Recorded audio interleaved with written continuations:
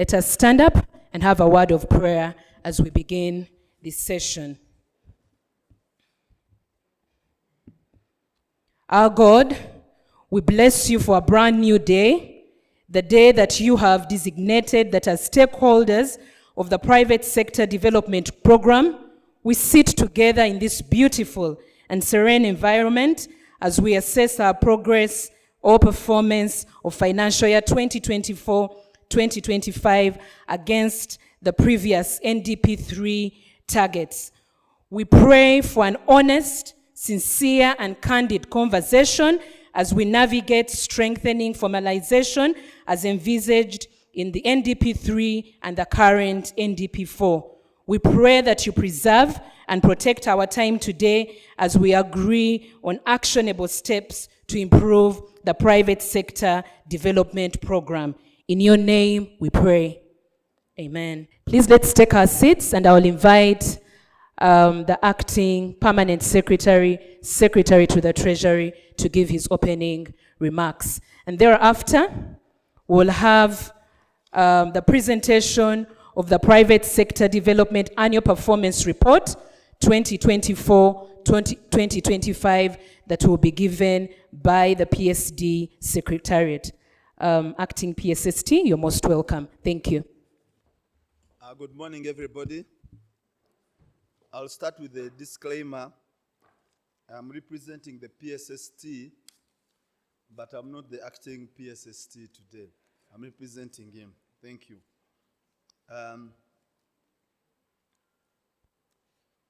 Since this is the PS's speech, I'm going to read it verbatim, and you will tell the Minister of Finance that he was recognized, Honorable Minister of Finance, Planning and Economic Development, and other ministers who are supposed to be here. If you are here, they're recognized.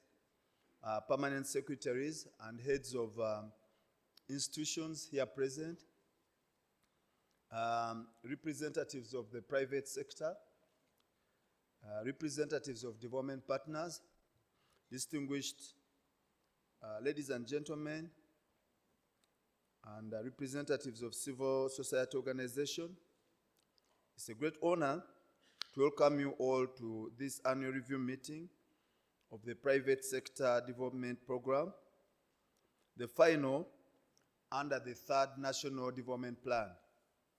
The goal of the National Development Plan 3 was to increase household incomes and improve the quality of life of Ugandans.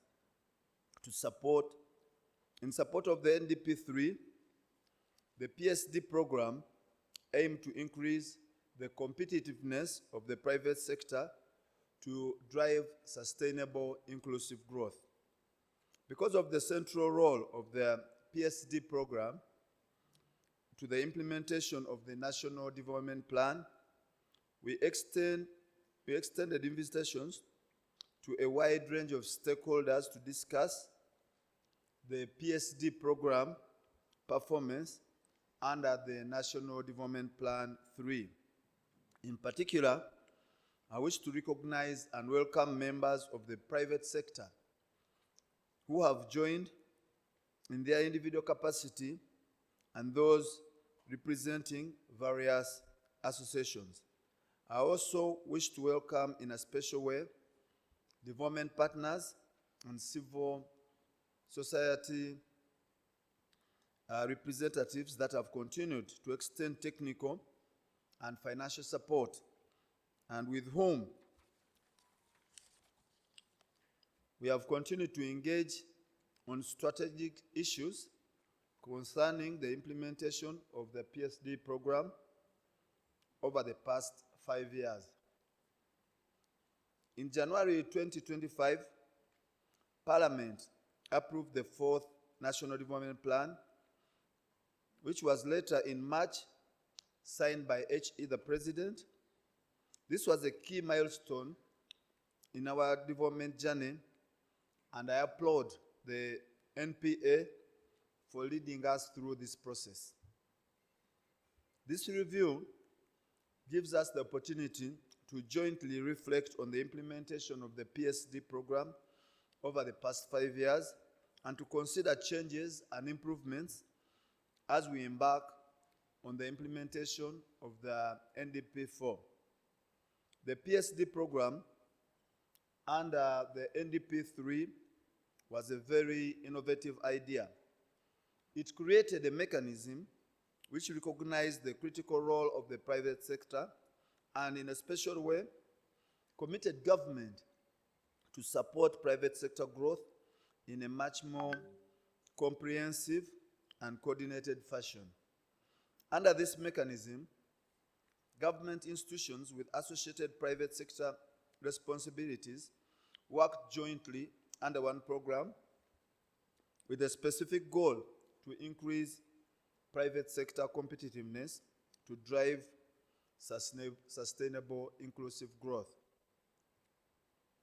The 5 PSD program objectives, to which a number of institutions here present contributed, are: 1, sustainably lowering the cost of doing business; 2, strengthening the organizational and institutional capacity of the private sector to drive growth; 3, promoting local content in public programs; 4, strengthening the role of government in unlocking investment in strategic economic sectors; and 5, strengthening the enabling environment and enforcement of standards.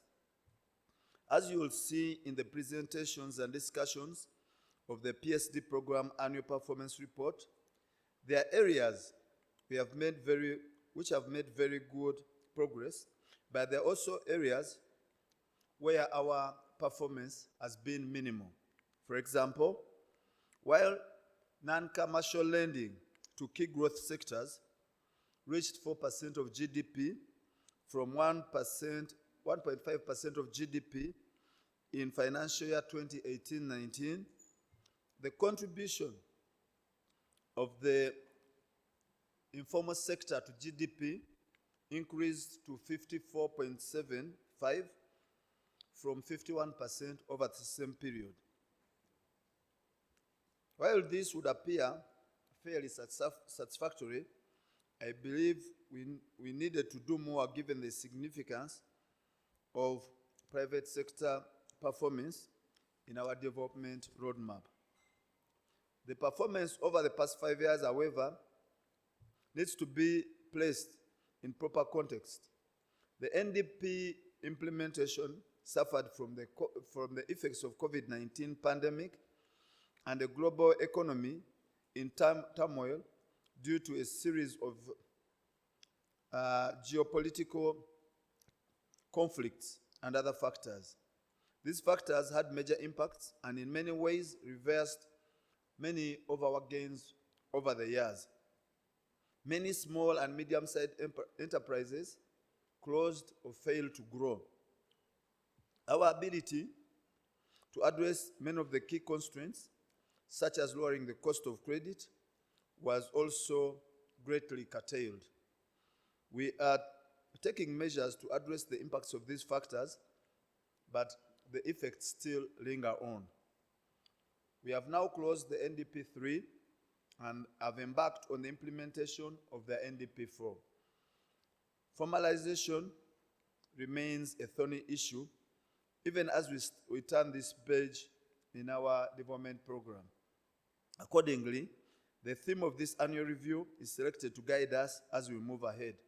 Let us build on lessons from the NDP3 to strengthen formalization under NDP4.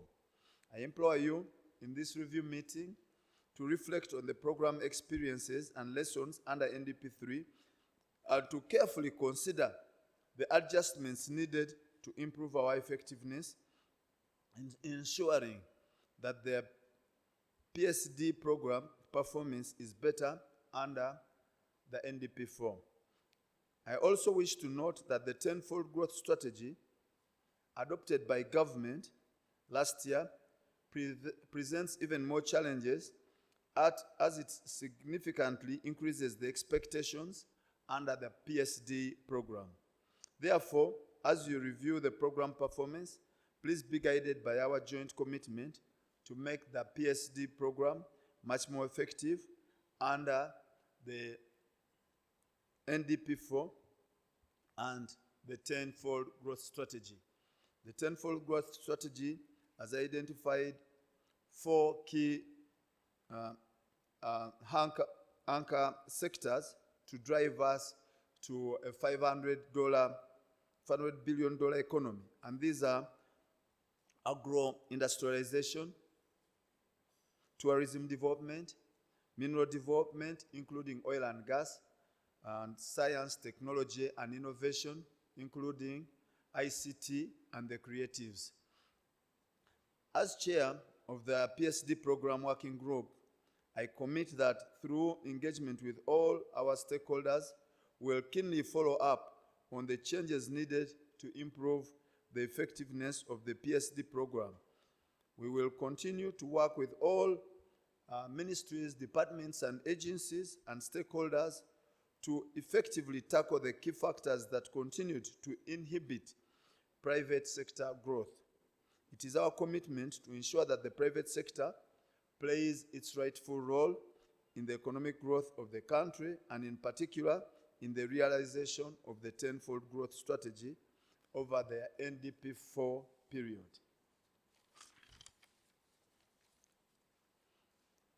I wish to conclude my remarks by inviting you to use this review to discuss openly and constructively issues affecting implementation of the private sector development program and provide us with the insights to address them.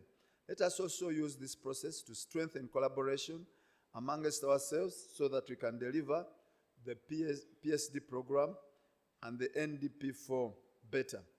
We can only deliver on our commitments under the PSD program when we all read from the same page.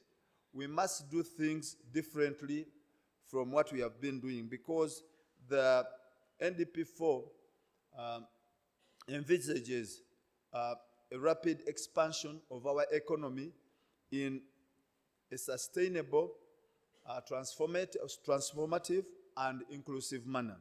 Finally, as we close the NDP3, I use this opportunity to thank you all, our stakeholders, government, ministries, departments, and agencies, local governments, private sector, and our development partners for the collaboration and support in delivering and achieving what we have managed to achieve under the PSD program over the 5 years of the NDP3. Once again, I thank you all for honoring our invitation, and I look forward to fruitful interactions during the review meeting. Thank you so much for listening to me.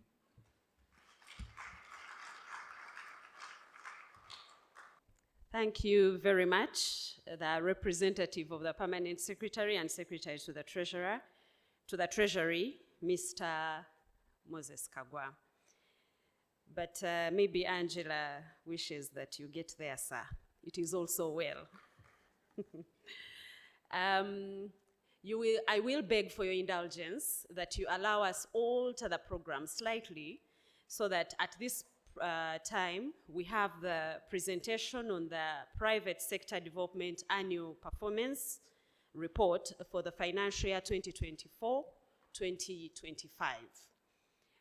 And that is being done in the interest of time, but also because that is the gist of our presence here, to actually understand how we performed in this financial year. As I speak, I will request Goretti to come.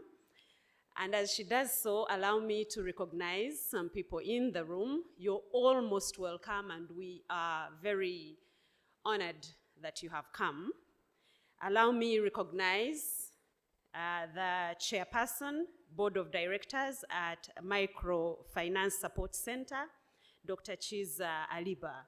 You're most welcome, sir. I also recognize the chairperson of the board at the Uganda Registration Services Bureau, Ambassador Francis Butajira. You're most welcome, sir. In the same respect, allow me to recognize and welcome Dr. Obed Kabanda, who is a member of the board at the Uganda Free Zones and Export Promotions Authority, and here representing the chairperson. who is Honorable Fred Jachan Omach. Also, allow me to recognize Honorable Stephen Mukitare, who is the Deputy Chairperson, the Executive Board of the National Planning Authority. In the same respect, I recognize and welcome Ms. Sarah Kajingo, who is the Vice Chairperson, the Board of the Private Sector Foundation Uganda. You're most welcome, ma'am. I will recognize others as we move on, but allow me recognize and welcome the development partners in the room. You're most welcome. We have NDP, we have the British High Commission, we have the International Labour Organization, and others. I will be recognizing you along with my co-MC, Angela. We welcome all of you in your respective capacities. Goretti, take on the floor and tell us how we performed as the program. We are happy to have you. Thank you for honoring this invitation. While we were praying, the sentence that stood out for me was candid evaluation of ourselves. The years I have worked, very few years, I have learned that when we are reporting, it's not for humiliation, but it's for identifying areas to strengthen or to do differently. So it's in that respect that we will look at our performance. I have summarized it because they gave me 15 to 20 minutes for us to be here. But I wish to confidently say that we shared the report with the emails that we received. So my presentation this morning is going to consider the introduction and background, part of which I have done. We are going to look at the highlights of the performance, going by the 4 high-level key result areas that we have been marked against. We are going to look at a little performance at objective level. The objectives are lower than the outcomes, and into that, I will look at a few outcomes. I'll make mention of a few interventions, and with every intervention, it will be possible for us to identify which agencies we have been working with. In my slides, I'm not going to mention our partner agencies, because that is in the broad report which we shared. And then I will briefly go through the emerging issues. The emerging issues I identify here are about 30% of what the report carries. So if you have the report, it's not that we were not able to identify the other emerging issues. I wanted us to see the numbers on this one. So in the introduction and background, I think that if we were to mention one problem statement, thank you. One problem statement about why we are here is the competitiveness of our economy. Do I have anything to press with, or someone will press for me?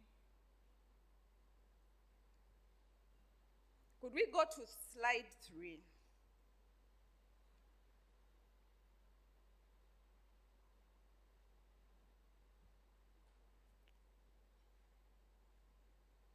Okay. Okay. We'll miss out on some illustrations, but we'll be fine. So the private sector is improving at a pace, but we are still struggling with competitiveness. I think we see that when we are having regional trade and the quality of our products being rejected for the different reasons. So now the key result areas we were aiming at were reducing the informal sector. The 4 persons that were here mentioned that strongly. We talked about the need to increase non-commercial lending to the private sector. The key growth sectors were indicated, they were not abstract. So we wanted this particular lending to increase from 1.5 to 3% by the end of 24-25. We are going to see how all these performed. We aspired to increase the proportion of public contracts and subcontracts awarded, specifically of public contracts awarded to the private sector, that is local content participation, because we believe that government is the highest spender. So that's a good opportunity for them if they were able to tap into that opportunity. Our target was to increase them from 30% to 80%. Nominally, this has been achieved, but we still expect more. We are demanding of ourselves and our agencies more of that indicator. And then lastly, we anticipated to have an outcome, a high-level outcome. These are high-level outcomes because we recognize that there are other players who are outside the PSD program contributing to all these. But we still think we have a footprint in influencing the direction of these indicators. So we hope that the value of exports would increase from 5,000 million USDs to 7,000, and we're going to see how that performed. The next slide, please. We need to affirm that we were not working outside the scope of what the NDP3 was targeting. The goal of the NDP3 was household incomes being increased and the quality of life of Ugandans. And then we, as a private sector development program, our goal was to increase competitiveness. This directly impacted on was to impact on the incomes. It was going to directly impact on the employment. Obviously, it was supposed to work on the informality, which is our in-house problem as a program, towards sustainable and inclusive growth. And so to aim at the NDP3, we were anticipating the 5 objectives, which I had already started mentioning when the slides were coming up. So I'm going to start from slide number 4, if it's okay. Slide number 4, government was committing, oh, sorry, not slide number 4. Let me first finish the previous one. Objective number 4, government was committing to unlock investment in strategic economic sectors through equity and equity investments with UDC mainly. This was our main channel of reaching this group of investors and entrepreneurs. Finally, and importantly as well, we aspired to strengthen the enabling environment and the enforcement of standards. And so for each one of those 4 result areas, I have graphs to indicate how we moved. I'm going to just mention in passing a little of the interventions that explain these movements. The informal sector,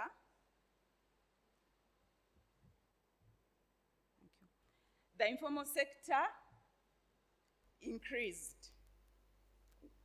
We are studying why it increased, but perhaps one of the hypotheses would be the coming on of COVID and how many businesses had to start operating differently.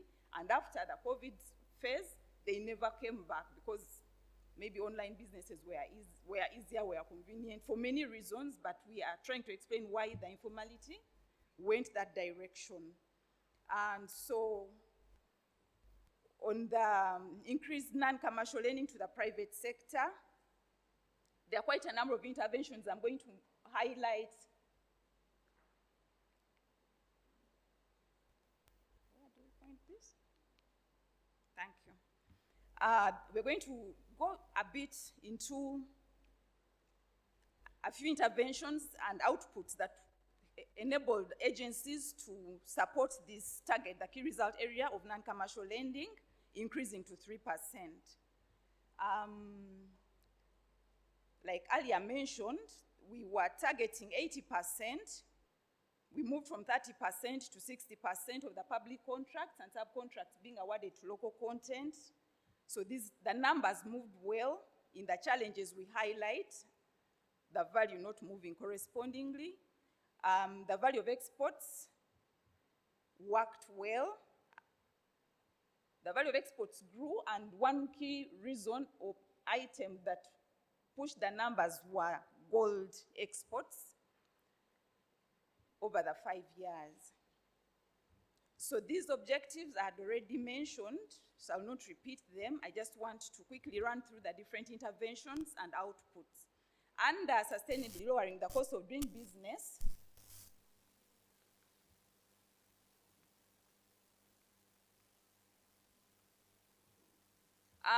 We targeted to increase lending to key growth sectors.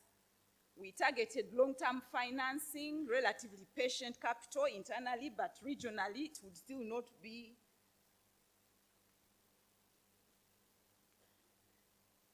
So we also had a product of financing through capital markets.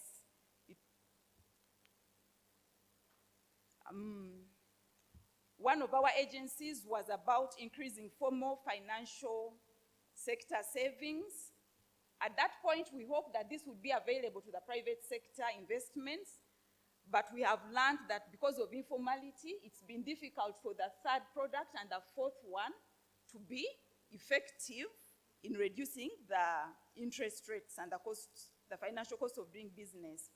We anticipated that there would be non-financial costs, and under this, we never tracked, but these are implemented by the power, like that's power, that road, the integrated transport programs. So we never tracked the performance on non-financial, but we need to mention that specifically accessing credit, URSB was able.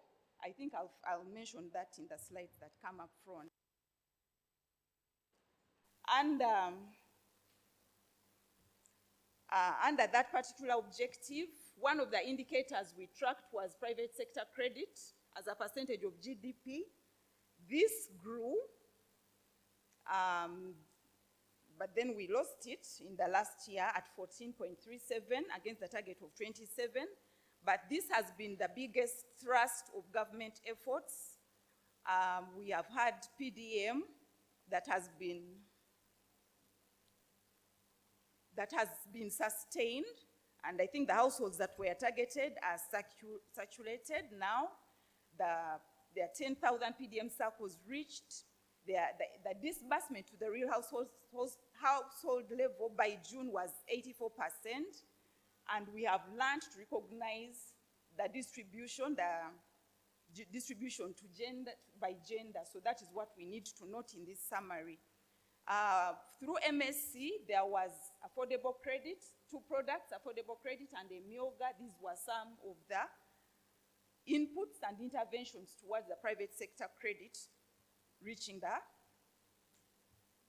private sector credit as a percentage of GDP. Other indicators, I kind of lumped all of them.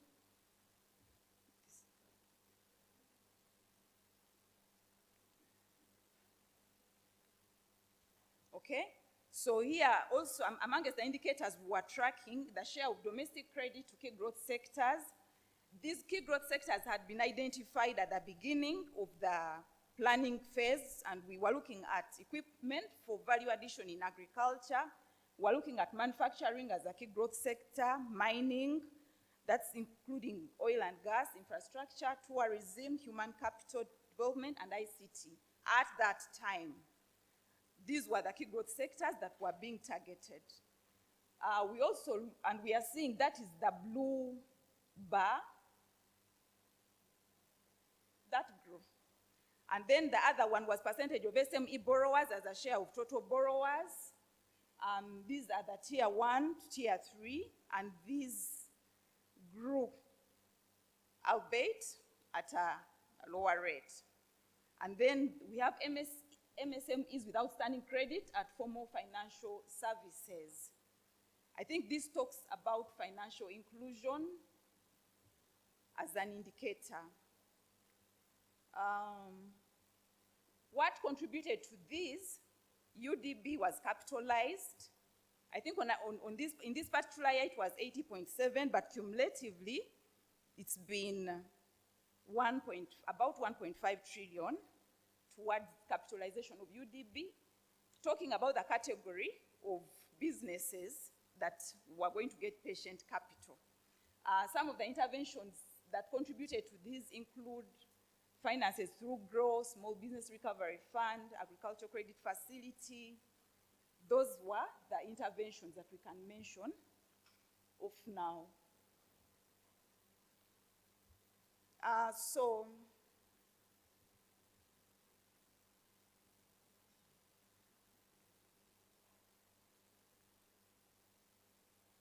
Okay, like we mentioned that we were placing out a number of interventions for people to fit in. This was one, capitalization through capital markets was one of the interventions that we, okay, domestic market capitalization grew.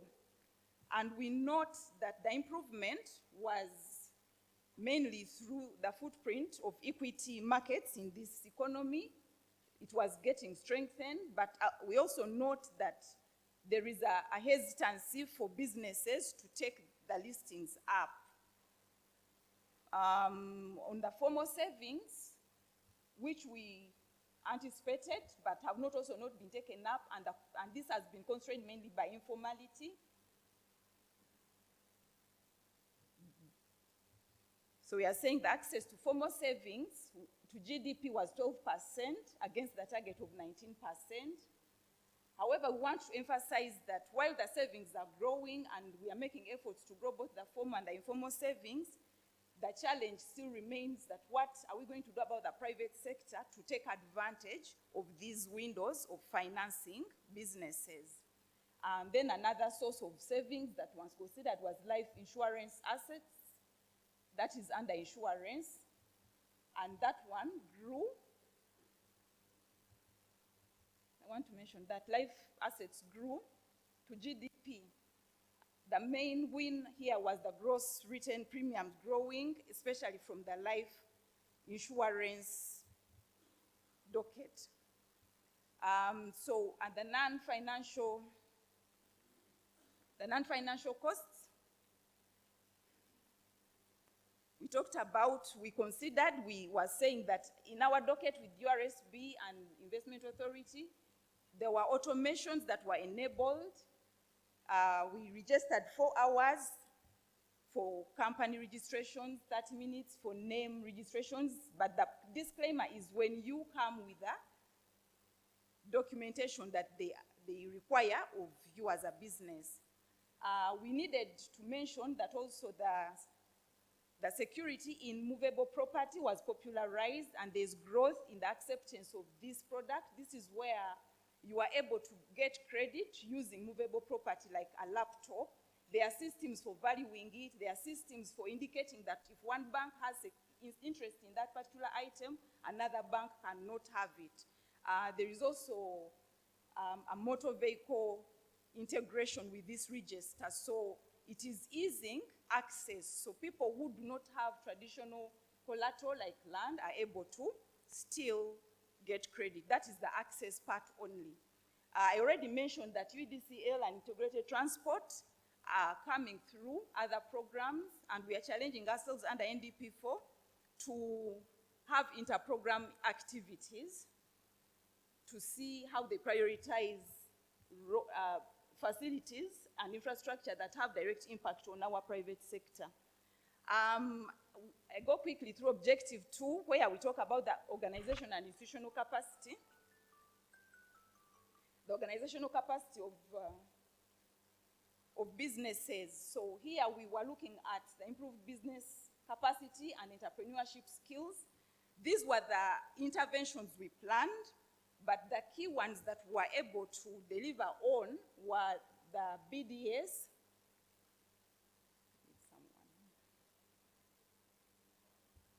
Okay?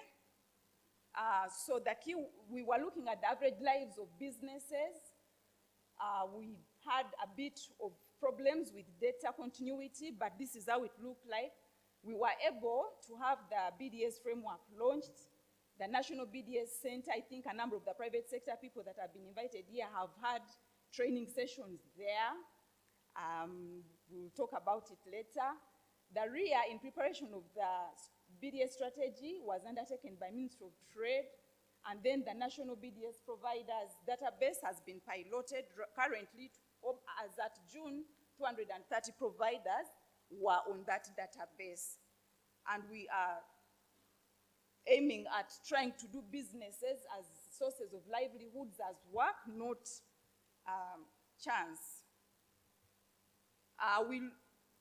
I don't know if I've ever summarized, but I think my alarm went off for my minutes. Objective 3, we were aiming at local content in public programs. Quite a number of policy reviews have been undertaken. The latest one was reservation schemes guidelines issued. This reservation scheme was specifically targeting registered association of women and youth. And I think this is also in response of reaching out and encouraging formalization amongst the interest groups. So when, like, this is kind of an incentive. So reservations are being made, and these are the values currently for those particular groups. Before I leave this slide, okay, this is where we mention in the report, you will observe that while the proportion by number has fairly improved, we were targeting 80, we performed almost at 60. The monetary value going to these particular numbers are not commensurate, and that is a challenge. We hope to discuss, and hopefully, as we go towards formalization, that should also change because strengthened capacity will arise. Also, in this particular slide, this was our objective 4, where government was doing strategic public investments to spur private growth, private sector growth. Through UDC,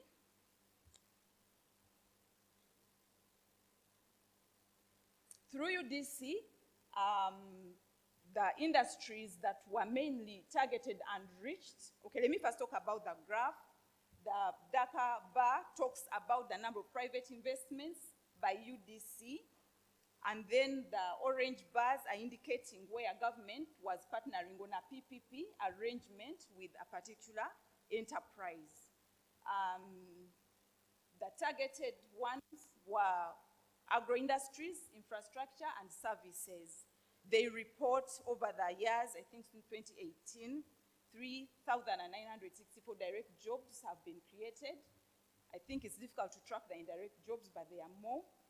Export earnings through this partnership and investments reported at 22.18 million USDs, and then these are the cumulative taxes reported through that particular investment arm. I go to the last one, the last objective, enabling environment and enforcement of standards. These were the key indicators we were targeting: standards developed and enforced, increased accessibility to industrial parks, accessibility to export processing zones, looking at the regulatory and the legal environment, and working towards the restrictions, and then also increased formalization of businesses. Under this, we are saying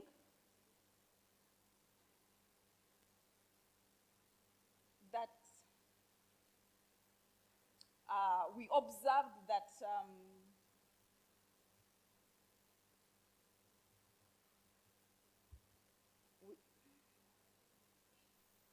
we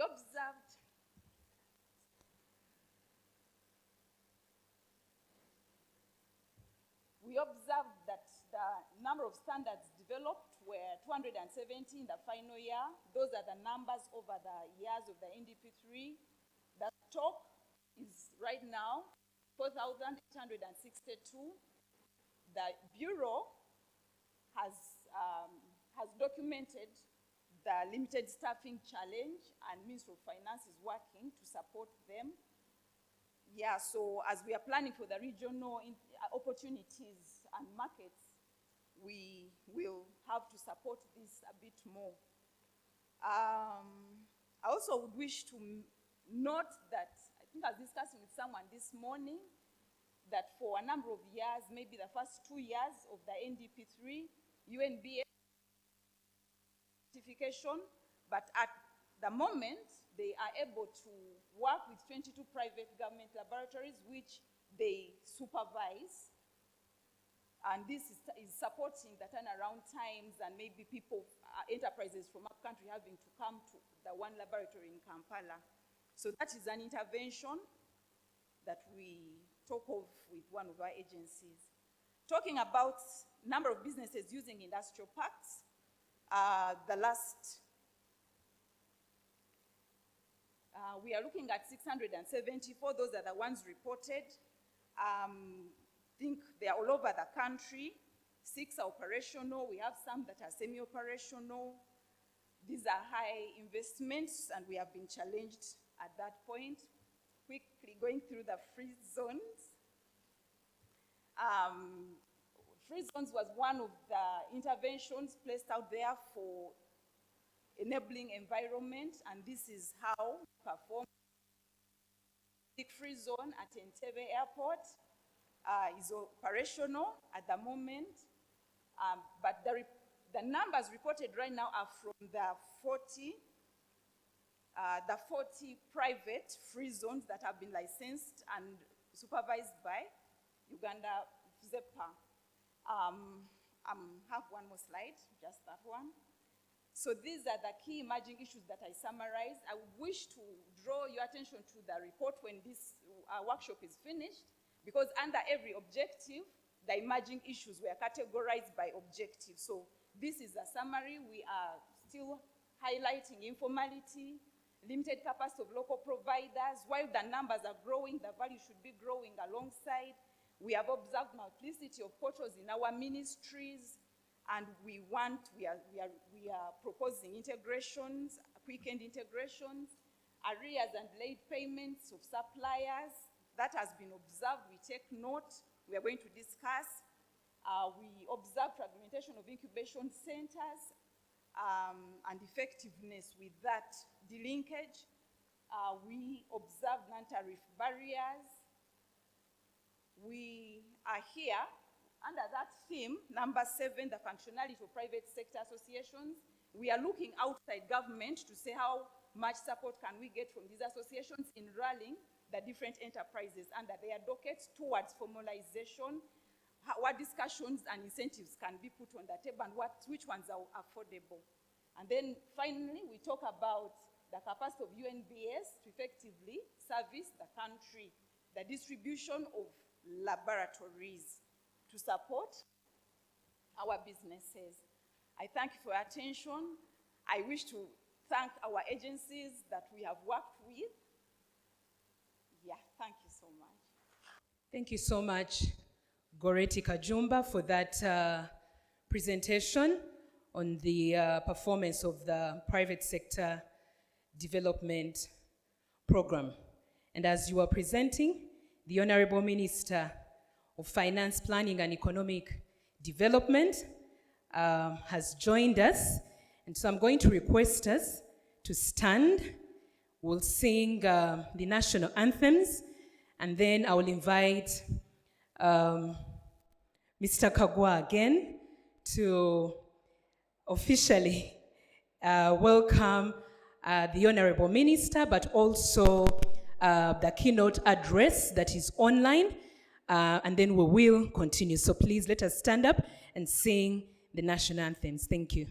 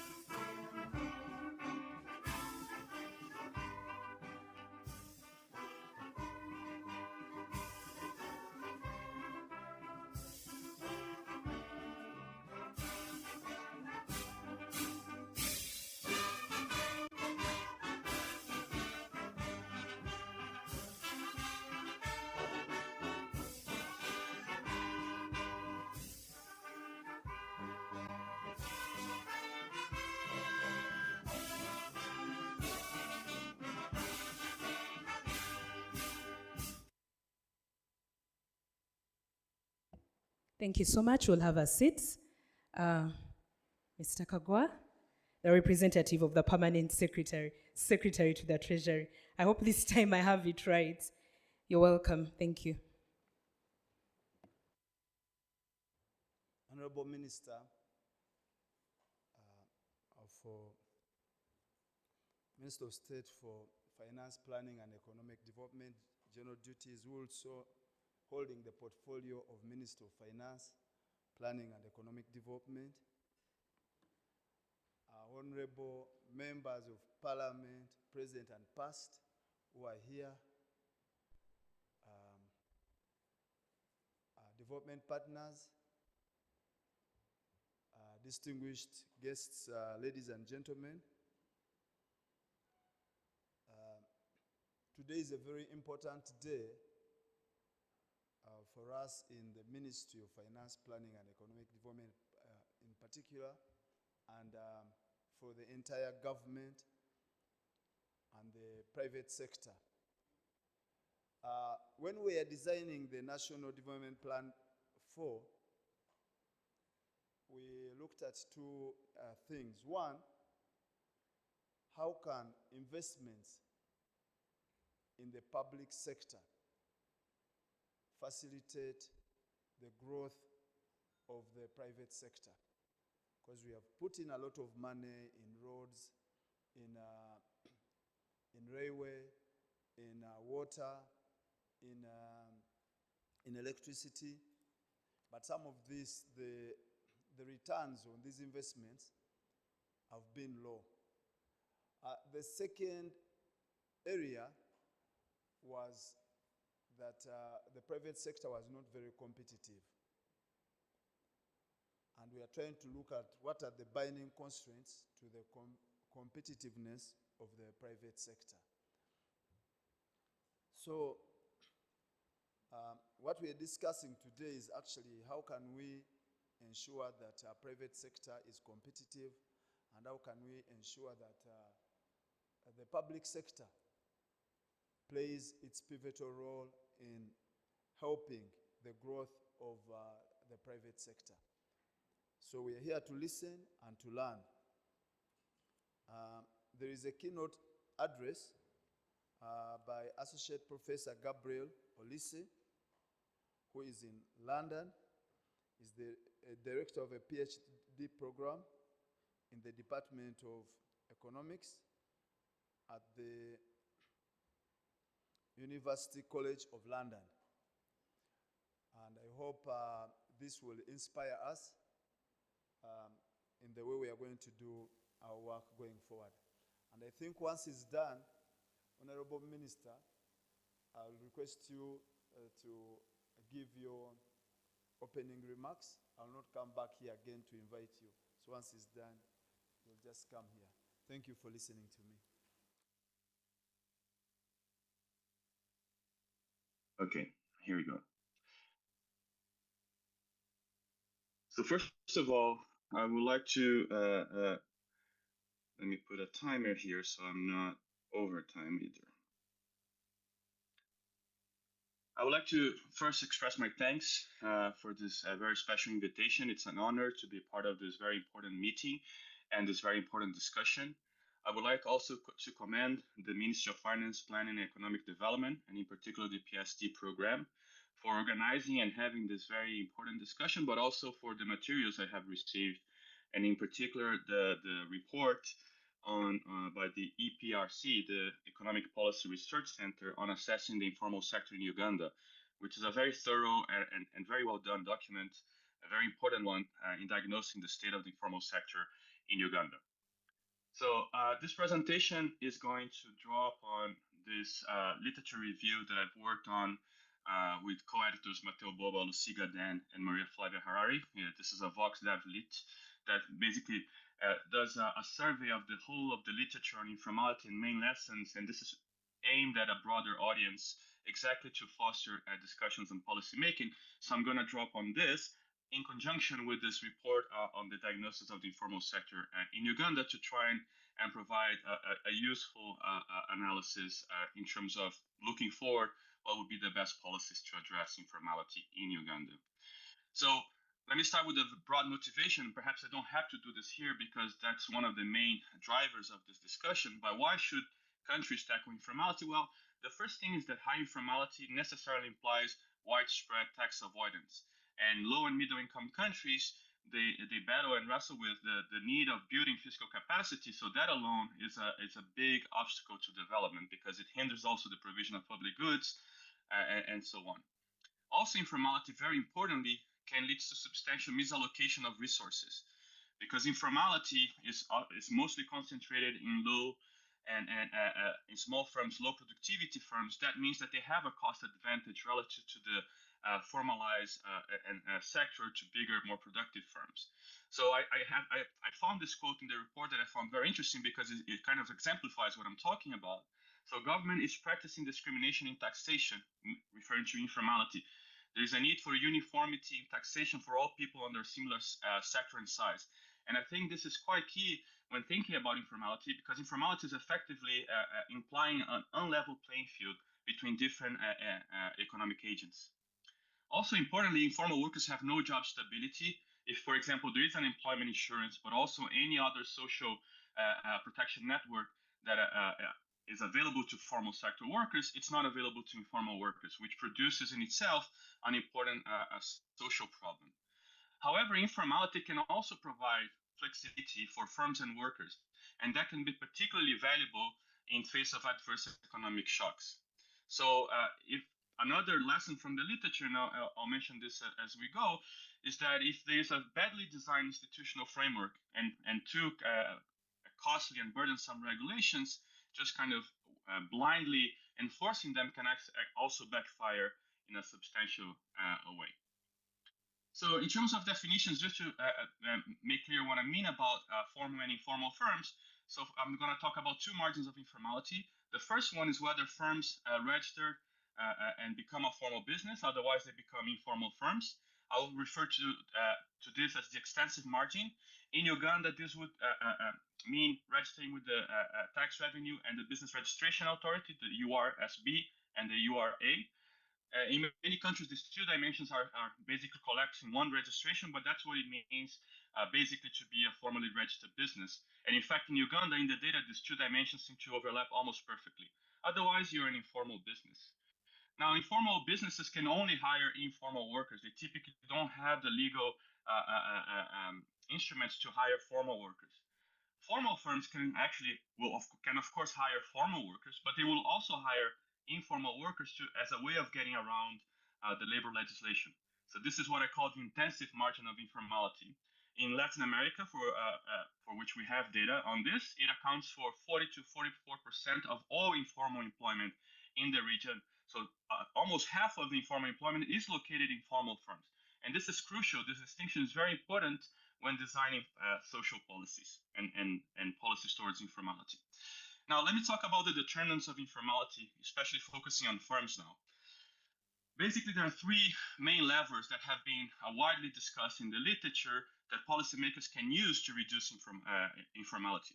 The first one is to reduce the costs of formality.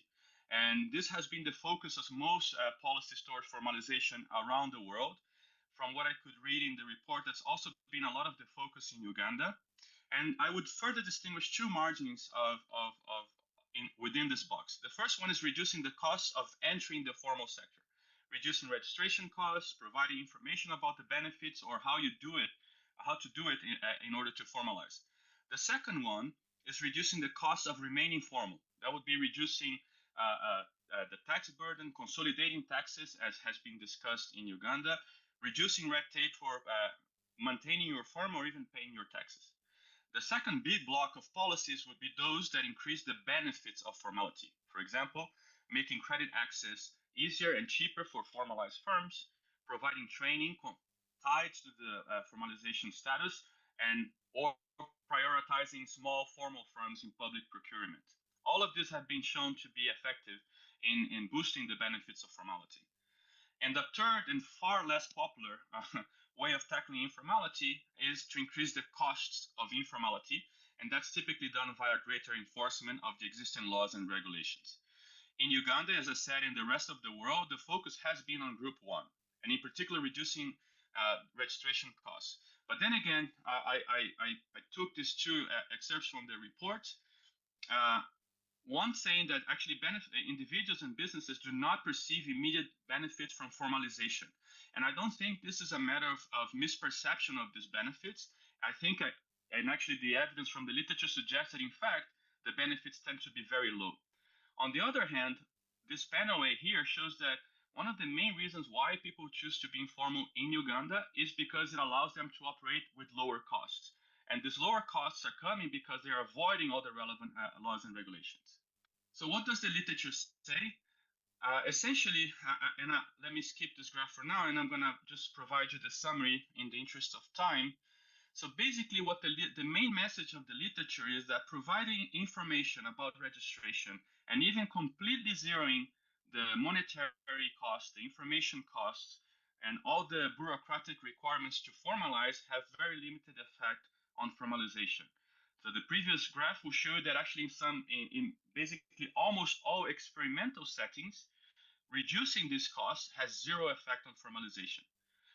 This is not to say that this is not an important policy. It might be a necessary one because this red tape is just producing losses to the economy. It actually gives room even to corruption, but it's not sufficient to produce a substantial formalization. What the main message from the literature is that the largest formalization effects, they come from interventions that reduce the costs of staying in the formal sector, consolidating tax payments, reducing the overall tax burden. These are actually quite effective in producing larger formalization effects. And a second batch of highly effective policies are those that increase the benefits of formalization. And in fact, there's very limited evidence on the combination of these two things, but when combined, they tend to be very powerful in increasing formalization, but also improving firms' performance once they formalize. One thing I would like to say, however, in terms of reducing, in particular reducing taxes, is that my experience evaluating these policies in Brazil has been that even though reduction in taxes do induce greater formalization, the effects are not strong enough to compensate the losses in revenues exactly because the government is reducing the tax burden. So the net effect in terms of formalization is positive, but the net effect in terms of overall tax revenues from that policy alone tends to be negative, reducing overall tax revenues. So that's something that the governments have to be very careful about, is how sensitive formalization will be to a given reduction in taxes. Finally, policies that increase the cost of informality have received far less attention by policymakers. There's only been a few initiatives that have been evaluated. The effects tend to be extremely strong in reducing informality. However, it also has what I call side effects, social side effects, because it produces displacement of firms. Many of these firms simply close.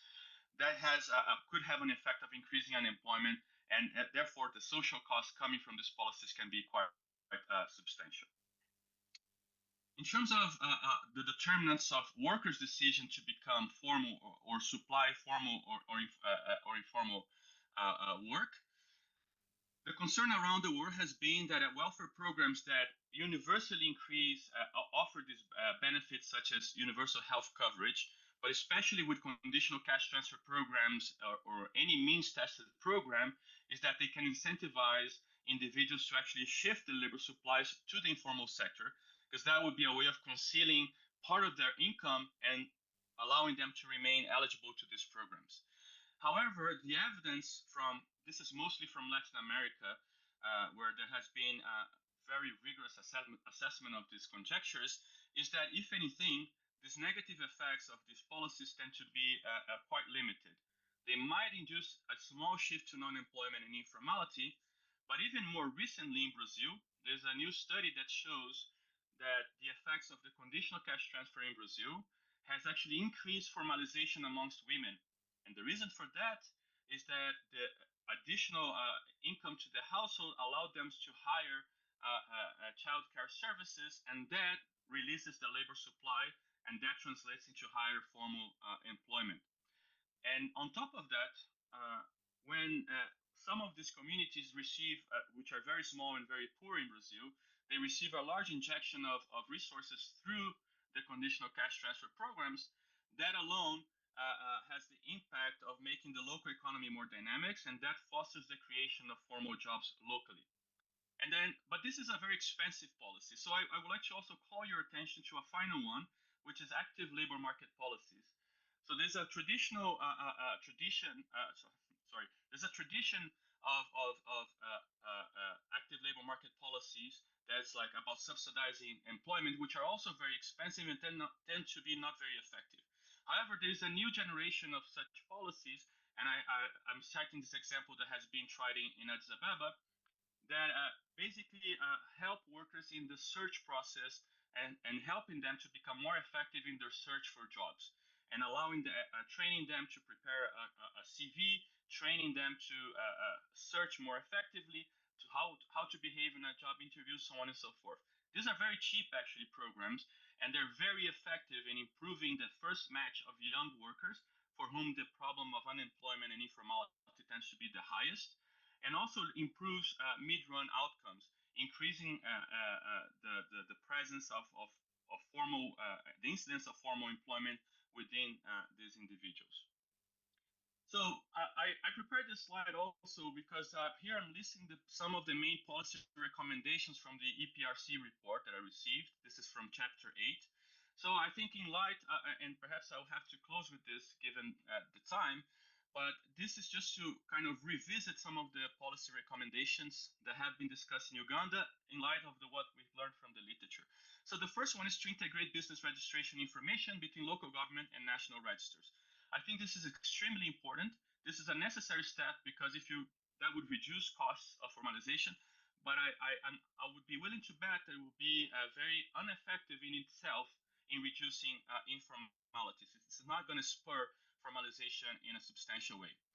The simplification of formalization and compliance are requirements for businesses. Again, it's the same category of reducing the cost of formality. It's important, it's necessary, but it won't be enough.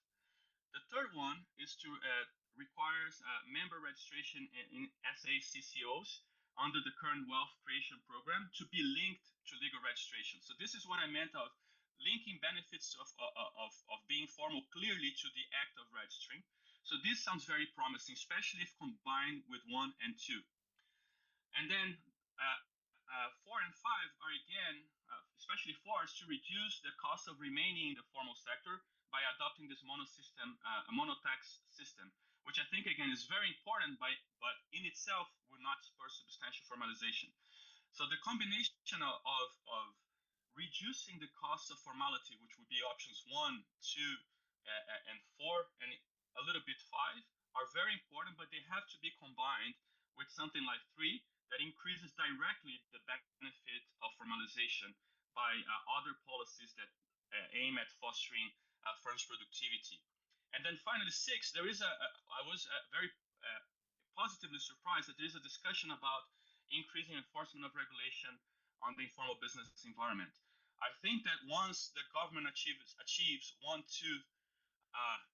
4, and 5, meaning the cost of formality are reduced, and then you're able to increase the benefits of formalization, I think actually higher enforcement is necessary, because some firms will still think that informality is more advantageous because it allows them to operate at lower costs. I have prepared some slides on the consequences of formalization. I will just focus on firms. There is another slide on the more aggregate consequences of that. I made my slides available, so I'll be more than happy for you to discuss that offline. But unfortunately, the results of the literature indicate that formalization is not transformative. It has no effects on different measures of firm performance, sales, profit, size. And in fact, like, firms do not seem to change any meaningful behavior after they formalize, which is consistent with the fact that actually the perceived benefits of formality are very low. So that's why I'm emphasizing so much that reducing the cost of formalization will not produce substantial formalization. And even if it does, it's not going to transform firms' behavior. So they have to be combined with other more proactive and positive policies for transformation of firms' behavior. I'm just gonna skip these slides on the aggregate effects and let me conclude here so I can stay within time and allow the distinguished honorable minister to speak. He will certainly have more interesting things to say. I just want to say that the informality report that I received is a great step towards designing effective formalization policies. I am from Brazil. I really wish that my government had done this at some point. The political, and I want to emphasize another topic that was recurrent in the report, which is the political economy of the tolerance with respect to informality. This is a big issue around the world. Why do governments, in fact, given that they have the tools to reduce informality, why is it tolerated, quote unquote? And in fact, I want to kind of bring back this idea that the cost of enforcement is very high. It's felt immediately upon impact, and they are concentrated in individuals that actually are directly affected by that, the informal business owners. However, the benefits of reducing informality, they can take much longer time to materialize and they're more diffuse. So this is very similar to the discussion of trade opening. Trade opening produces very clear losers. However, the winners are oftentimes hard to distinguish.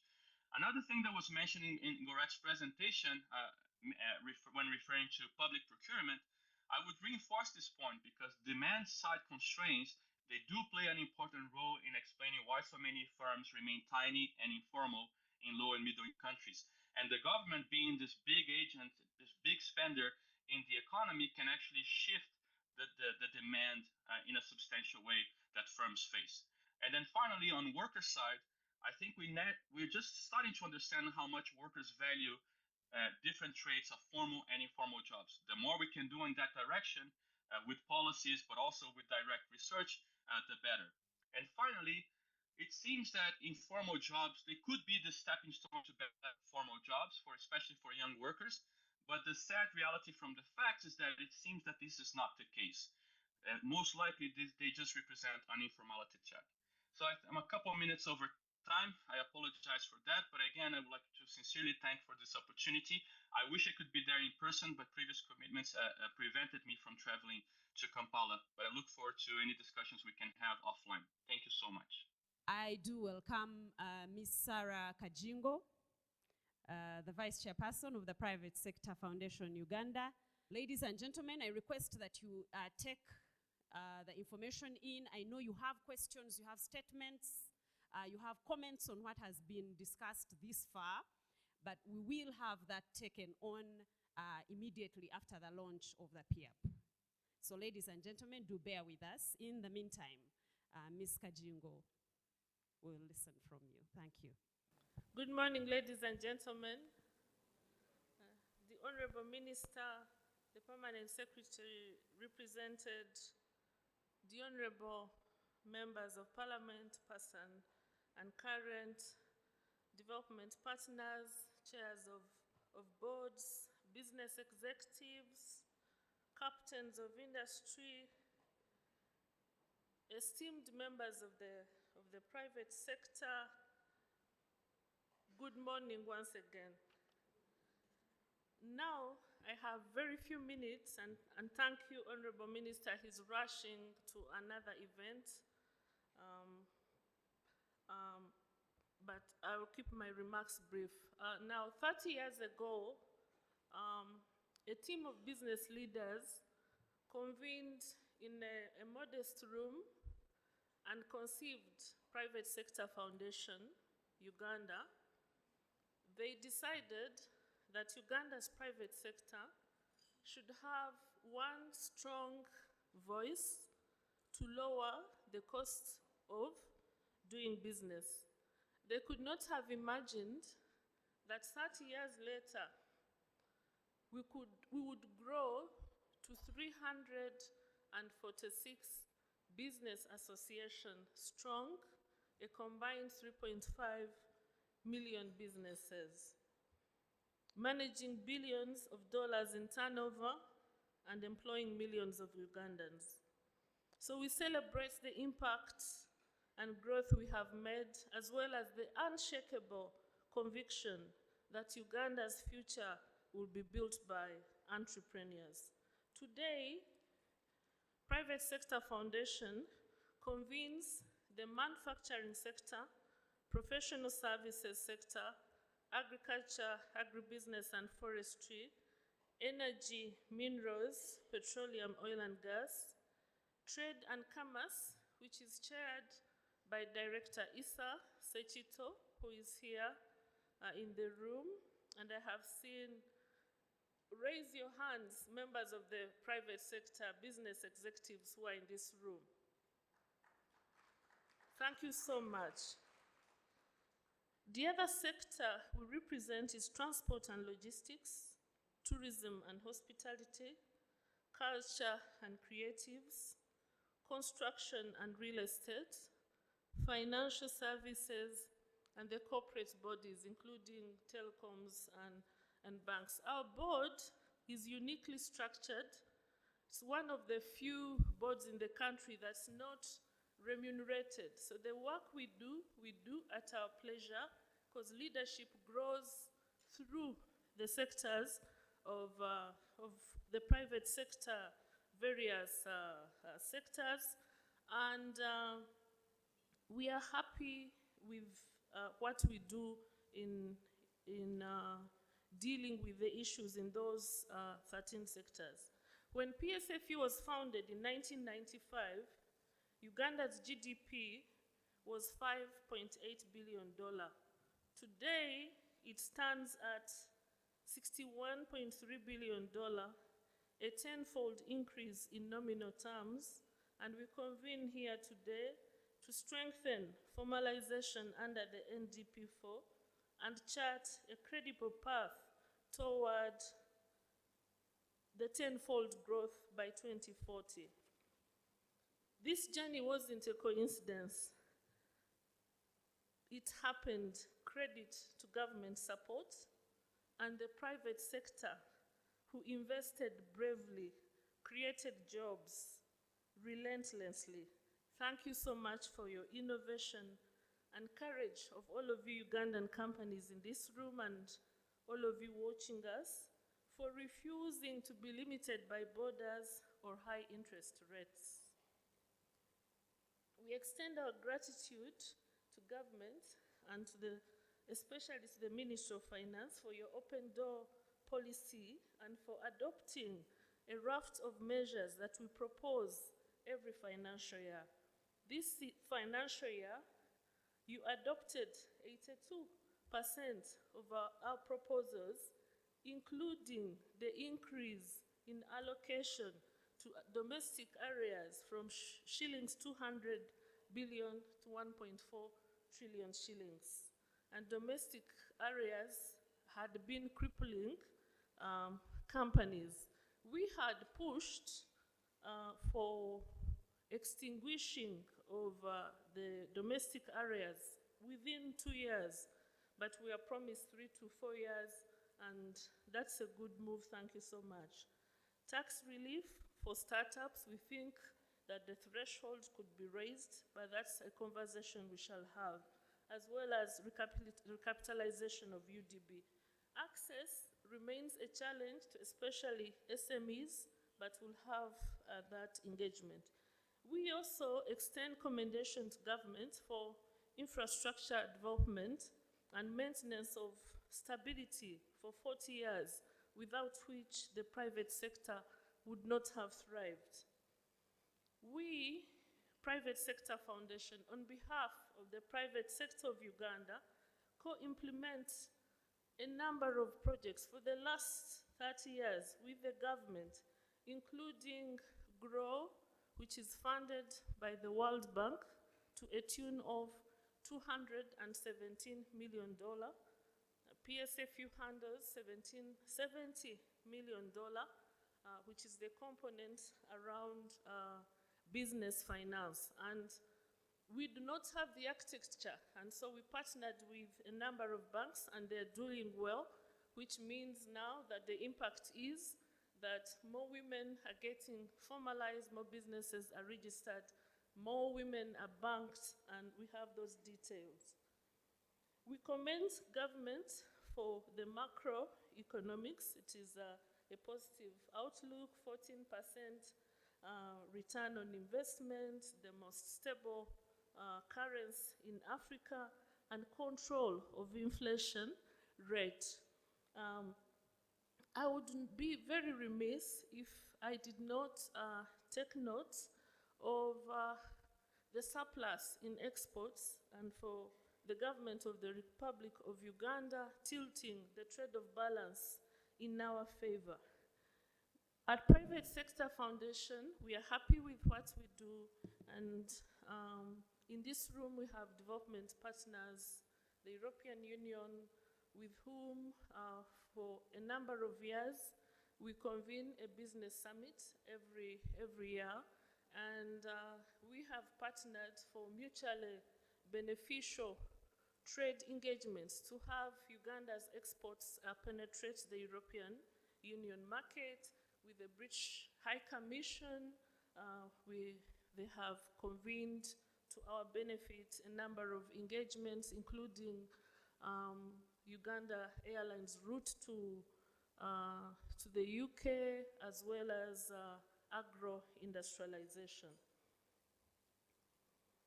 In spite of the elections, Uganda's economy remains resilient. However, there are a number of risks we are watching out for, including environmental degradation, disruption in global supply chains, regional protectionism, and we are at the receiving end as Uganda, regional volatility. The age of intelligence is upon us, and we're already engaging companies to adopt and integrate artificial intelligence in your operations, as well as in decision making at the governance level. Only last year, I had the opportunity to partner with the CEO Summit to unveil the first ever AI Academy, and it was heartwarming for me to note that the banking sector in Uganda is moving ahead. Centenary Bank, for example, already deploys artificial intelligence not only to collect data, but to analyze it and inform their decisions, say, to unveil new mobile products. I also was pleased to learn from Aga Khan University that they're already deploying artificial intelligence to enhance diagnosis for malignant cells.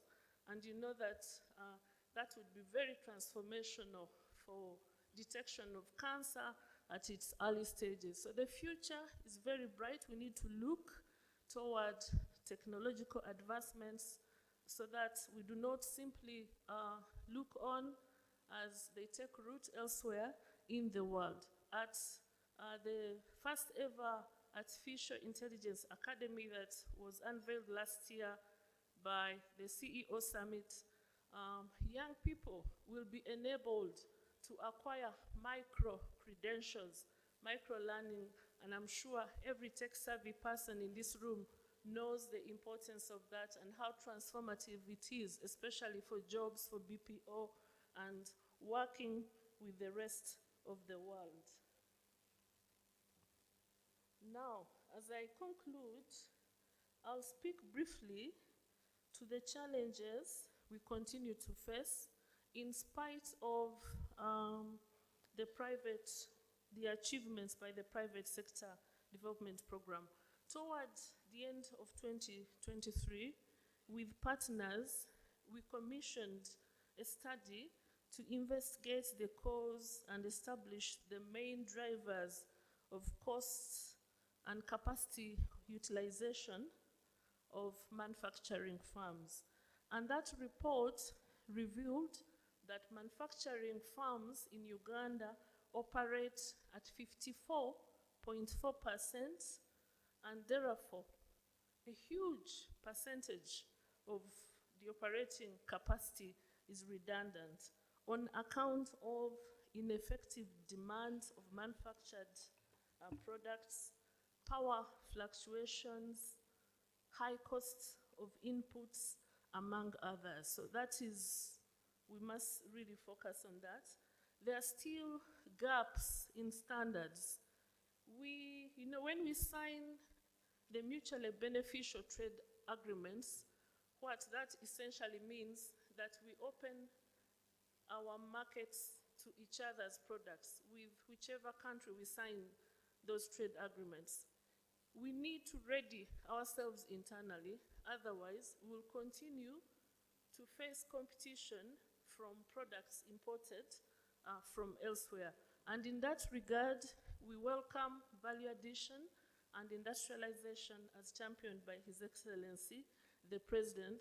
However, the private sector, small, medium, and big enterprises need support to penetrate regional markets, and without phytosanitary standards and harmonization of policies, we will not do that. There are still gaps in data, and it's important that whatever we do is evidence-based. Lastly, I'll speak about the young people.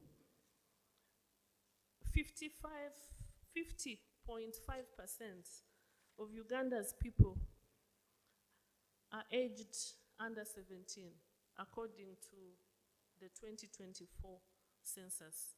It means that Uganda is a young country.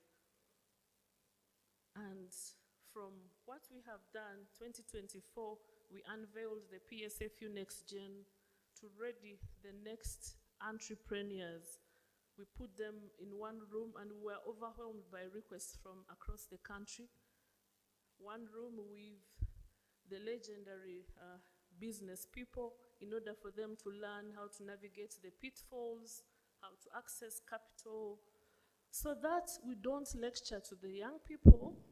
So we have learned over the last 30 years that whenever we take a step back and co-create and co-design with young people, with women, if they are the beneficiaries, we deliver better. So we need to adopt that. So, but we have also learned that young people do not come to the table empty-handed. They come with brilliant ideas, they are tech savvy, and we need to harness that. Otherwise, it will present a risk to our economy, as you have seen elsewhere in the world.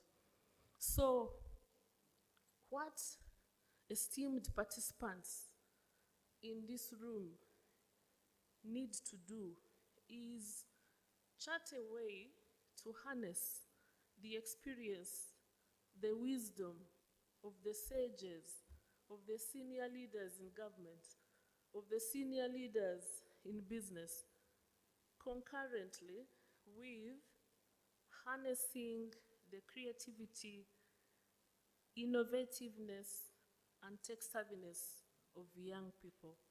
And in that respect, it's important that we harness technologies, harness artificial intelligence, afford the young people the opportunity to dive in, learn, make mistakes, learn from the mistakes, refine, and scale. And with that, I'll conclude my remarks to enable the Honorable Minister deliver his. And I thank you very much for listening to me. But I also bring you good tidings from the Chair of Private Sector Foundation, Mr. Humphrey Zay, the board, and thank you so much for turning up for this engagement. And I thank you once again, Minister of Finance, for convening it. May you have a prosperous and productive business year. Thank you so much. Thank you very much, Sarah. And yeah, without any further ado, we will welcome the Minister to give us his remarks. You're welcome, sir.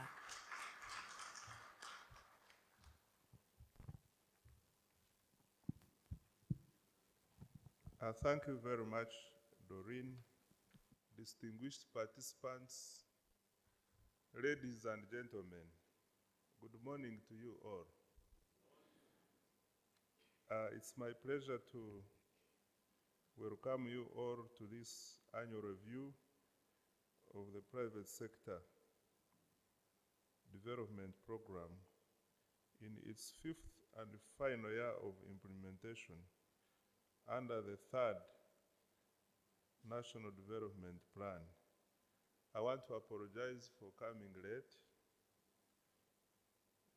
I was held in Makerere.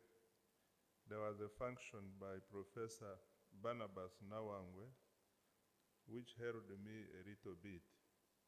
But I want to thank Kagwa and the team for adjusting the program in order not to lose time.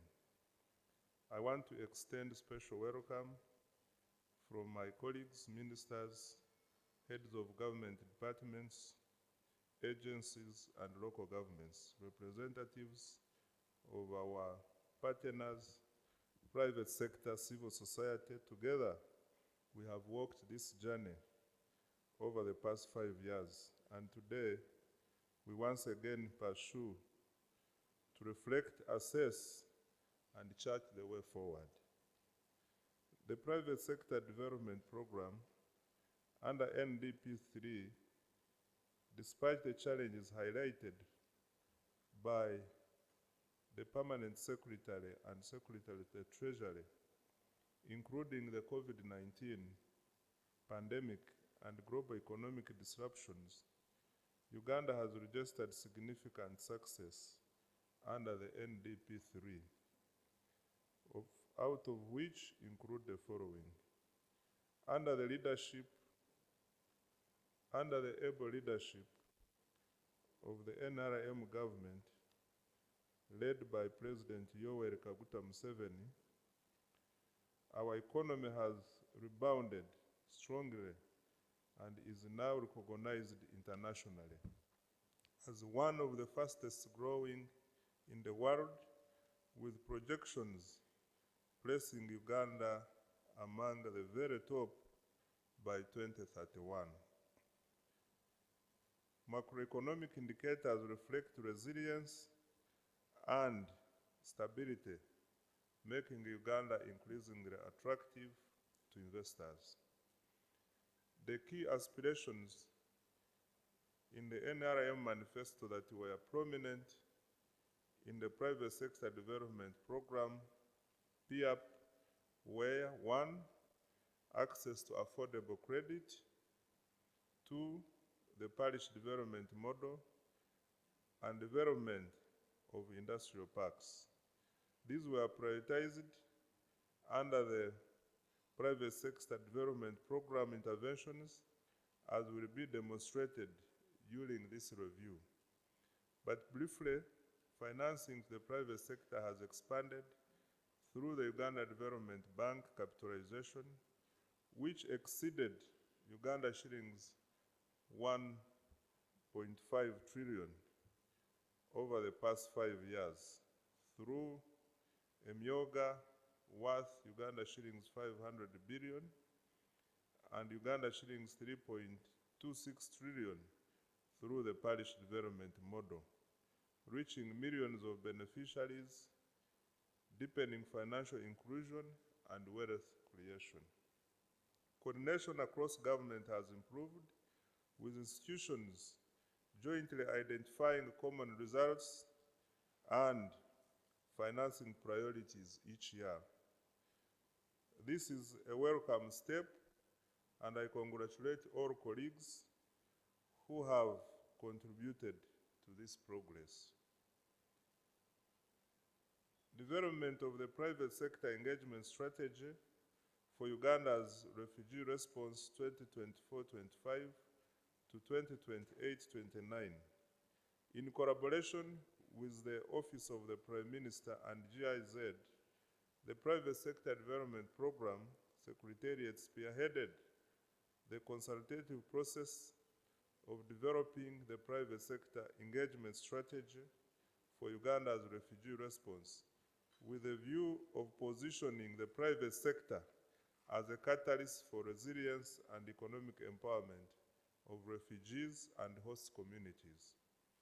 The strategy, which is in your pack, highlights opportunities for private sector participation, as well as interventions by development partners and government MDS, local governments in the PSD, agro-industrialization, human capital development, tourism development, and sustainable energy development programs. I am therefore interesting all the key stakeholders, especially the NDP4 program leaders, to be cognizant of the interventions in the PSEs and ensure that you plan, budget, implement, and report on them all through the NDP4 period. We have now embarked on the implementation of the NDP4. The goals of the plan and indeed the PSD program have slightly changed because they remain relevant, and the targets we set ourselves under the NDP3 were not fully achieved. This continuity will allow us to build on the lessons and experiences under the NDP3 while addressing the unfinished business. However, the tenfold growth strategy, while already integrated into the NDP4, introduces a new challenge altogether, with its ambitious goal of growing the economy tenfold to $500 billion by 2040. It demands a major leap in our delivery capacity under the Private Sector Development Program. At the Ministry, we are reviewing our organizational systems and practices to improve the flow of budget resources to key growth sectors and to better monitor and report on the implementation of our commitments under this strategy. I urge all programs and indeed all other MDAs and local governments to take time to internalize this strategy and align their systems and capacity to meet this new challenge. The key priorities ahead. This annual review is timely as it allows us to prepare for the road ahead. Our focus will be intentional and result-driven and focused on the following areas. 1, cheaper and accessible credit. We shall strengthen capacity to deliver affordable financing by increasing capitalization of UDB, UDB is Uganda Development Bank, and enhancing public banks such as Post Bank, Pride Microfinance, and Housing Finance Bank, expanding their reach and market share. Number 2, financial inclusion. By building on the NDP3 successes, we shall continue strengthening the performance of PDM and the MIOGA schemes to enhance wealth creation and broaden access to finance. Number 3, managing arrears, which Sarah was talking about. Here we shall tackle the perennial problem of government arrears and supplementary budgets to limit their impact on the private sector financing. Number 4, private sector capacity. We shall aspire to significantly increase local participation in the contracts, particularly in the oil and gas, infrastructure, and other strategic sectors under the tenfold growth strategy. Number 5, we shall strengthen associations by working with stakeholders to reform and empower private sector associations, enabling them to advocate more effectively and represent their members' interests. Number 6, increasing domestic revenue. We shall increase domestic revenue from 14.5% of GDP currently to at least 18% by financial year 2028-2029, taking into account equity, certainty, and predictability of the tax system. Number 7, on formalization. Today, we shall launch the results of the informal sector study commissioned by the Private Sector Development Program. We shall hold a panel discussion on informality, and also the keynote address by Professor Gabriel was on informality. I therefore want to assure you of my commitment to implementing the recommendations and undertakings that shall be agreed during the discussions, and I call upon all stakeholders to join us in this effort. In closing, I want to once again thank you all for working with me over the last 5 years to implement the Private Sector Development Program. Our development partners, our civil society organizations, and other partners who have constructively engaged with us in the implementation of this important program, I thank you so much. I look forward to your continued collaboration in this program under the NDP4. Thank you all for listening to me. I look forward to a good deliberations and interactions during this Private Sector Development Program Review Conference. For God and my country. So, thank you very much, Honorable Minister. I think what is very, very important is to know the results. As a program, we have agreed on which results we are going to achieve during the NDP4. So I'll straight away take you to those results so you can be able to see them. Whoever is managing that, please go to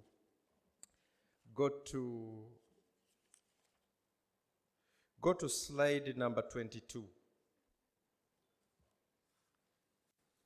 Go to slide number 22, because that's where the results of this private sector development program are articulated. Okay. As a private sector development program, we have all the entities that are supposed to implement the interventions here. So these are the key results that we must achieve in the next 5 years. So we all know that there is an NDP4 outcome, which is to have a conducive environment for private sector investment, which has to be created. Firms should be competitive, and we must meet national and regional international standards. So what are the results? The first result is we must see growth in private sector credit. This is, in the baseline, it is 7.3. We think that the target is 29.6 at the end of the NDP4. The next result is savings as a percentage of GDP.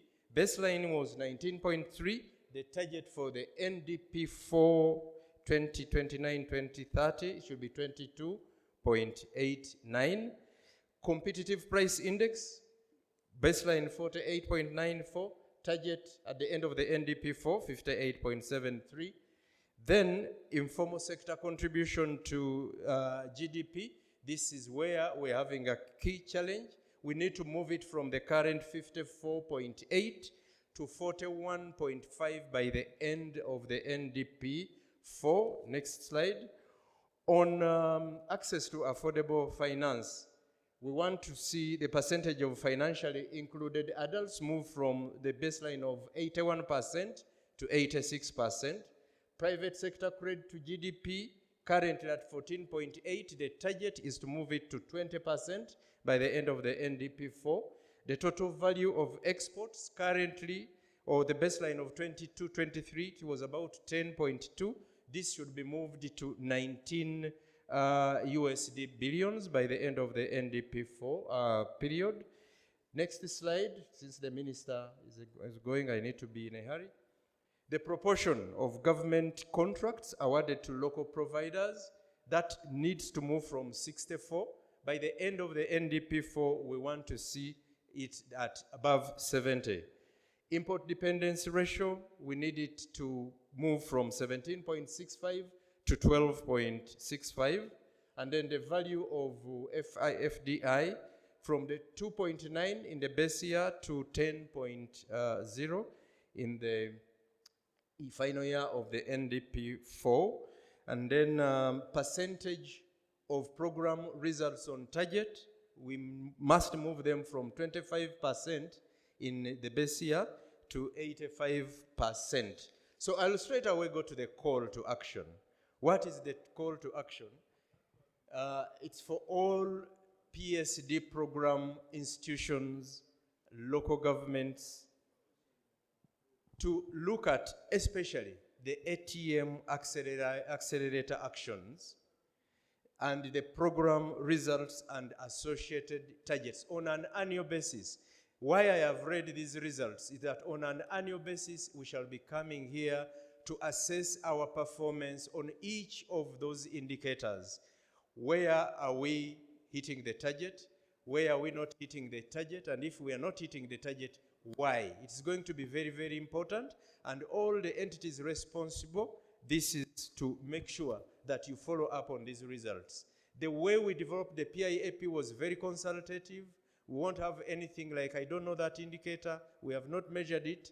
The call to action is to make sure that all these indicators are measured and reported on an annual basis, and we are able to assess our performance as we implement the NDP4. So the other call to action is all key stakeholders to always refer to the PSD program implementation action plan as the main reference document for program planning, priority setting, budgeting, execution, and reporting.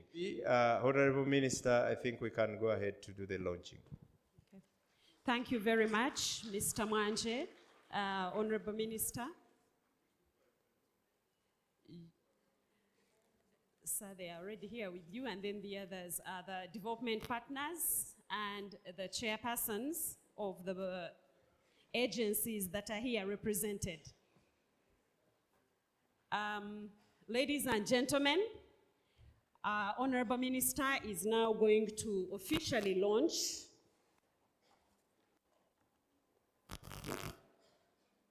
the PSDP app. That is the Program Implementation Action Plan.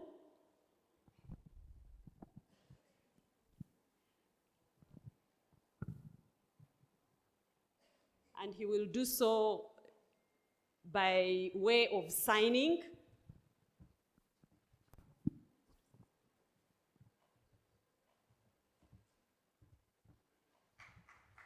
Please do clap for the Honorable Minister as he launches the Private Sector Development Program Implementation Action Plan. Mr. Mwanje has already taken us through what that entails, and now it is incumbent upon us to actually do that so that the next time we are here reporting about indicators, we actually have something good to say and report. I will also invite the development partners to please join the Honorable Minister as he signs. And if he will allow that we take a group picture of those who will have signed.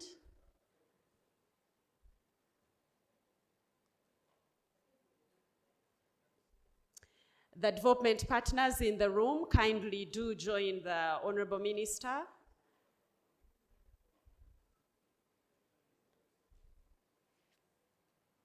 Honorable Minister, in the room we have UNDP, we have the International Labour Organization, we have the Africa Development Bank, we have the British High Commission,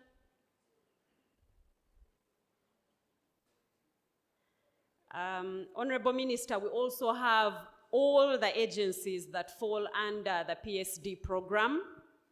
And in there we have the Uganda Free Zones and Export Promotions Authority, we have the Uganda Registration Services Bureau, we have the Uganda Investment Authority, we have the Uganda National Council of Science and Technology, We have Uganda National Bureau of Standards.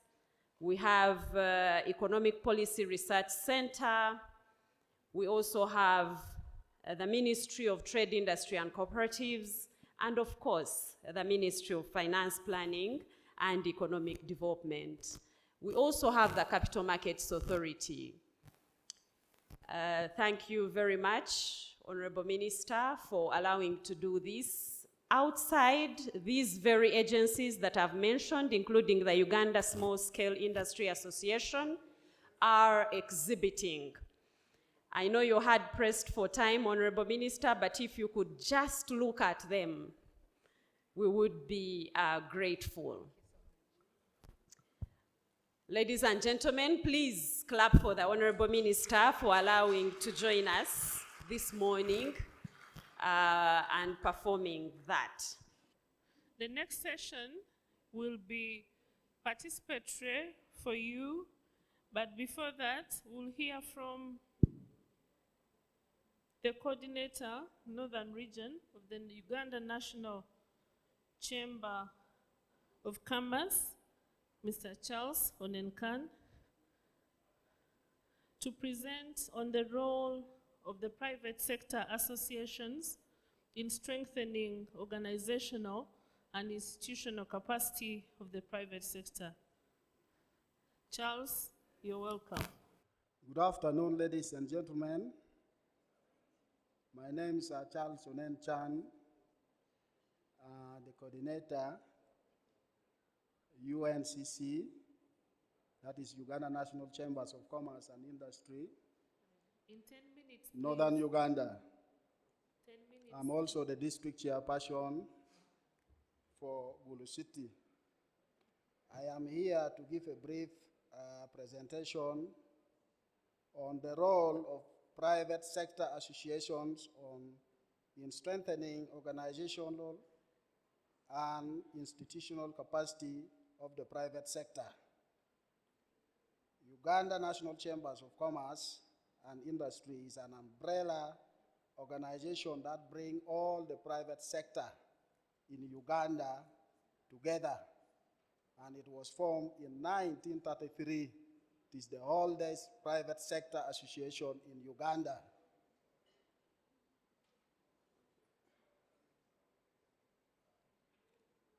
Private sector associations play a very vital role in promoting economic growth and innovation,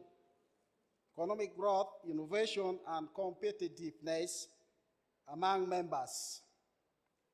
It represents the interest and advocate for the policy change, provide capacity building and networking among members.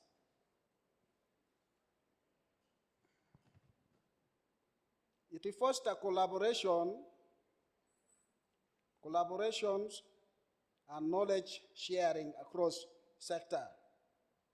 I want to briefly give an example of private sectors associations in Uganda, that is Uganda National Chambers of Commerce, Uganda Manufacturers Association, Private Sectors Foundation, Uganda Cooperative Alliance, many others. Locally or regionally in different regions in Uganda, like in Northern Uganda, we have West Acholi Cooperative Union, that is also one of the private sector associations. Much as they have been upgraded to a cooperative, but they are private sector. We have Gulu Farmers and Produce Dealers Associations. We have Noya Cassava Growers and Cooperative Society. We have Gulu Main Market Vendors Association, and we have Gulu Business Community Association. The roles of private sector associations are here. Training and professional development program for its members. For example, as UNCCI, we partner with the government agencies like Uganda Registration Services Bureau, Uganda National Bureau of Standards, and train members of the private sectors on issues of formalization of business to reduce on informality of businesses. And also, we train our members on issues of standardization of our products. That one, our partner, Uganda National Bureau of Standard, come in.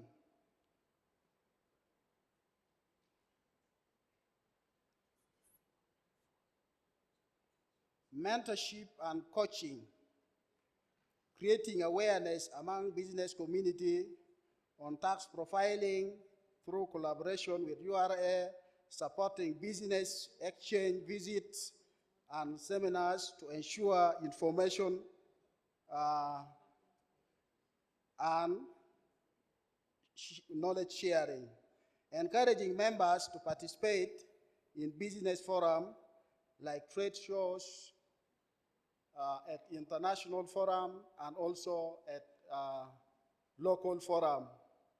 Like in 2023, we send our members in Tanzania to participate in Jua Kali trade exhibition in Tanzania, and I was glad that Gulu University Herbal Medicine came second, and then at Tiak Sugar Outgrowers Cooperative Society came second.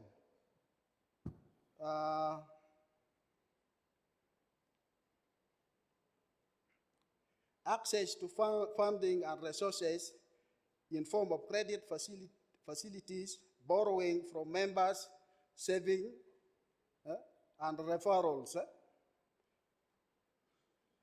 Tapping government grants, other support like Uganda Development Bank funding to members of organized and strong private sector association. Last year, I led a delegation of topmost private sector player in Gulu to Uganda Development Bank, where they were given through detailed training on how to access the funds from Uganda Development Bank. 5 minutes.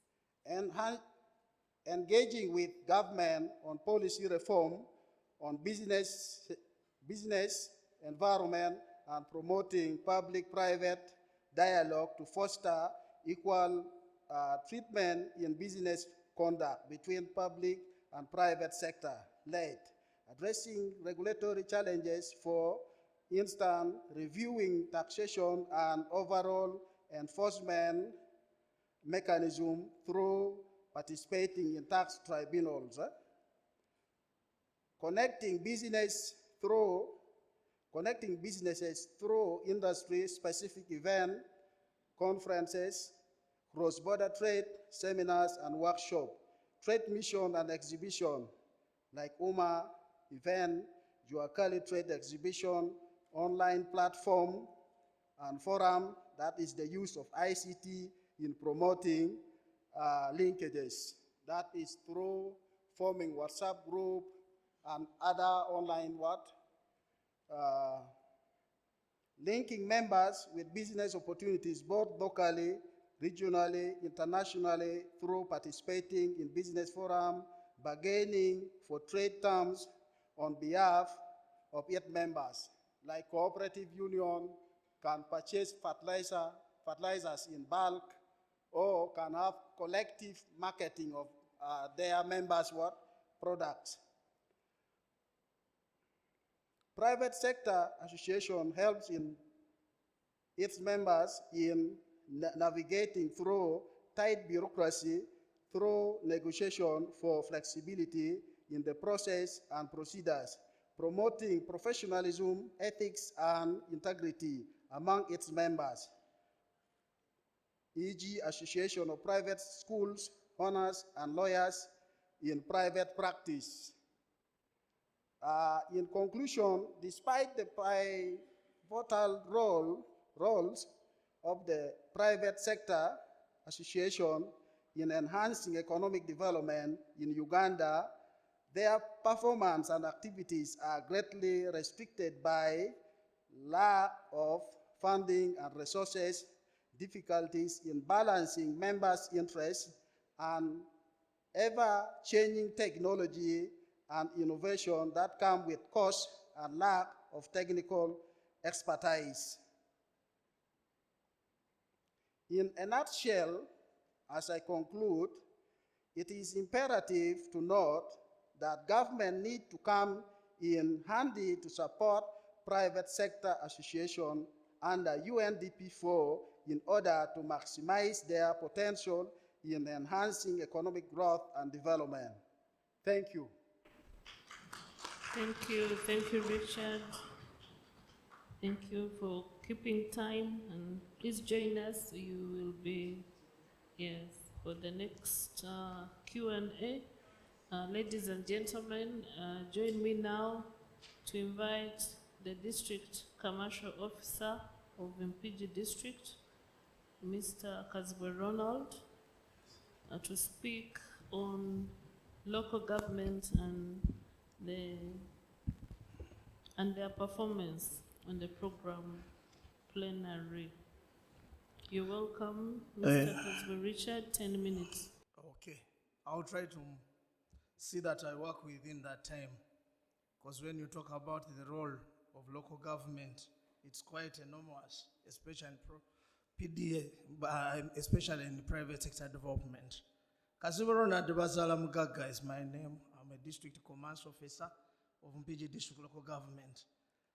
First of all, I want to thank the Ministry of Finance for inviting the district commerce officer, because we are the brain soldiers who implement all government programs related to private sector development. But in the past, we have been excluded in the planning. And when you are excluded, you can't implement what you don't know. But I thank you that now you have brought us on board. Let me also borrow some less than 1 minute to request my fellow DCOs, commerce officers, to stand, because I think you will not be recognized if you are not seen. I want to use the word foot soldiers because I might be mistaken. I'm going to use those are the brainy soldiers who implement the private sector development program. So my presentation is going to be brief. One, I will talk about the mandate of local government.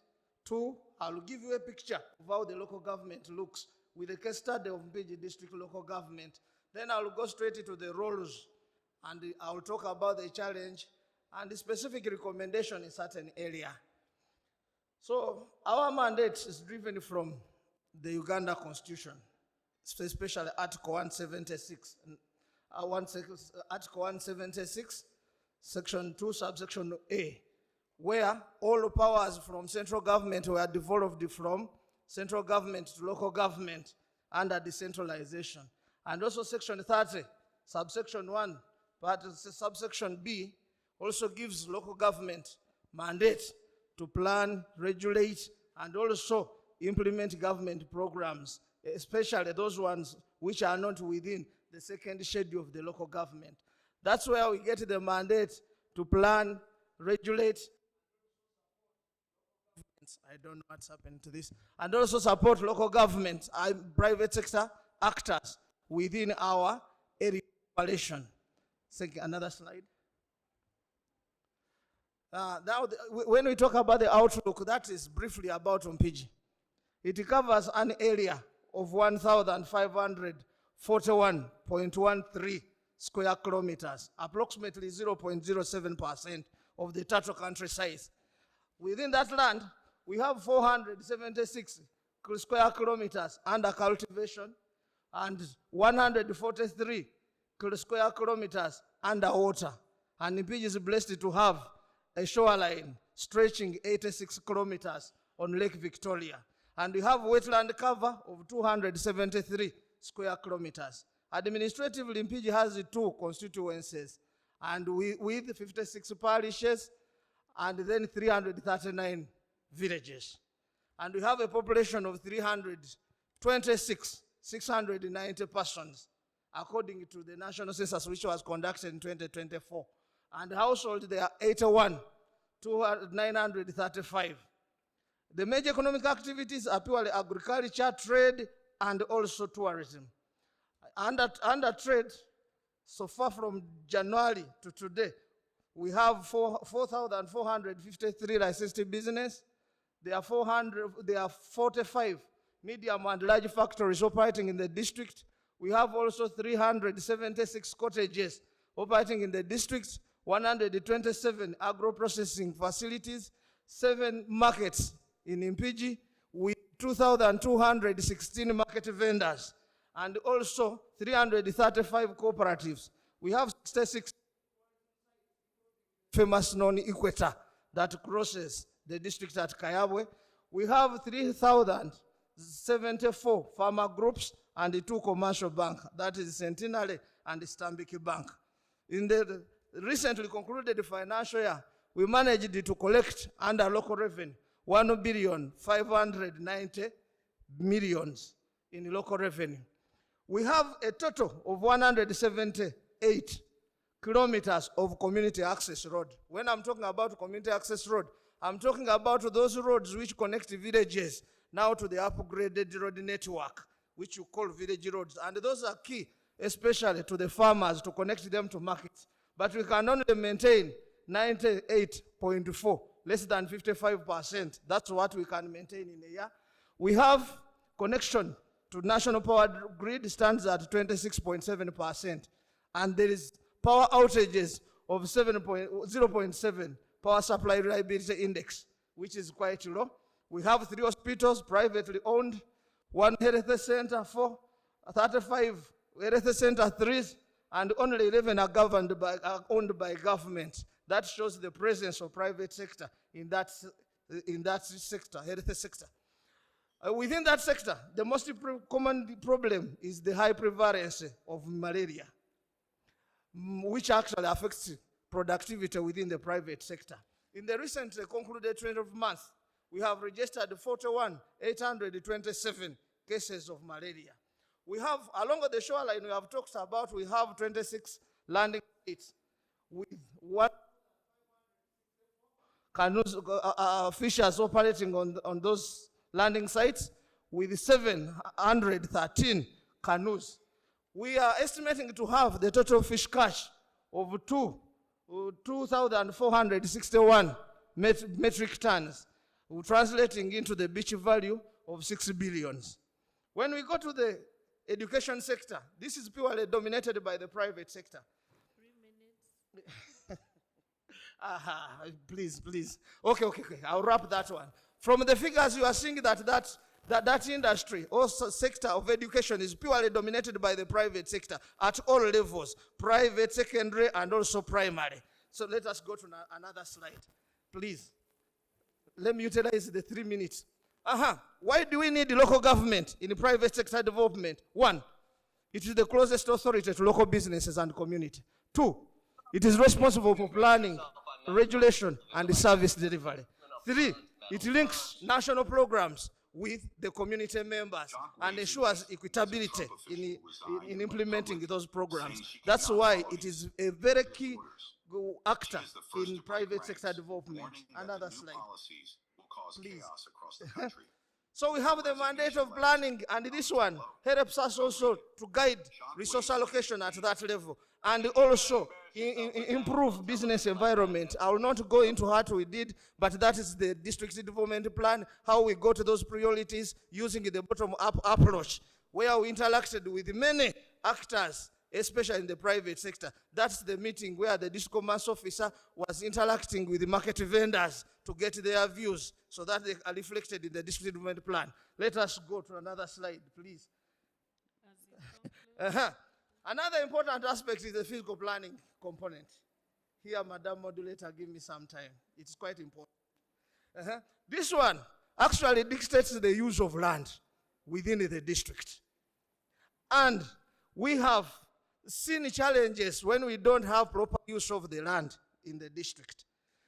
Originally, all the shoreline within the district was designated to be for agricultural activities, not commercial. So whoever wanted to establish a beach could be restricted because the district physical development plan was saying the only activity which can be done along the shoreline should be agriculture in nature.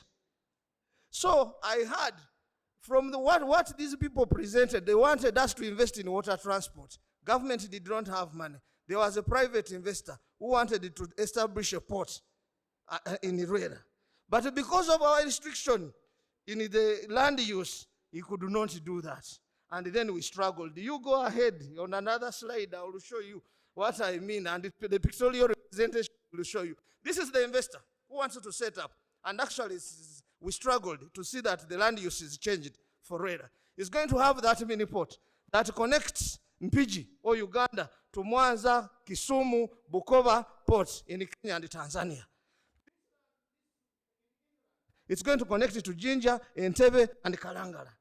So far, when we changed the land use, through efforts we fought, this is the development which is taking place. This guy is going to be trading, the trade volumes per day is going to be around 2,000 metric tons per day. That is the one of the vessel which has been developed. That's going to be carrying 800 tons each vessel. And we are going to have vessels, 80 of them. But it was restricted because of the land use. Another slide.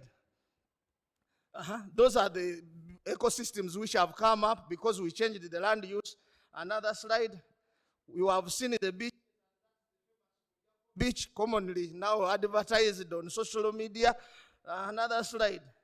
But the unfortunate bit, the commerce office is not represented, or the trade is not represented on the district physical development plan, or development committee.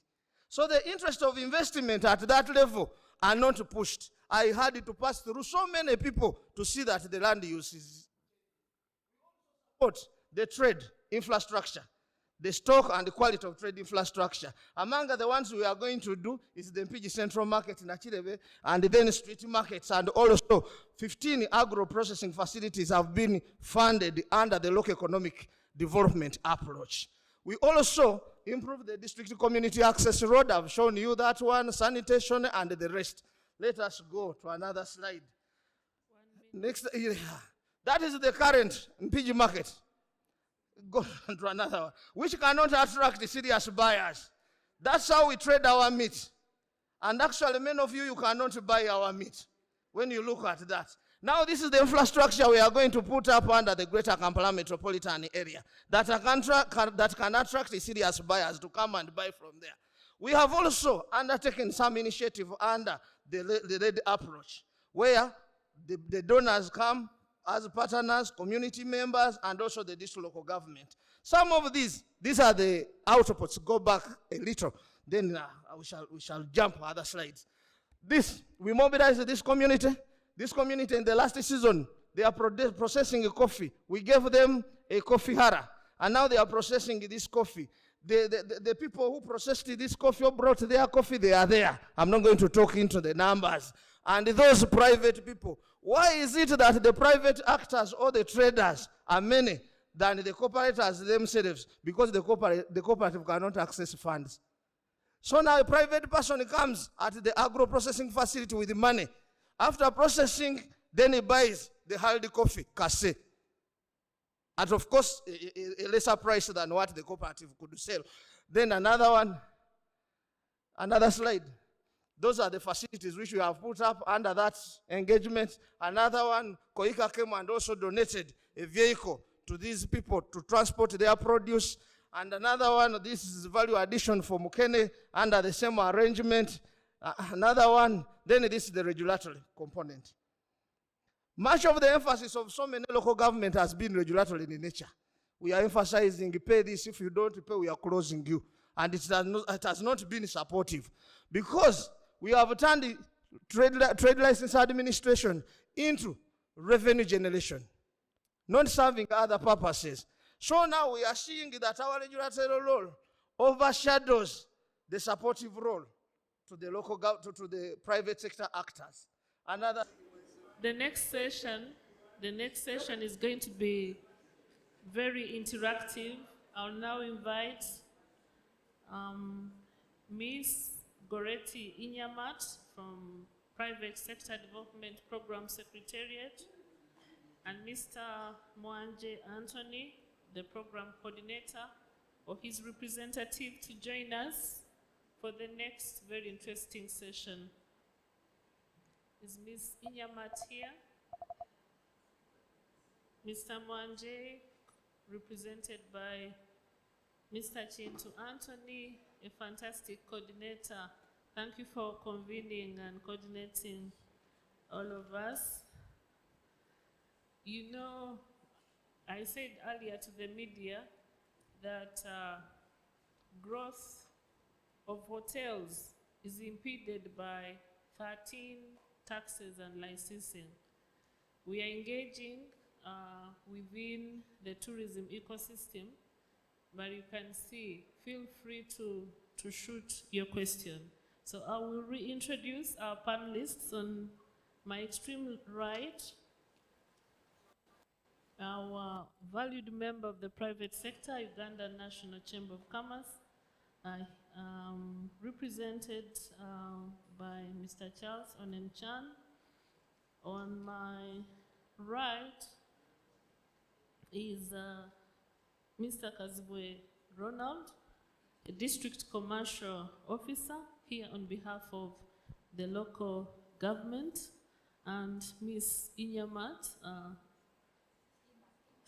Ms. Imakit from Goreti, from Private Sector Development Program Secretariat, as well as Mr. Anthony Chintu, who has coordinated this effort on behalf of the Ministry of Finance, and we extend our gratitude to you. Now, this is for the plenary. You raise your hand. We will have somebody, Doreen is there to reach out to you. Introduce yourself, share your input, insights, perspective. Otherwise, the panel is happy to receive questions and respond. It will be a short interactive session, so please use less than a minute. Thank you, you're welcome. If you'd like to point the question to one of the distinguished panelists, please say so. Local government. Thank you so much. Nelson Mandela is my name. I'm the CEO of a microfinance institution called Mackenzie Microfinance Limited. So my question goes to the lady from the Ministry of Finance. I've been informed that Uganda Microfinance Regulatory Authority has been absorbed by Ministry of Finance, and that now they're probably licensing Tier 4 microfinance institution. So my question is like, what about the other tiers of the microfinance institution? Are they going to be regulated by Ministry of Finance or Bank of Uganda? Thank you. Thank you. We'll have Esther seated at the front. Good afternoon, ladies and gentlemen. I'm Esther Nekambi. I'm the Executive Director, Uganda Flowers Exporters Association.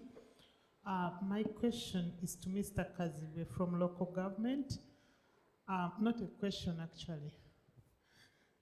I would like to express my challenge, lack of coordination from local government to national act, lowest level to the national level, leading to repetition and exorbitant licensing process. I'm doing a survey on the licenses we pay at local level. There are more than 10 per company.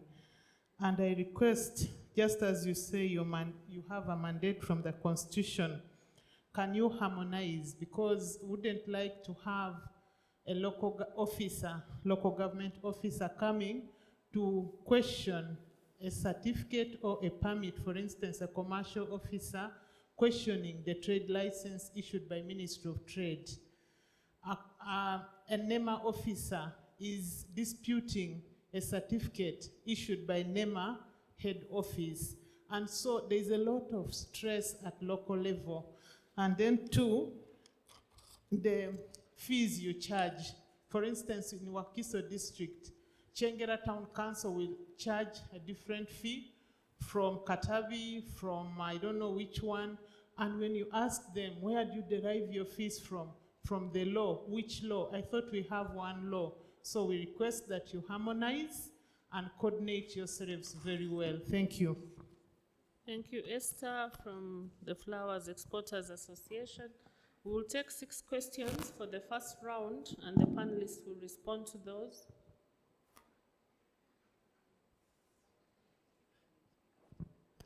Thank you so much. My name is Kadui Abdallah. I'm a business development consultant. Outside there is an outcry by the green businesses that they have been neglected. They cannot access funds easily because they are not known by banks. An outcry from? The green businesses that mind about climate. And there are funds for example, in the UDP, but these people are not even aware about these funds. Barriers that these people are not known. What are the different associations here doing to help this section of the businesses? Thank you so much. Yes, sir. My question is to our panelist, Gabriel. My name is Emmanuel. I'm the chairperson of the board of directors of Microfinance Support Center.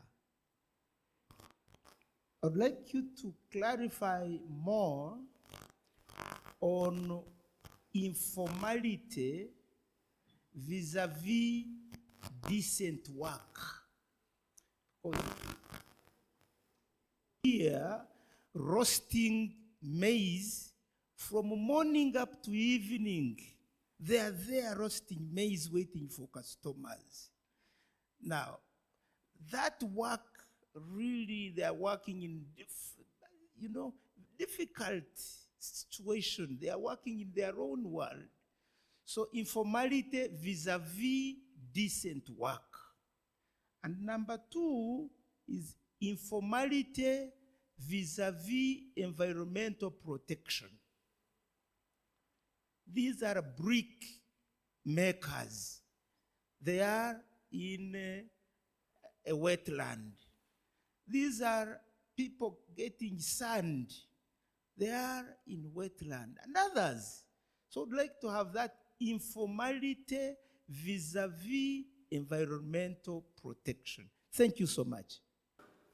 I have three questions. One, why is there some bit of duplication of private sector program interventions? I mean, for example, why do we have EMYOGA circles, PDM circles? We have also some other circles under Ministry of Agriculture. We have some other circles under Ministry of Labor. Why do we duplicate them? And then if it links into formalization, for example, we've seen cases where some circles and cooperatives already exist, and a new government comes, they close the old ones and they open new ones, or they even abandon them. So how are you helping that process in terms of formalization?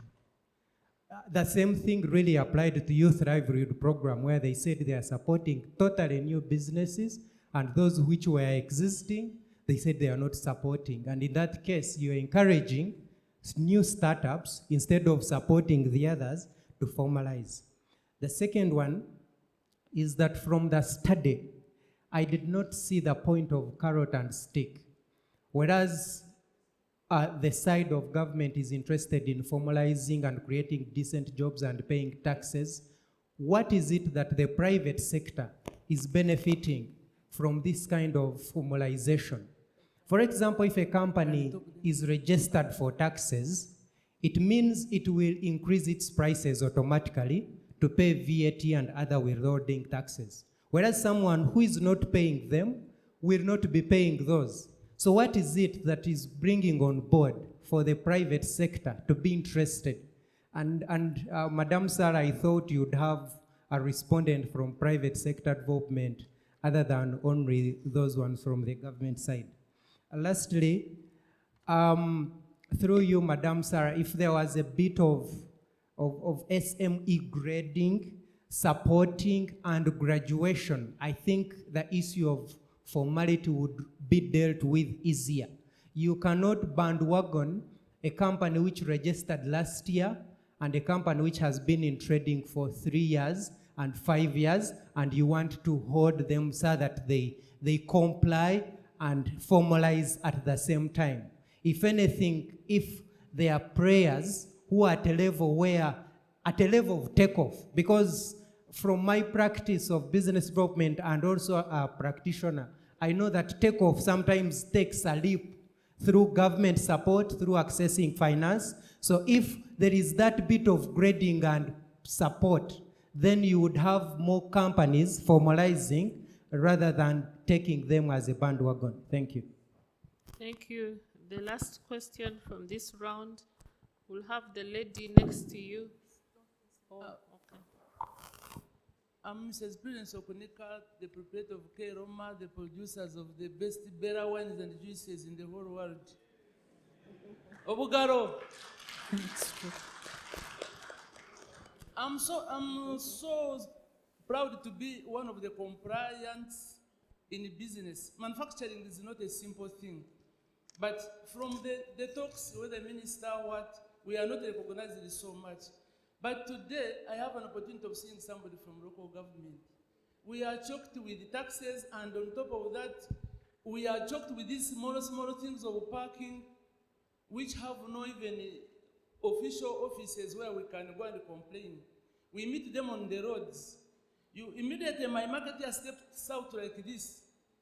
They start charging, and we have nowhere to complain. Yet every month, every year, we pay local government. But every time they go to the field, parking, so we have a lot of taxes to pay, which we operate on losses. Now when you add those ones, we are really falling out of business. So if you could look into that. And now that stress of, because every time they are calling you, they have stopped me, and you are that is encouraging thieves. I want you to be aware that there are those who make cramps, put in their kumi cars, these cheap cars. They stop you. Our marketers don't differentiate whether it is from local government or it is a thief. If you could look into that, you put maybe people to check on the roads. We are much so stressed now.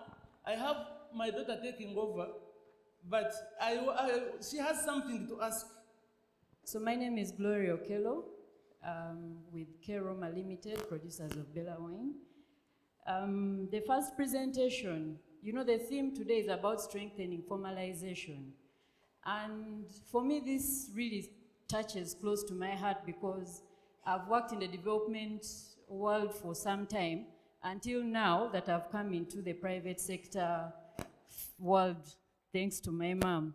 So now, the theme about strengthening formalization for me, when you look at the first presentation, the lady from Ministry of Finance said instead informality is increasing.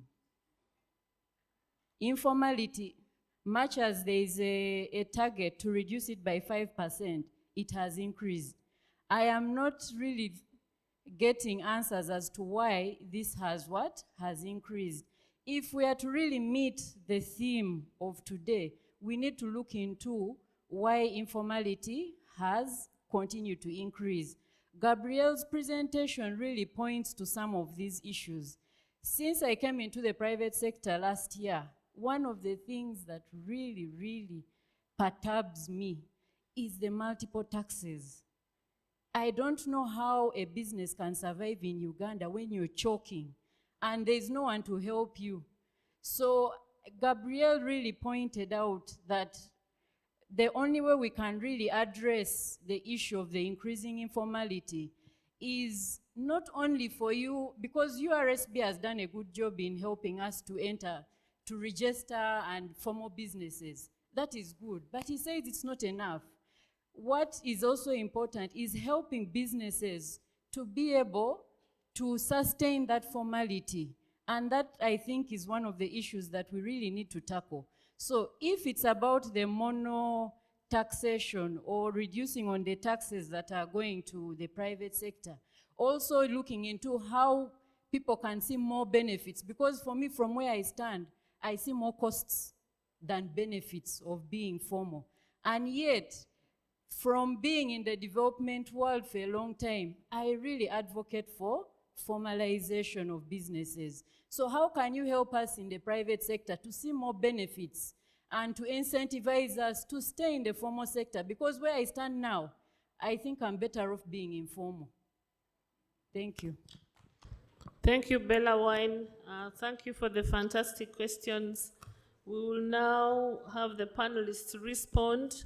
But before we do, in the room, the Minister of Trade is represented by Commissioner Patrick Mujisha. Please stand up. He will take on some of the questions. UNBS is represented by Ms. Patricia Ejalu, and you're welcome. Local government, why multiple licensing? Why are you killing businesses? Madam, it is true that there are multiple charges, and some of them are illegal, depending on the existing laws. But what we are doing to solve that is to go digital. Now we have a digital system, especially IRAS. If the tax is not there, then you will not pay it. But some people now even prefer to pay through back doors.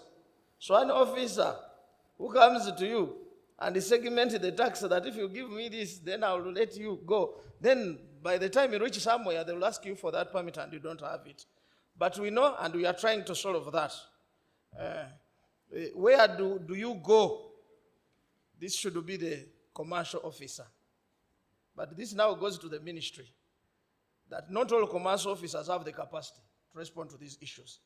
Originally, we had our annual forum where we could build the capacity of commercial officer.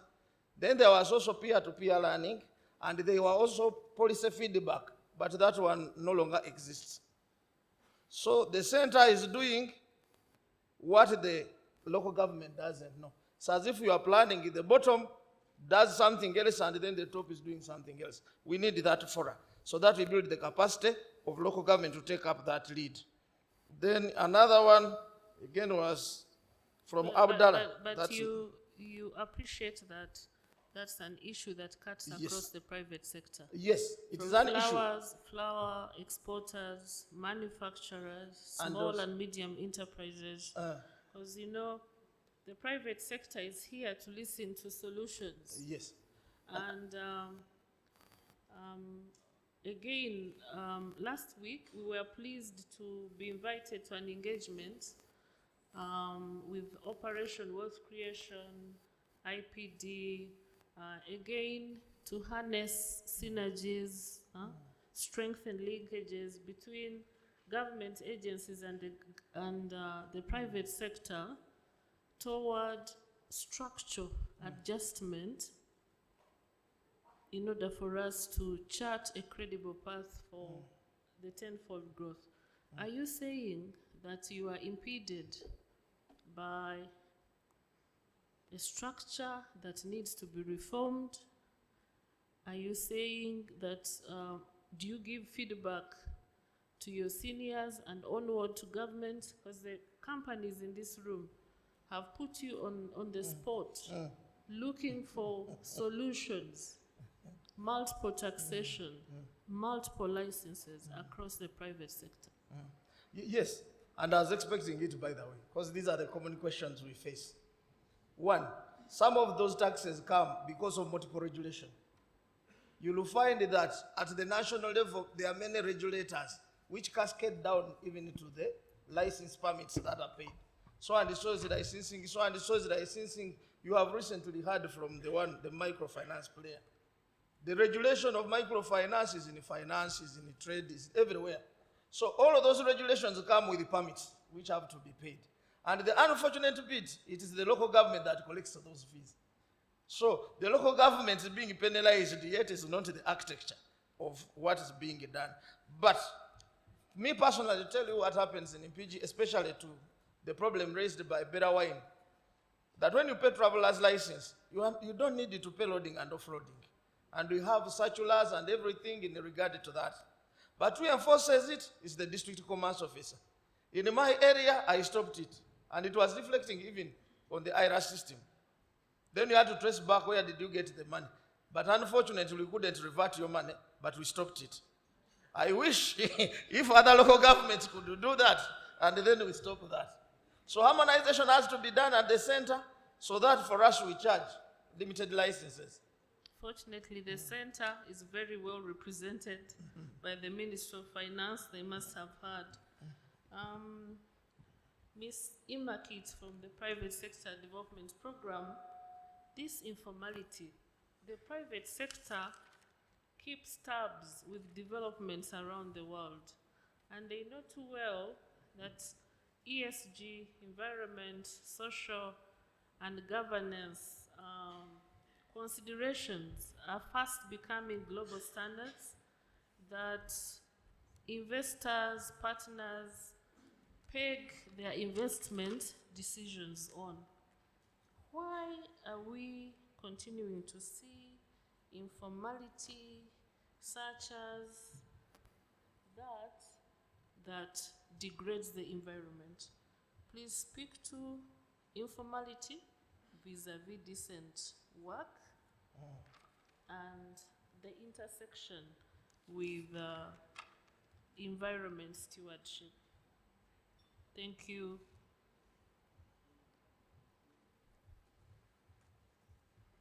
Thank you so much. Thank you.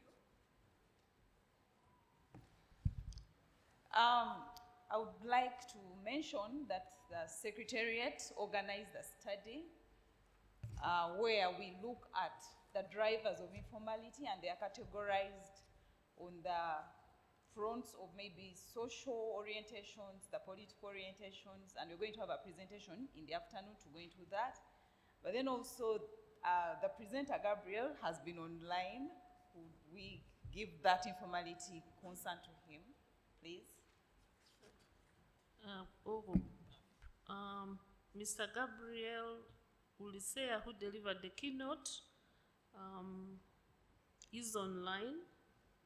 Can you But this is to guide us, to guide the private sector and government on the balance between maize roasted on the roadside from morning to evening.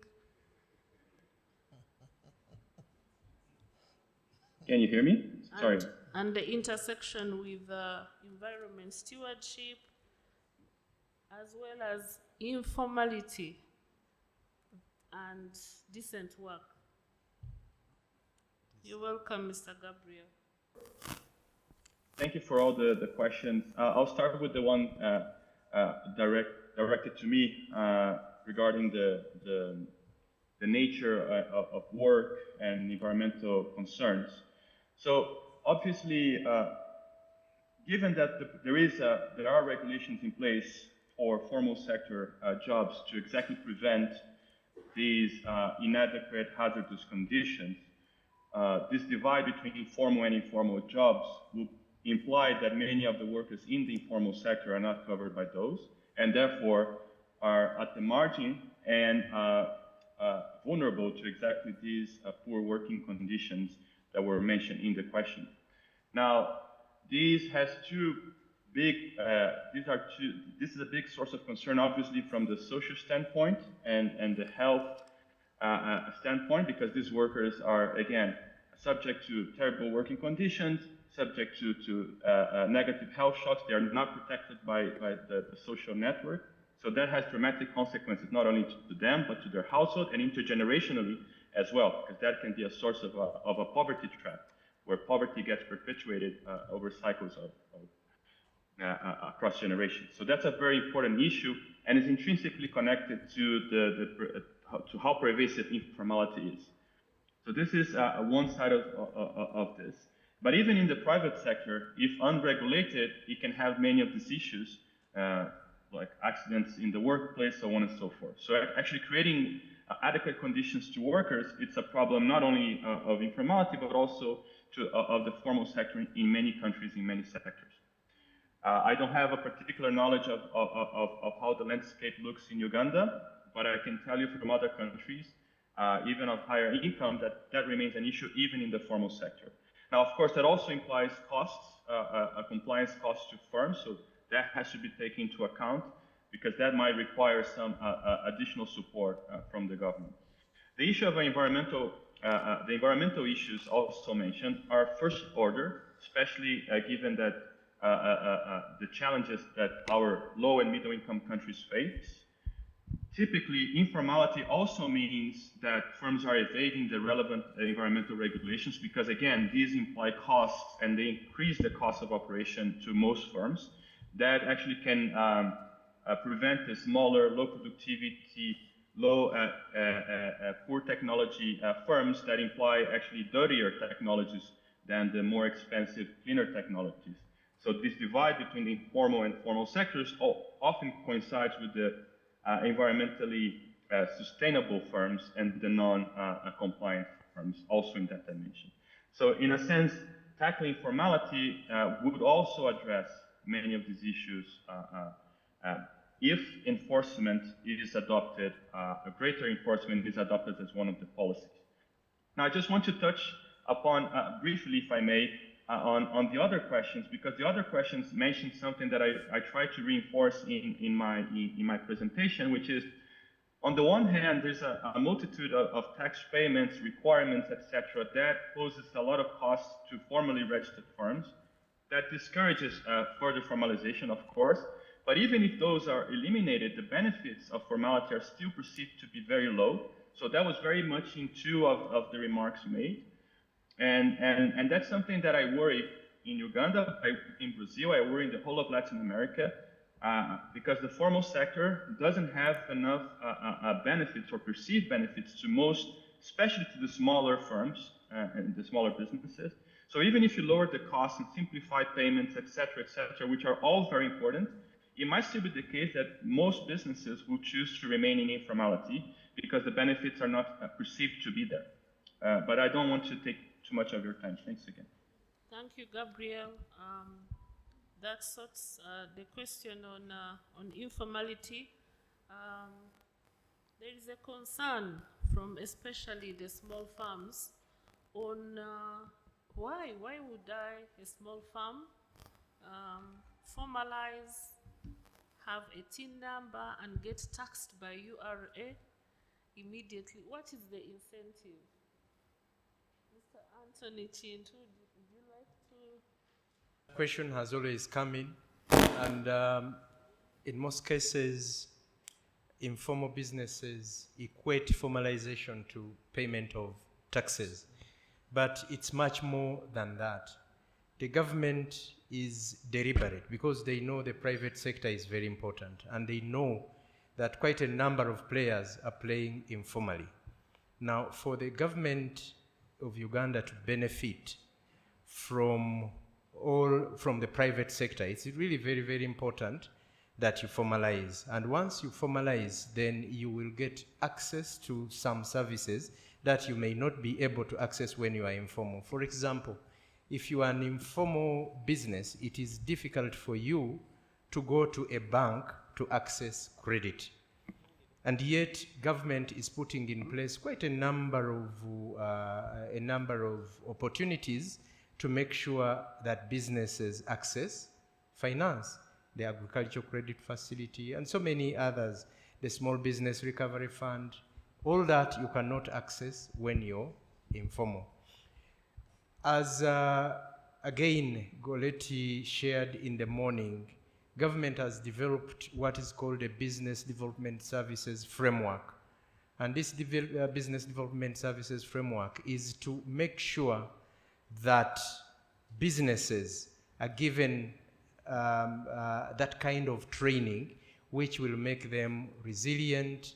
One important statistic is that for every businesses that start, only I think, is it 60% transit into, only 6 or 60%, you'll correct me. But the thing is, many businesses that are initiated in a year die before their first birthday.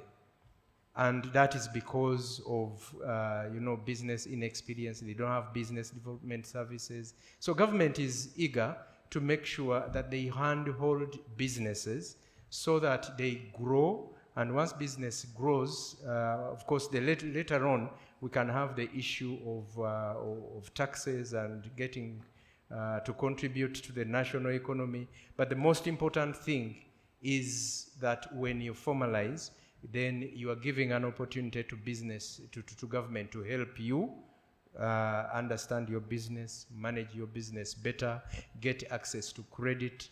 Government is negotiating markets, and these markets, some have stringent standards that must be complied with. So when you formalize some of these benefits, you are able to access them. You are able to have products that can be sold on the international market. Also locally, UNBS is also there, making sure that whatever you do complies to the required standards. And for you as a business, if your products are certified, that means a bigger market for you. That means more opportunities for you. So in a nutshell, it's very important that businesses formalize. Thank you. Thank you, Mr. Chintu. But we know that from experience that you don't just manufacture a product and simply move. And UNBS is in this room. The Ministry of Trade is very well represented by commissioners and the agencies.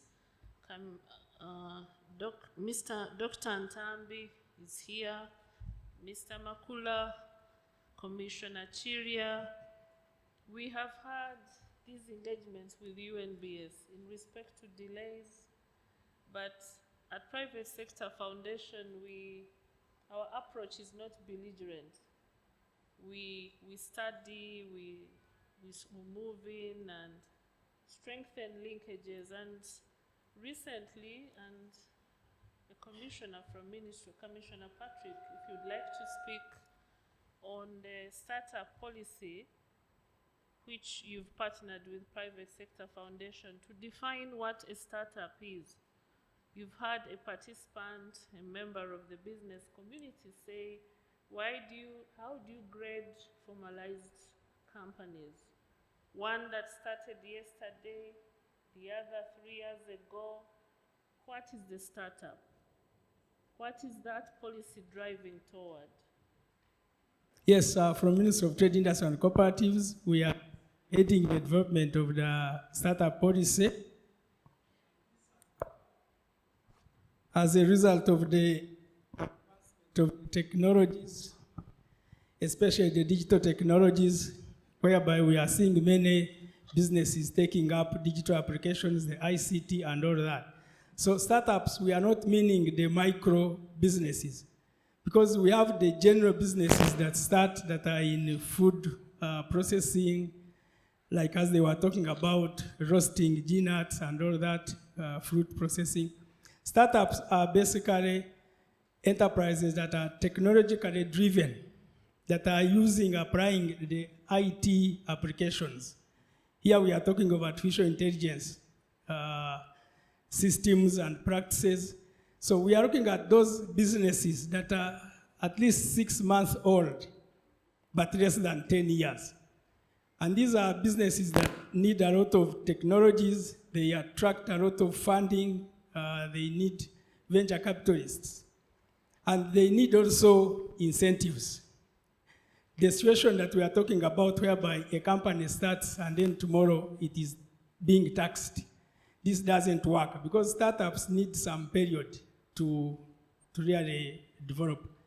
Unfortunately, His Excellency the President has already given that. I think they were given 3 years tax holidays. So for all the youth that can have ideas that can be materialized, and with the Business Development Services framework that has come on board, we encourage them to enroll, and then they can continue doing their businesses. It is quite different from the general SMEs. Thank you. So, Doctor, since you're charged with trade, where do we locate the micro, small, medium enterprise? Somebody is a food vendor, would like to register and scale. That line, we are doing it jointly with URSB, the Registration Services Bureau. we are doing it jointly, and we again also jointly support them to grow, even when they are cooperatives. And we encourage them, those that are really micro, to work in groups, associations, and cooperatives. That's why there are circles, incentives are already there. And again, the issue of why register and then you are taxed and all that. You know, starting a business is not something that you start today and tomorrow you expect profits. I think that's why we need to strengthen the business development services. Businesses have to be resilient. You have to learn much more than you start expecting the profits.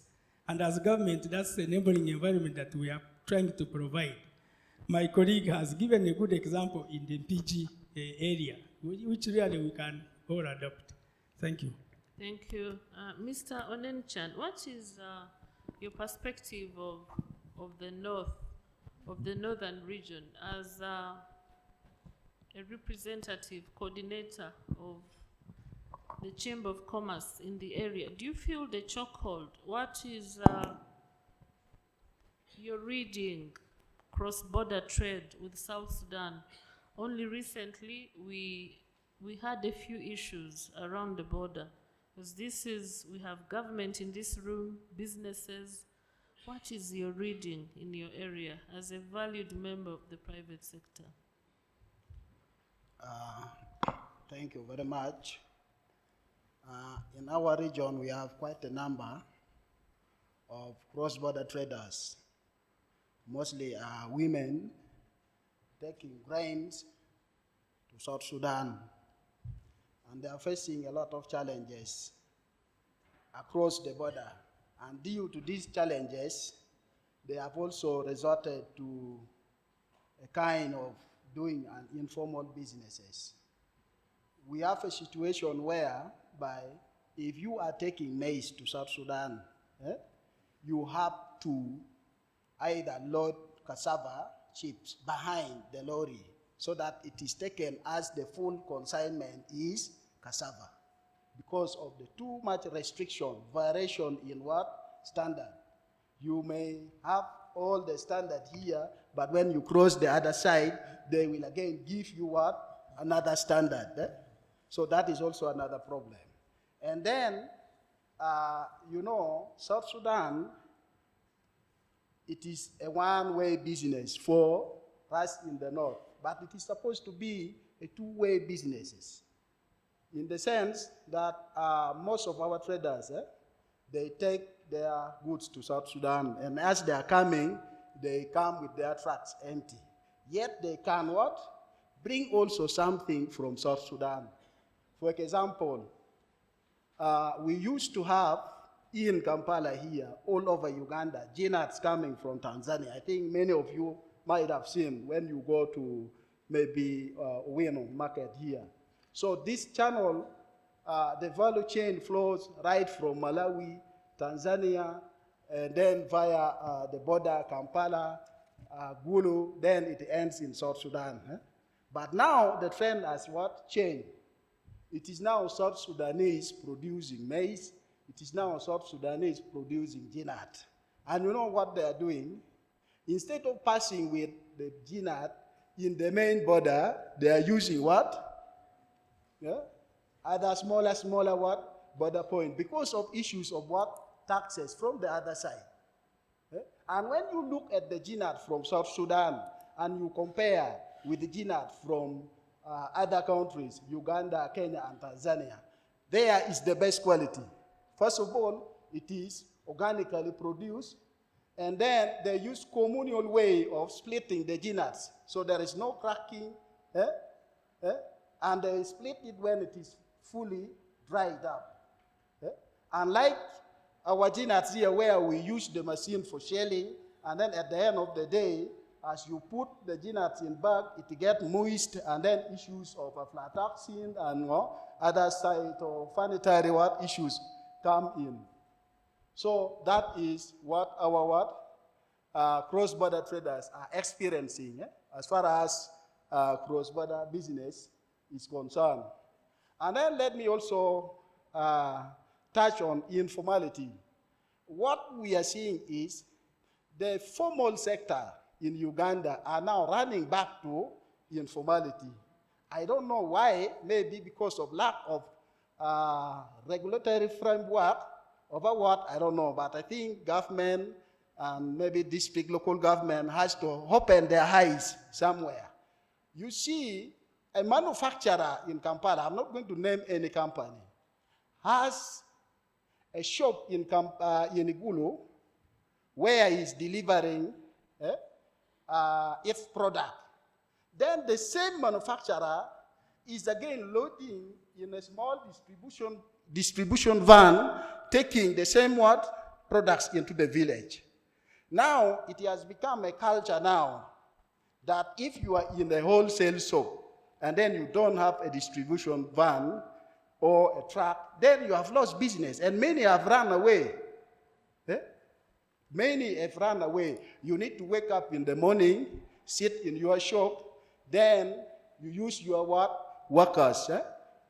You use Diana, Kanta, whatever distribution channel you are going to use, whether it is tuk-tuk, you put your products or your merchandise, and then they start moving from door to door in trading centers to distribute. And some of these sales are not reflected in the what? In the URA system, because the receipts are not issued. That is the fact. Now, how does government come and regulate this kind of informality? The formal sector running back to informality. Because I also moved in in the villages. I moved in the villages as I do my agribusiness. I show a numbers of this truck approaching small shops in trading centers. And as they are delivering, issuing, there is no receipt issue. So you see how they are avoiding a lot of taxes. So that is what I have seen. You've represented the private sector very well. Government, you've noted issues around logistics. That's why Private Sector Foundation was very deliberate. There are leakages between all these sectors, issues of quality.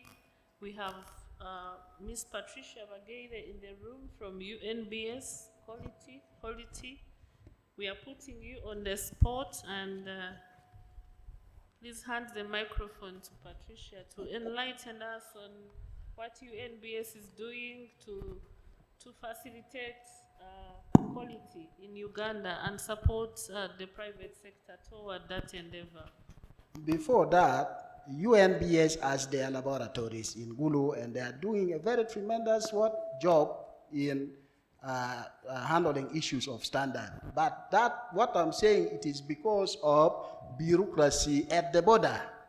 That is how someone will stand against a Ugandan trader crossing the border and bring issues of standard to to confuse, so that they are bribed to cross the border. UNBS, maybe from the other side. UNBS will tell us. Thank you very much. Yes, I'll try and give what it is UNBS is doing. Just starting from where Charles just mentioned. We are working very hard representing Uganda at the EAC. At the EAC, we have harmonized standards, and we have harmonized the process of implementing those standards: certification, testing, calibration, and the works. Now, it is a job to make sure that all of us are doing the same thing. Now, we have, as you've mentioned, undefined bureaucracy that's going on at the South Sudan border. The bureaus of standards are together, and they understand the issue of standards. And it's a work in progress right now, but we are trying to get the team in South Sudan to agree to do what we have all agreed at the EAC. The standard is the same, the certification is the same. We went through a lot, and we thank the support of the members in the northern region, because we really worked to make sure that we could prove that the products coming from there were meeting the standards. So it's a work in progress, and we shall continue to do that within the EAC. But as has been mentioned, we have the regional offices that have the labs in Gulu, in Mbale, and in Bara. Our records show that majority of what we are doing as far as added value is concerned is very much central located. We're talking about Kampala, Wakiso, and the neighboring districts, including Mpigi A lot of what we are doing is central. And as government, we need to see how we can push, because we've made the effort to put these services in the region. But a lot of the work is still at the central. In fact, a lot of raw produce comes from the region to be added value in the central. How can we change that flow and start adding value from within the regions? That would be useful. We, as part of the benefits that have been mentioned, and I guess with government, I think what is lacking is also how we can get information to everybody. There are many things we are doing, but the information is not there. It is very easy for us to support all levels of businesses when they are associated. As has been mentioned by the Ministry of Trade, there's a lot of support towards SACCOs, cooperatives, associations. It's the best way for government to help people. It's very hard to come as an individual, very small, micro or small, trying to get support from these entities. But when you come as associations, the hope of growth is there very much. And UNBS is developing a personnel certification scheme, which we are going to work with first with associations, because we need to see this work, and private sector is agreeing to do self-regulation through the associations. In that scheme, we shall have the private sector provide us with 10, 20 people who can be certified as auditors, so that they can do the initial audit that UNBS is doing. It's becoming very difficult for us to be everywhere all the time, but with the private sector associations, they can do the audits, the initial audits, and then upload onto our systems, so that we will come for the surveillance as and when we are able to verify what is happening. That's part of what we hope to reduce the turnaround time. Thank you. Thank you, Patricia. At Private Sector Foundation, we've been pushing for UNBS to focus with their limited facilities, to focus on the standards and allow investment in terms of certification, allow the private sector to invest in laboratories. So I'm very, very happy that you have registered some stride. Yes. When do we invest? When? How do we go about it? Well, laboratory, we have a scheme that is running right now, private, it is a laboratory recognition scheme. And we have on record right now, they're slightly over what was mentioned from last financial year. There are about 24, 25 laboratories that we have recognized, both private and public laboratories. The idea is that the testing space is very open. And yes, testing is an expensive venture. What we are trying to encourage is, for example, what is being done by one of the labs that is going to support the Grain Council. They are going to open a lab, or they have opened a lab, that is going to focus on testing grain. So they will get the equipment that is needed for testing grain. We will recognize them, and anyone who needs to get testing for that can get the test results from this laboratory, and we shall use them for certification. That is already happening for the labs that are able to provide services to the public, but we're also encouraging the private factories that can have their own labs. When you have your own lab recognized, then it reduces how many times you have to interface with UNBS lab. The problem we have is that when you come to UNBS, on average, every month we are handling nothing less than 2,000 samples. So the day you come, you are number 2001, and you have to wait for your results. We are down to 14 days now on average, but the certification time is still a bit high.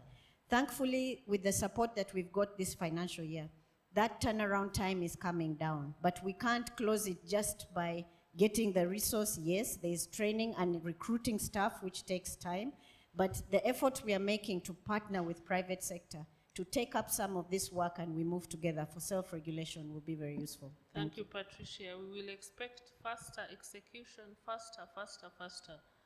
So as we conclude this session, we will take only 2 questions from a lady and a gentleman, but before you raise the questions, Goreti Imakit from Private Sector Development Program, where do we find green finance? Where is this finance, climate finance?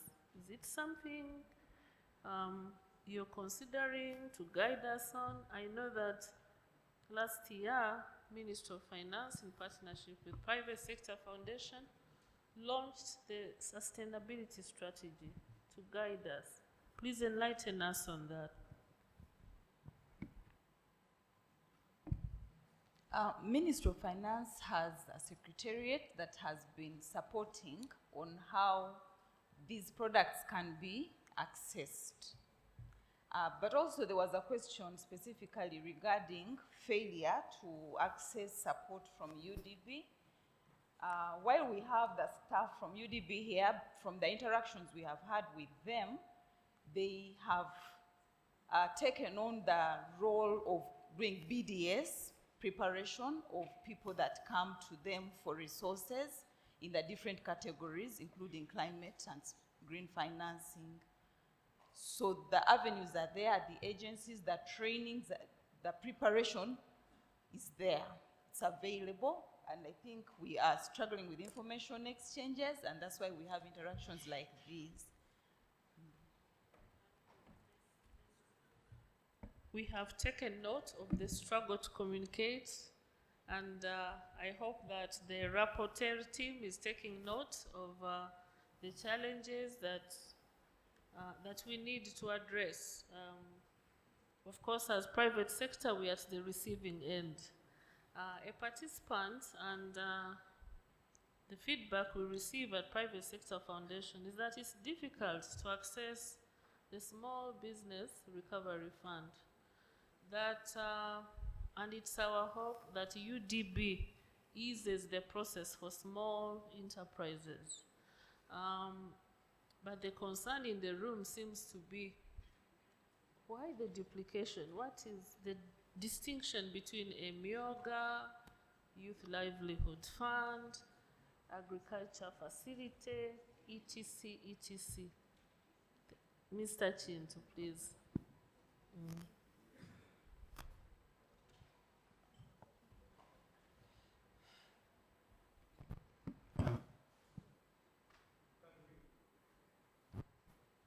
Much, Chair. On the issue of the summit,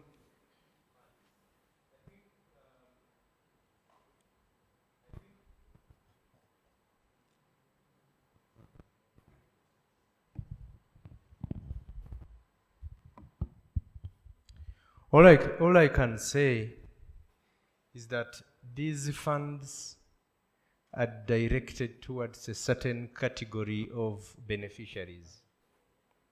EOC is here, and they always want equity in what we do. So you find that one fund is targeting women. So you have GROW, which is mainly focusing on women entrepreneurs. Then you have the Youth Livelihood Fund, which is again focusing on the youth.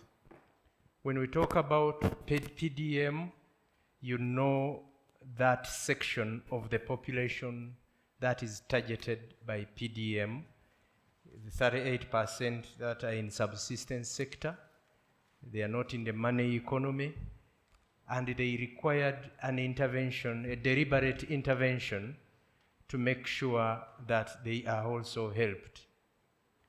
UDB, you'll find it also has a certain class of businesses that they are targeting, mainly the small and medium and large. But you find that the micro also require accessing finance. The micro may probably not meet the conditions that UDB is demanding, and that's why you have the likes of EMIOGA, which now comes to target particular categories that have somehow been or somehow excluded by the other financing modalities. Different sectors have their different levels of risk. The risk in agriculture may be different from the risk in petroleum. So you then have an agricultural credit facility mainly targeting the players in agriculture. You all know, for those of you who are in agriculture, it's difficult for a bank to give you money. If they are to give you, they probably want to do it at a commercial rate, which may not be commensurate to the returns in the agricultural sector and the risks in the agricultural sector. So you have a facility which is close to addressing the risks in either the sector in which you are or the group in which you are. So yes, one may take it as a duplication, but it's all about leave no one behind. I submit.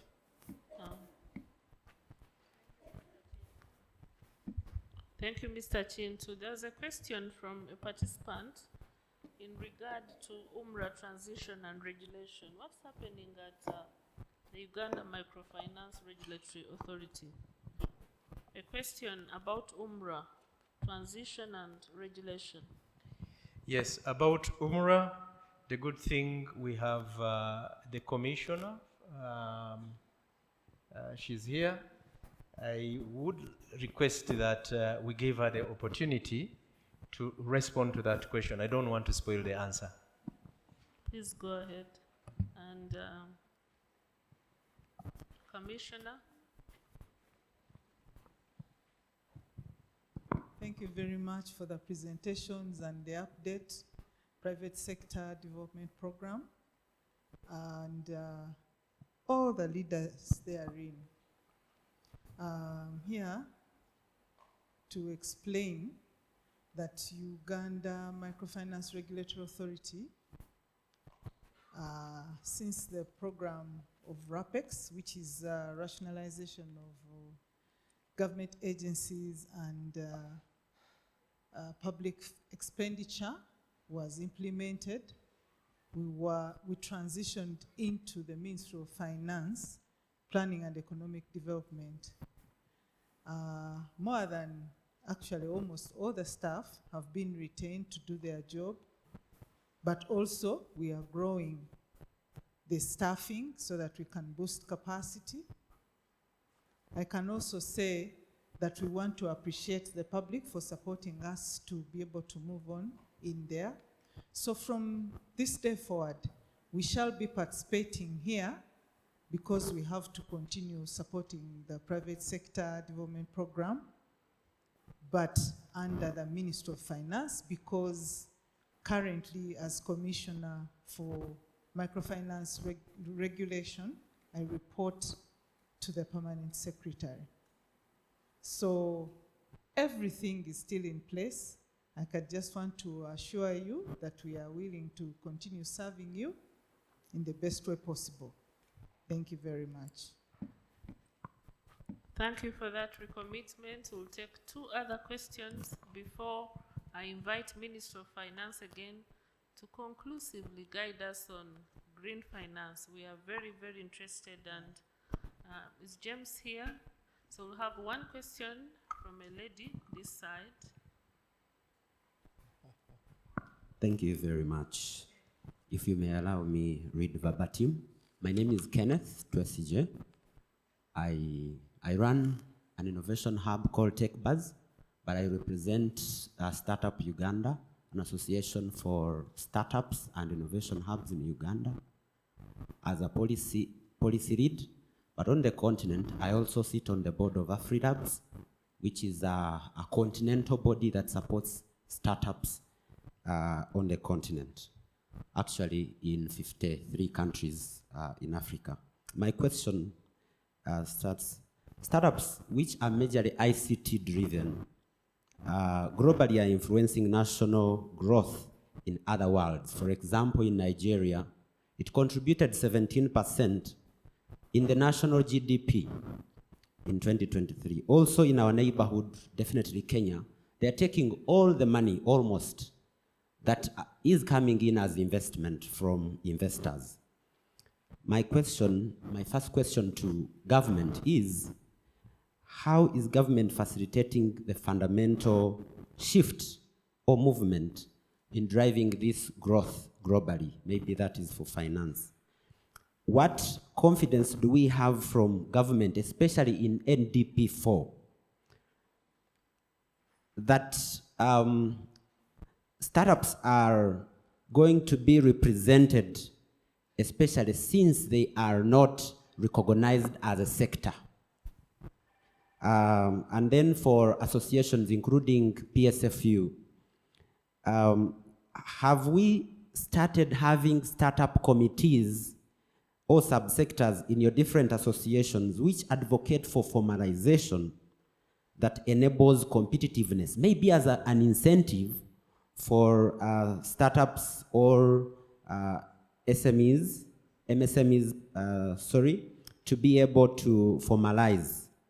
And that I want to refer to, of course, PSFU, UNNCI, I think, Chamber of Commerce, and somehow finance maybe. And then lastly, what practical strategies are being deployed, especially into the private sector players, given they are the ones that we are looking at to drive NDP 4, to ensure a leap of growth to achieving the PIAP? Thank you very much. Thank you for your elaborate question. We'll take one from a lady this side. Limit it to one question. Please introduce yourself, your name. Hello, good afternoon, everybody. My name is Tezira, and I am a small manufacturer. I started business about 3 years ago, and we have formalized to the extent of formalization. We have UNBS certificates, VAT registration. We have it all, and it allowed us last year to apply for a grow loan, and we were approved for the grow loan. So formalization really comes with benefits, and it has helped us as a small manufacturer to scale, okay? To get supermarkets to take on our products because we have all the requirements that they need. However, our biggest challenge now is input VAT. We have, because it's a new product on the market, so we have had to develop our supply chain for our products. UNBS, the ladies here, when we had just started, there wasn't actually even now as I speak, there is no popcorn in Uganda, locally grown, that is certified. That is a big bottleneck for us. So if a supplier comes to us and wants to sell us their product, first, they don't have UNBS certification, I cannot take it on because then the integrity of our final product is called into question. Two, most times they come in and our requirement is IFRIS because we would want to claim our VAT input. They don't have it. What do? Do you close your eyes and say, okay, let me go for it? Suppliers of other inputs, chocolate and things like that, they want to sell it to you, but they don't give you IFRIS. So for formalization is going to make other suppliers fall behind because me as a formalized business, I cannot now take on their product. Then we need to look at another way of bringing everybody on board. Otherwise, there was a gentleman from Ministry of Finance who just told us, you know, you shun them. How? How do I shun somebody whose product I need? We have had to go the long route of importing. Importation affects our balance of trade as a nation. Either you import or you do import substitution, which we have also done because right now we grow our own popcorn in order to meet our specific requirement that we need. So this, I do not know who it is directed to, but these are some of the challenges as a small manufacturer I have encountered, and I do not know how they would be resolved in the near future. What products do you manufacture? We make popcorn, so some of you have probably seen Isabel popcorn, and we are the manufacturers of Isabel popcorn. We are 3 years old in the business. Thank you. Yeah. Thank you very much.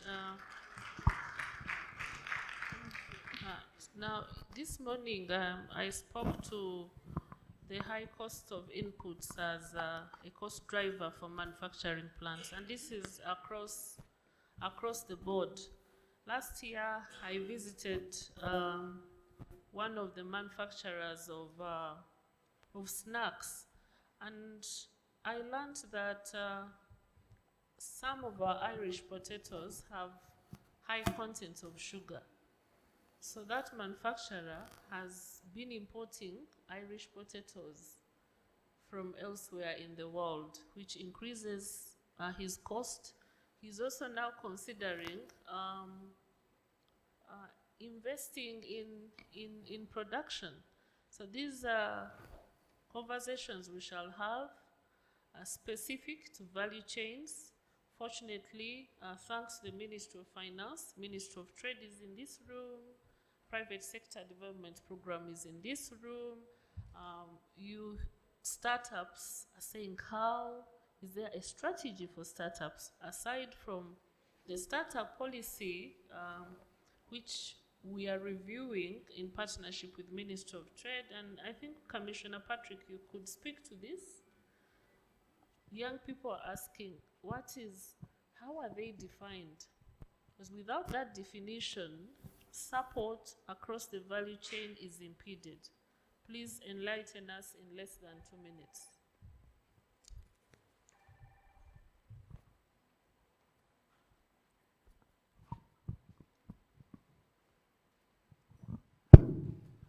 Thank you, Chair, and thank you, audience. First, we all aware that in this country, people will wake up one day and start businesses because either I had a dream, or I saw my uncle do it, my mother said you can do this, but you don't go to the nitty-gritties of, can I do it? Is it viable? And those are the questions. That's why you'd find, if maybe like the gentleman, the example you gave of the guy who's trying to, who realized that the Irish potatoes in Uganda have got high sugar content. So this could have been actually feasibility, research-based work to do prior before engaging what is done. But again, it goes back to information flow on whatever you're looking at in a value chain. Going back to the question on how do we involve the different players, the startups and the likes. As Dr. defined it very well, there are two things here, Chair and colleagues. Startups, by default, they claim it's ICT driven. That's one component. But big startups that have made money, abnormal money in the world today, some of them are in the biotech. So it's not just ICT driven, and that's why you'd find, even if we went back to look at which are those startups that actually qualify, because the other bit of definition, these guys are supposed to be disruptive. Honestly, if you're going to start roasting peanuts, and you come and you tell me, Commissioner, I have a startup, you're just starting a business, and you are going into value addition of groundnuts. So the IT technology facet of it is not there. But it goes back to policy, Madam Chair. Currently, the startup policy is going to be launched very soon. We are also reviewing the National MSME Policy of 2015, the National Standards and Quality Policy of 2012. The BDS policy is going to be finalized by close of this financial year. All the issues that are being raised here, Madam Chair, some of them take a policy dimension. UNBS is tasked by government to collect NTR. So for them to wake up and say, now we are going to be offering free testing services, they'll have to explain that, why they're doing that, yet they're supposed to collect NTR.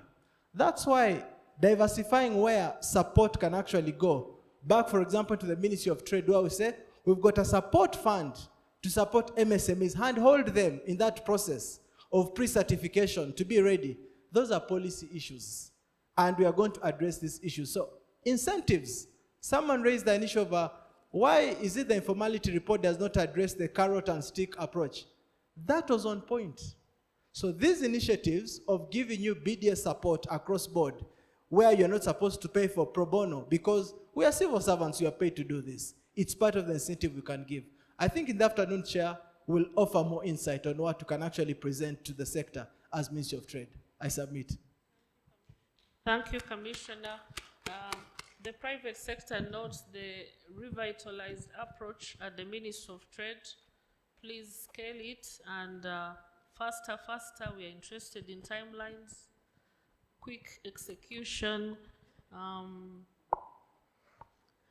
will invite Mr. Chintu to speak about competitiveness, but also green finance. We need to conclude that.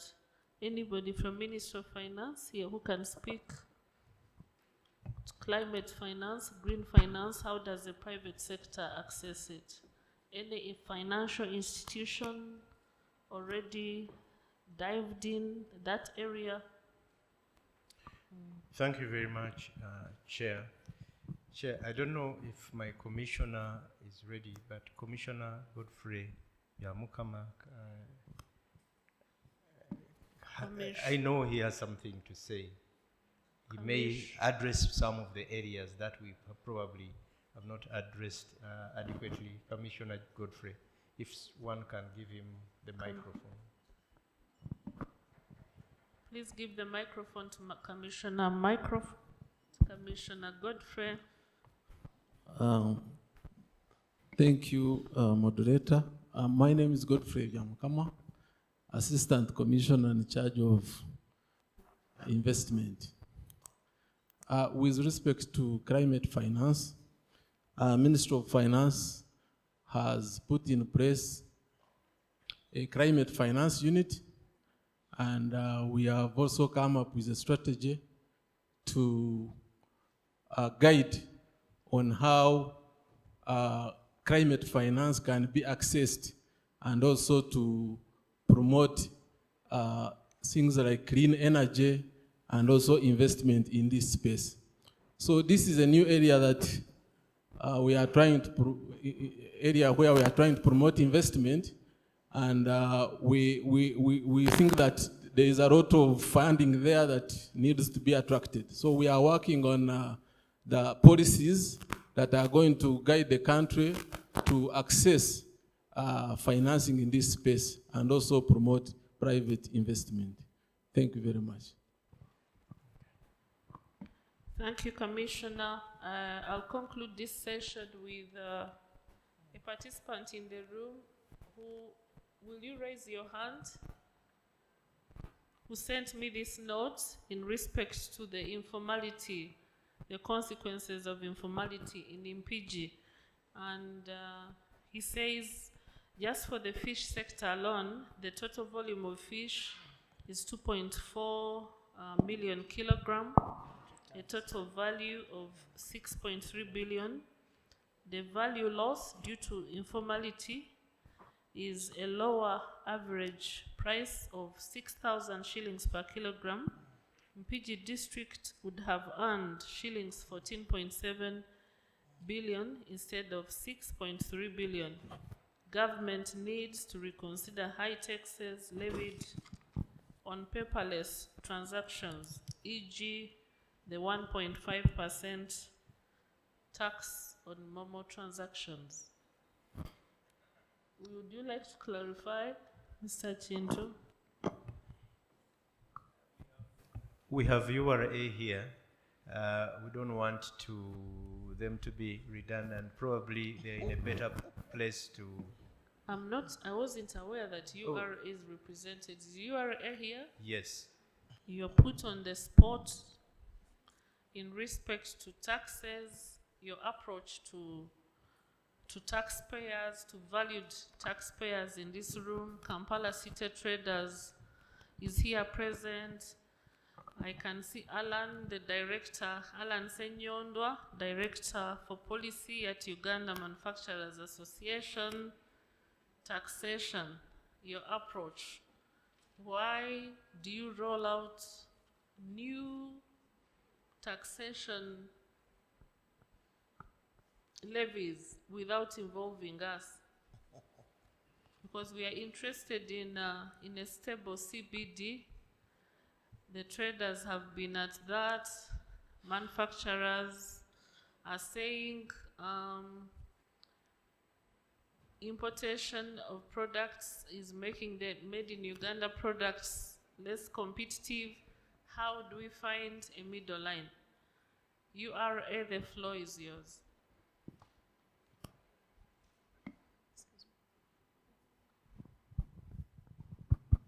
Thank you so much for all the presentations, and good afternoon to you all, protocol observed. Talking about taxes. Taxation is actually based on profits as a principle. So a taxpayer, you need to have records, and just all the expenses you incur will be subtracted off your total sales, and then the tax is a percentage of your profit. Where there's no profit, there's nil tax. Now, there were issues talked about what is the incentive for formalization. For newly registered businesses, the new Income Tax Act exempted them for 3 years, where their capital is below 500 million, and that is an incentive. Then talking about, there's a lot of discussion on small and medium taxpayers. I think the biggest challenge probably is about information, because we have regimes like the presumptive, which are really targeted for those persons whose turnover is very low. For example, if you have a small business whose turnover, and turnover here we're talking about the total sales, whose turnover is below 10 million, without records, and this is an annual turnover. So for your whole year, you've only sold things worth 10 million. Then you don't have any tax to pay. And where your turnover then goes from 10 million to 30 million for the whole year, you only pay 80,000 shillings. What I'm picking is that probably the tax education, we need to intensify tax education for persons to know about this. Because taxation really is not that bad. It's about how good is your business doing. And as URA, we really want vibrant businesses. We want your business to grow. And it's beneficial to us, to the economy, to everyone. So we only tax you where there's actually a profit, or if you're a small taxpayer, it's within the limits of how much your turnover is. Now, talking about tax policy, URA's mandate is really to implement tax policy. Tax policy formulation is a preserve of Ministry of Finance, but true, we work in collaboration. We advise them on tax policy. And in the process of developing or introducing any new tax, any levy, they walk through consultative engagements with all the different key stakeholders. By the way, as a public, you can always submit proposals as well to Minister of Finance. They walk through the process, and it goes all the way to Parliament before it's approved. Thank you, URA. We will not put you on the spot any further. We'll have an opportunity this afternoon to interrogate URA as well as URSB. Kasita is fully represented. That's for the afternoon.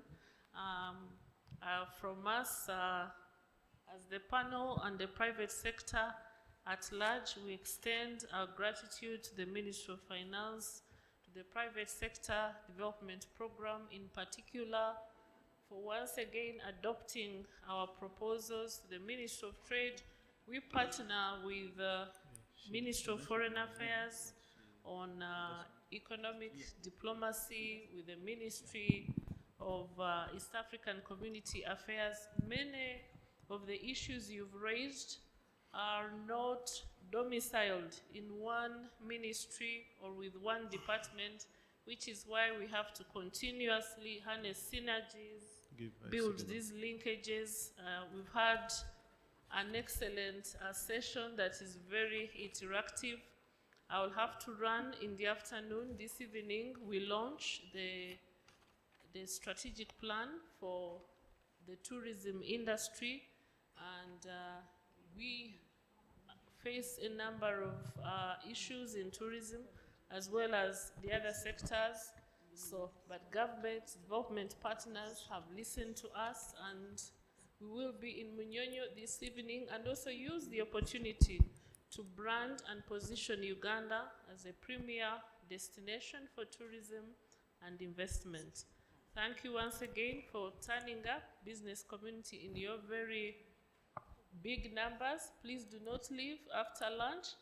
Put URA on the spot, and thank you once again, Minister of Finance, for affording us this opportunity to engage with government and for listening to us over the years. Thank you very much.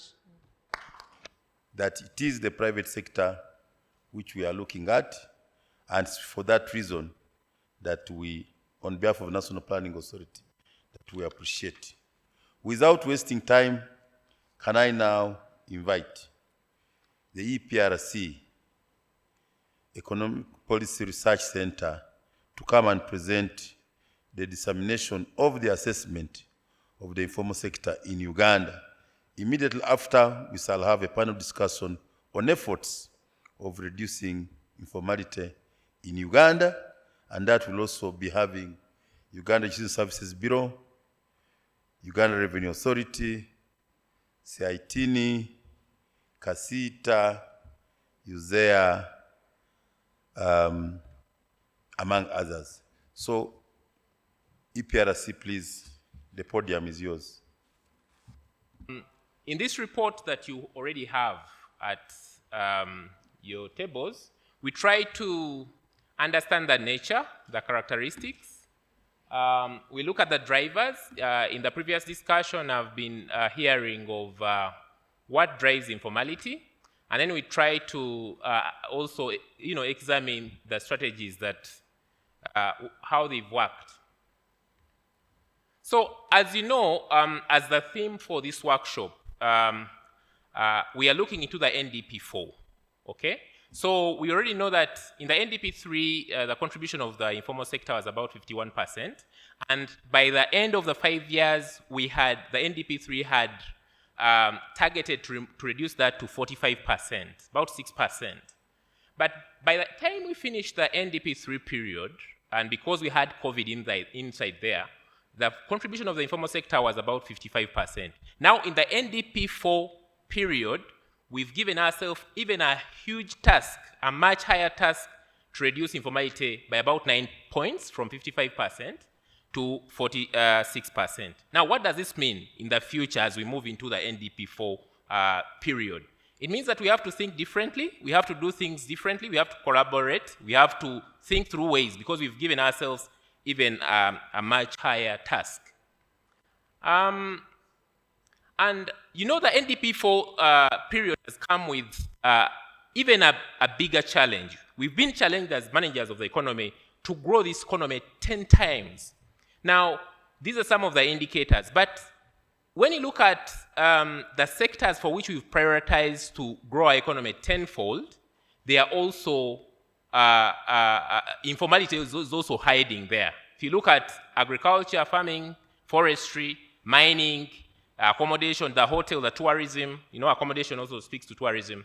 And the key question you should be asking yourself, are we going to achieve our tenfold targets amid this high level of informality? We've given ourselves quite stiff targets, and they need us to improve the productivity of the key sectors that we've prioritized. And we know that government has not been resting. Government has been doing something. But the key question is, how different should we do as we enter into the NDP4, as the theme for this workshop? As we enter into the NDP, what different can we do? We've done a lot of things, as you see them: taxpayer registration, expansion program, digitization, digital stamps, e-freeze, and all these things. But we're asking ourselves, why aren't these business registration initiatives not reducing informality? We know that government is also having programs, funding programs for SMEs, PDM, all the programs that we know. why aren't we leveraging those programs to also deliberately, as we move into the NDP4 period, to think of how we can use this to formalize? Now, as a result of this, I'm just going to take you through a brief. I've been told to disseminate this report of what that report is about. That's just the key highlights. As I've told you already, we want to know the size, the characteristics of Uganda's informal sector, what drives it, how have these past initiatives, formalization done, where have they failed, where do we need to think through to encourage formalization in the NDP4 period, and then what have other countries that look like us done to try and formalize? What can we learn from others? Now, when you look at the nature of informality, I was hearing the discussion, and when we talk about informality, where the mind goes is to businesses. But actually, informality has mainly 3 dimensions. We have informal businesses, okay? So these are businesses that are not registered by either URSB, and they are not contributing to tax, and they are also not registered by local governments. And that's the first part that we are calling legal informality. But also there are household activities that produce goods for the market. These are done at the household level, but they produce goods that are supposed to move into the market. But there's also another element of informality, workers. There's a gentleman that asked Gabriel that where is the connection between informality and decent work? So informality has issues with workers. And who are the informal workers? People that don't have contracts, people that don't receive social security benefits, employment benefits, paternity leave, and they're not known. They're not contributing for their old age. And you know, if we don't make workers contribute for their old age, government has to take the burden, as you already know that the public service areas for pension are also growing.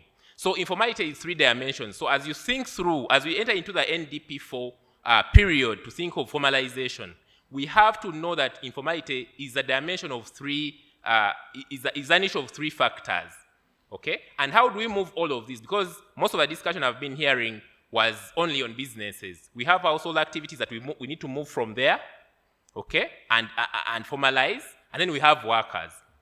So how do we categorize this? Of course, legal is that you're not registered with the local government, or you're not registered with the Uganda Registration Services Bureau. Fiscal, you don't have a TIN, and for the workers, you don't have a contract, and then you're not benefiting from social security benefits. Now, what are the key findings of this report that you're holding? Now, when you look at the nature of informality in Uganda, as we go into the NDP4 period, we realize that most of the informal players, businesses, household activities, and workers, for this report, that's the spectrum of informality that I want you to think through, okay? We find that we have an advantage as a country in Uganda. About 72% of the businesses are partially informal, means that they are known at one level. I've had the district commercial officer from PG, and I'm thinking to myself, oh, this is very good, you call the local governments. That informal businesses are not completely informal. They have a level where they are known. And where are they known? Mainly at the local governments. Local governments know these businesses.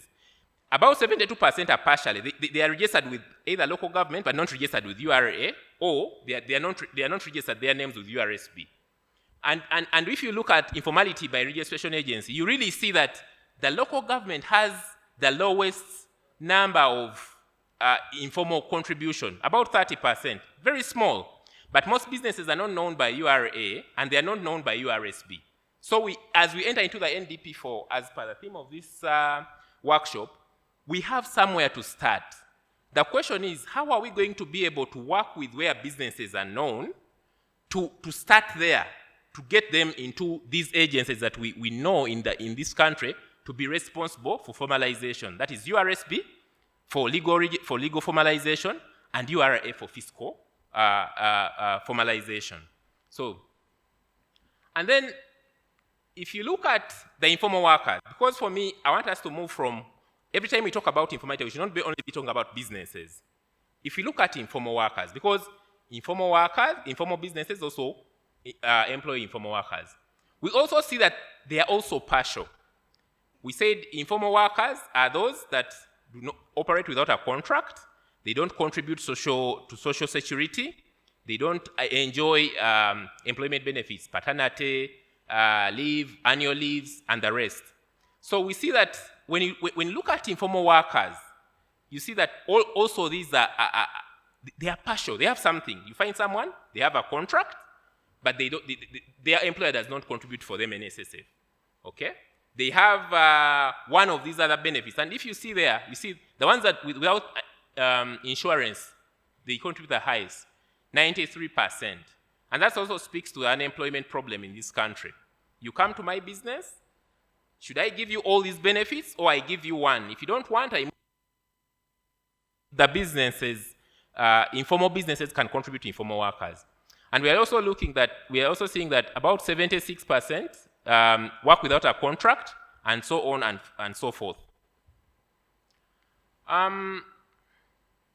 Now, we tried in this report to understand where is informality? Where is informality when we consider these 3 dimensions? And how, going into the NDP4, because I want this presentation to be futuristic. We've talked about all the problems. Going into the NDP4 period, who are these informal sector players that we want to chase and formalize? If you look at the years of existence, most of the businesses that are informal are young, okay? They exist for less than 6 years, about 64%. But also, when you look at the sectors where they are, so if they are young, what does it mean? People were talking about incentives. I've had the discussion of, okay, what are the incentives? Informal sector players are rational. Why should I get known by URA? What do I benefit? So the people that we are chasing are young, so it means that we have to support them. Where do they get most of their funding? If you look at that source of funding, most of them are saving on their own. Okay? So what do we need to do to grow them? And where are they found? The agricultural sector, for household informal activities. Most of them are in the agricultural sector. People that are rearing chicken at home, people that are into livestock selling, people that are into charcoal selling at a household level. But also, for purposes of domestic resource mobilization for government, we try to zoom in. The trade sector still has a large number of informal sector players. And so we try to see, okay, in the trade sector, where exactly are they?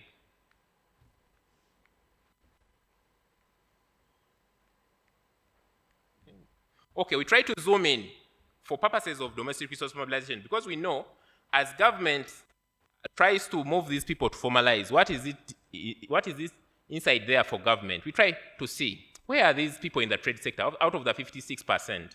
And we see that people in the retail sales, partial. We said that informal sector players in Uganda are not completely informal. They are known. A retail shop will have a trading license, okay, but they will not be registered with URA. They will not be registered their name with URSP. Retail sales of non-specialized stores are mainly informal. Retail sales of specialized stores, people selling one type of good, are also partially informal. Retailers of food, beverages, and tobacco, they are also quite informal. Sellers of motorcycle and vehicles, and also those that are into motorcycles, you know, not only the players on the road, but also those that are trading these are also partially informal, quite a bit. So the ministry might want to, you know, start with this and see.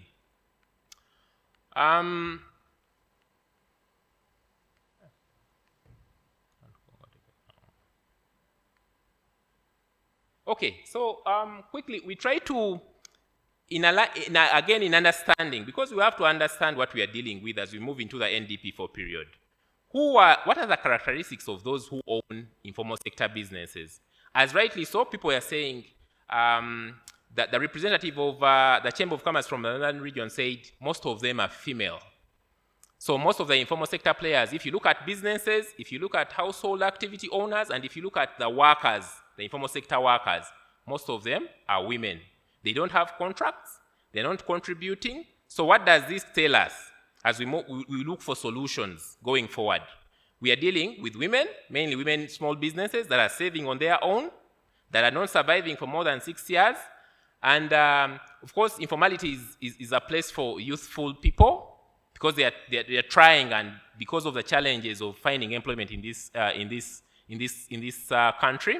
But also, if you look at their literacy levels, if the businesses, most of them have attended a bit secondary school, about 40%.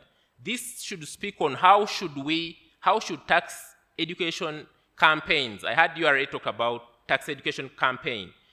How should we structure these, given the nature of informal sector players? How should we direct them to obtain a team that is free on the URA website?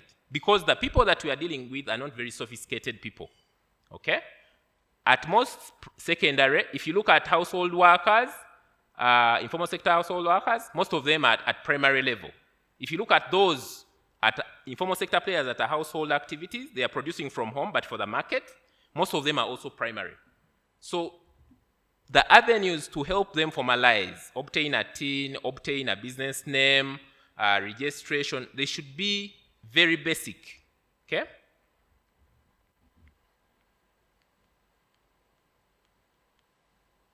And then what is also interesting, and some of this has come through the discussion that we had earlier before, the transition.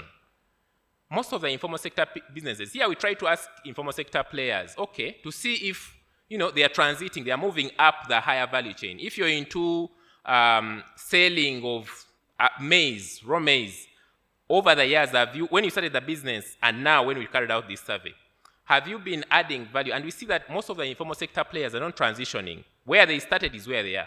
Those who are in trade, we are in trade. Those who are in hotel and services are still there.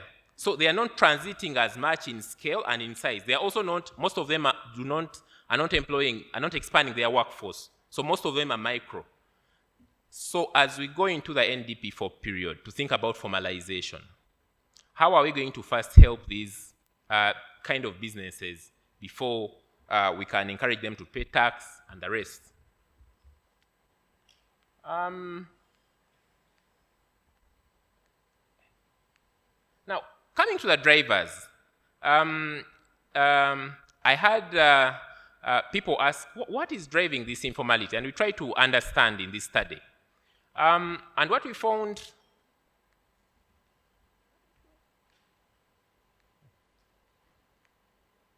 the first thing was perception, misperception. The URA representative talked about taxpayer education, misperception. We asked the informal sector players, how much do they think their registered counterparts pay to register a business, to pay taxes, and the time it takes them? And look what happened. We saw that most of them think that it is highest to register with URA and URSB. And those are the figures that they told us.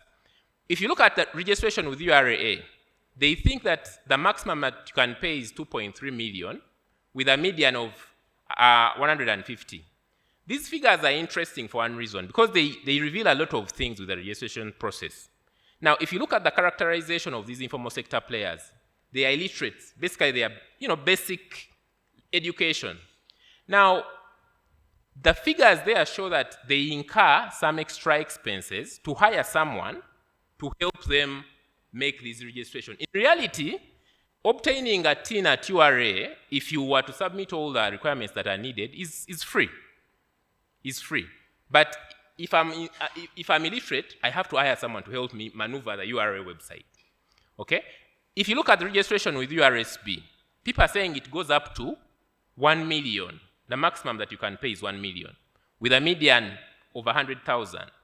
But name registration at URSB is about 35,000 if you submit all the documents. So what does this tell you? It tells you that informal sector players are incurring additional costs to make these businesses register.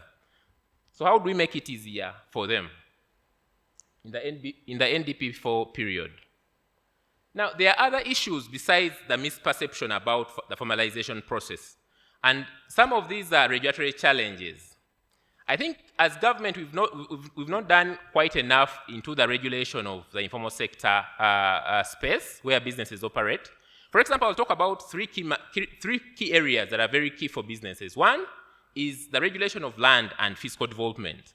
In this country, we have about 30% of our land is registered, okay? And if you come to the fiscal development on the land, the district commercial officer of MoFPED said they've had to change the land use because he told us that, you know, the lake shore was planned for agriculture, okay? And if you look at the statistics, which I've not presented here, but I would have, is very few of our local governments have approved fiscal development plans across all administrative units, be it cities, be it town councils. So inefficient regulation. And how are you going to ensure a trade order? You do not have approved fiscal development plans. We do not have building plans. We do not have occupational permits. How many of you have occupational permits for the buildings that you've occupied at home? Who has come to check that you really have those? Okay? If you look at the number of approved plans vis-a-vis the occupational permits, the evidence which I have, which I have not presented here, they are very low. They are very low. If you look at, there are also gaps in labor inspection. We said informality is not only businesses. Informality is informal businesses, household informal activities, and informal workers. We have over 1.1 million workplaces. How many of those are inspected? Yet the OSH, the Occupational Safety and Health Act, talks about that every person who is going to open up a business must register, and government actually gets non-tax revenue from this. But how many of our workplaces are inspected to make sure that workers have the contracts, that the business premises are in shape, and so on and so forth? So as regulatory challenges from government side in ensuring that we check on this to make sure that they comply is also slow. But as we go on to check on compliance, we have to balance, because as it's portrayed, all informality is not bad. Informality is also a space for innovation. It's a space where businesses try out things before, you know, you try and fail and try and fail. So we need to have a balance of enforcement, but not killing the entrepreneurial spirit. So where do we find the balance as we move into the NDP4 period? Okay, the other issues is political interference, okay? Informal sector players have also used the competition between, you know, politicians to find a way to overcome regulation. Also the other issues that have already been talked about, gaps in public service delivery, fiscal legitimacy. Why should I formalize when I don't have a road, when I don't have water, when power is intermittent? Okay, so such issues have to be thought about. But also in looking at these things in a positive way, informality is a source of livelihood. It's a space for innovation. So we can reduce it, but it's not all bad. It's a place where businesses start.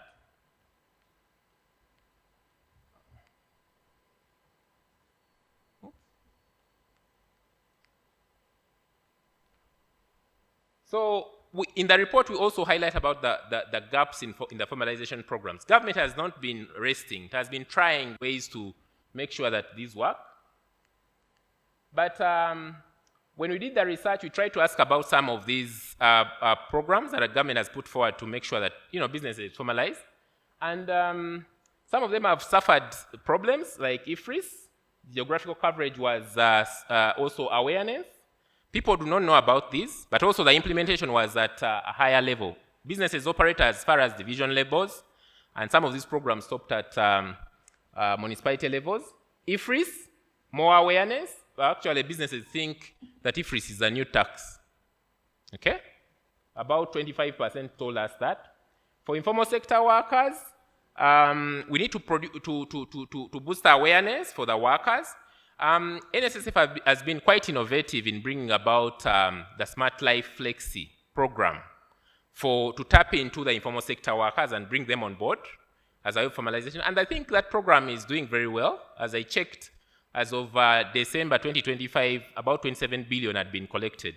So how do we expand that awareness of that to bring in more informal sector workers to save? And also as we improve the image of the savings bodies through improving governance and administration.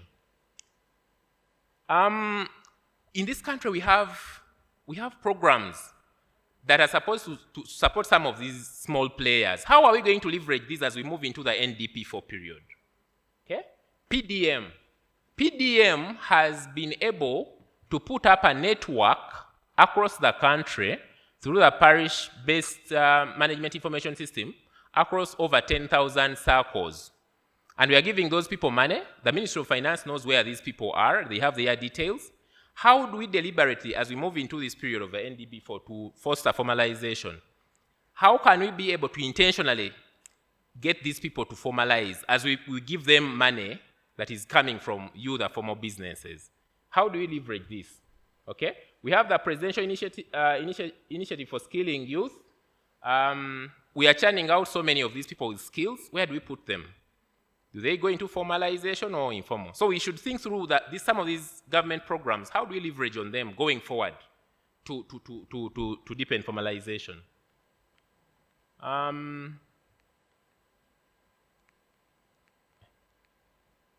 Okay, so we try to also find out what are other countries doing that we could learn from, and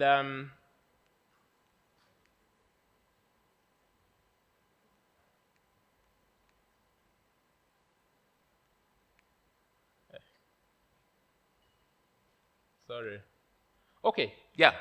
What are other comparator countries doing to try and formalize? And I had a discussion in Brazil. Brazil might not be exactly like Uganda, but they have quite a large number of small businesses and poor people. So for them, what they've done is an issue that was already talked about here in this forum, that we find a way. I know it's very hard. We find a way of consolidating. Someone was talking about the perception of multiple taxation. Businesses have this feeling of multiple taxation. And we usually hear this because we carried out the business climate index. On a quarterly basis, we go and ask businesses. Some of these challenges keep cropping up. We are multiple taxation. We say, which tax? And businesses are saying garbage fees, rental income, this. It's an issue of awareness, but also Brazil tried to consolidate some of these small levies and fees into one, so that you reduce the interface between the regulatory agencies and the businesses. So they try to consolidate that, 7 taxes, and employers' social security benefits into one single payment. Government will take that, and then it will subdivide it and take it wherever the regulatory agency is to reduce that interface. In Mexico, someone was asking about the incentive. Where is the incentive? In Mexico, they incentivize credit and business development services, and it was a 10-year plan. But here I should commend the government. I think, like the URA person said, there's an incentive for startups on the income tax. We've done it for 3 years. These people did it for 10 years, which is a good start. We could start there. And then for the workers, Rwanda has this Ejoheza savings scheme. They said some of these incomes are so small. I know it could be hard for us because it includes co-financing for the small people. You save, we save for you some amount to make sure that informal sector workers can save. So some of the emerging recommendations that we see is that we see there's an advantage as we go into the NDP period to formalize businesses. One, they are partially informal. Someone knows them. So how do we work with the local government, where most of them are known, to make sure that we bring them into fiscal formalization with URA and then legal formalization with URSP? We need to leverage ICT and also enhance digital literacy for the informal sector players to make sure that we capture them. Simplification cannot be overemphasized of formalization and compliance requirements, reduction of initial registration costs, but also educating, okay?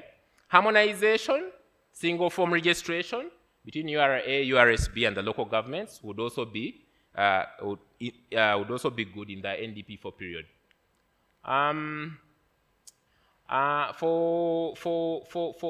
Again, for the household enterprises that are informal, we are saying that we could leverage some of the programs that we have. The parish development model has created a strong network across the entire country, up to the parish level. How do we leverage this going forward to make sure that we intentionally at least get to know the people that we are the businesses that they are doing? Intensification of awareness by URA and URSB is very key, because you see that one of the reasons why people stay informal is misperception. And then enforcement of regulation. Fiscal development plans to bring about trade order. Okay? Land registration is key. Also, inspection of labor places. Informality is not only businesses, but also it includes workers. How do we make sure that we intensify here? We'll be getting non-tax revenue, but also knowing, formalizing workplaces and workers.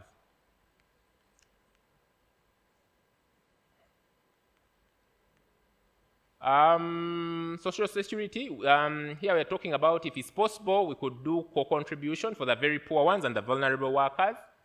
And also intensify awareness of the Smart Life Flexi. I think it's doing magic. And with that, I want to thank you.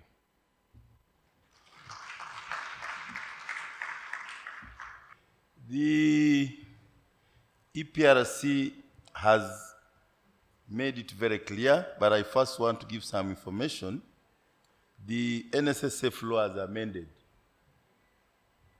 Even you and your worker, 2 people, can still open an account and start saving.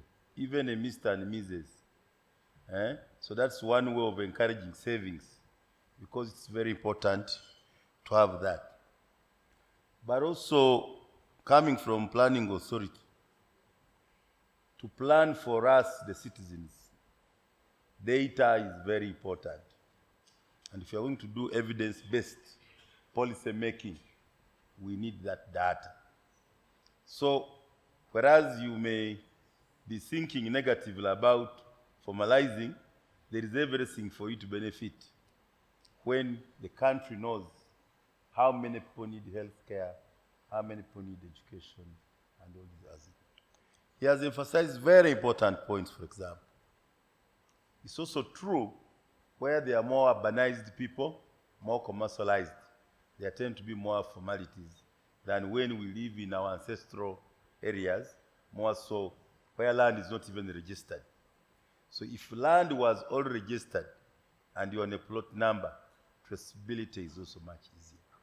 So the aspect of fiscal planning is very important, and you know, after rationalization, that's also part of the NPA mandate.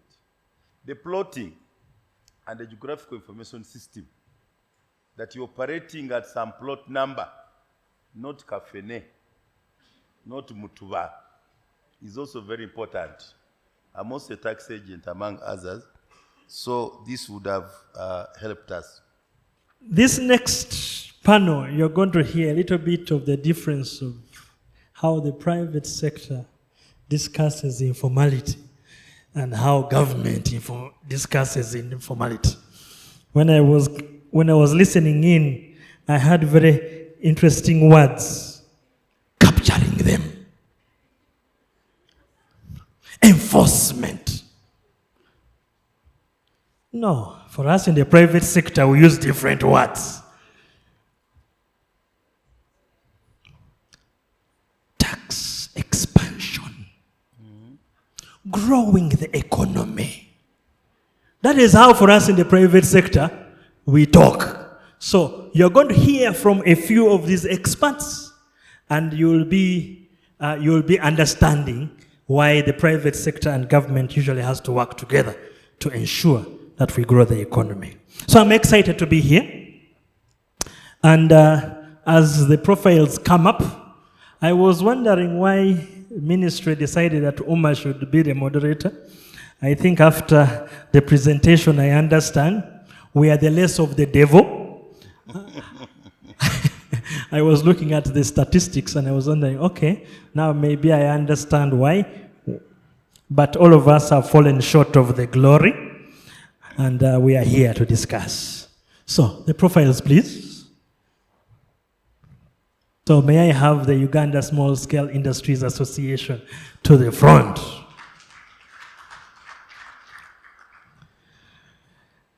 Allow me to go to invite the ones who ensure that the goods we produce are also marketed and read.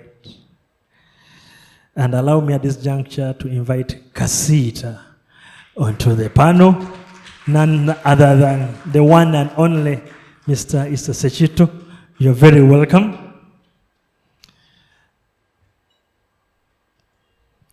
Our colleagues who ensure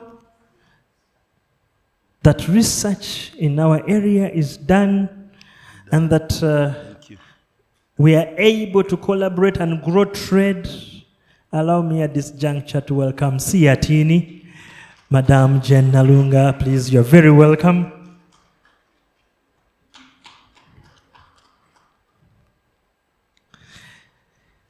And then, of course, in order for us to formalize, we have just been informed that one of the agencies at which we have to go to show that we are formal, URSB. Please, you're very welcome to this panel. Yes, please. And last, but definitely not least, the ones who ensure that we are fully formalized, our colleagues from the Uganda Revenue Authority. Please, you're very welcome. And as you notice, URA has not been mentioned last for no reason at all. There is a very huge reason as to why URA is mentioned last. It is for obvious reasons. If this economy is going to grow, we are going to need those taxes. And if we are going to need those taxes, we have to expand the tax base. And we have to expand the tax base. I hear we have to formalize. Now the rest is history. So, allow me to just give a small background before I come to our panel, which is now full. As you can see, the NPA is with us. The researchers of EPRC are with us. So we are fully constituted. I will say one thing. There is an economic saying. By the way, we always keep saying that we need to formalize in order to grow the economy. But many people do not know the history of the word economy and its definition. Forget about the one we learn in school, the study. No, I'm saying the original word. Economics or economy comes from a Greek word called oikonomia. And oikonomia has two syllables in it. Oikos and nomos. Oikos is household. Nomos, for those of you who speak very good English, you hear that word? Nomos, norms, rules.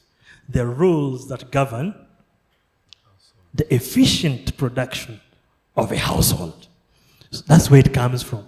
So we have a saying in economics which says, the lion of capitalism must be caged lest it devours the economy. So without rules and regulation, you cannot have an economy. And with informality, so you understand. Without further ado, allow me to have the panel introduce themselves formally. We'll begin with URA. Thank you so much, Alan. My name is Alan Nasanga. I'm an Assistant Commissioner for Strategy and Research at Uganda Revenue Authority. Good afternoon to you all. Good afternoon once again. My name is Brian Serunjoji. I'm a research fellow at the Economic Policy Research Center. Good afternoon, everyone. My name is David Surajavira, and I act as the Finance and Administration Manager at Uganda Small Scale Industries Association. For today, I'm representing the Executive Secretary, who's Veronica Namwanje.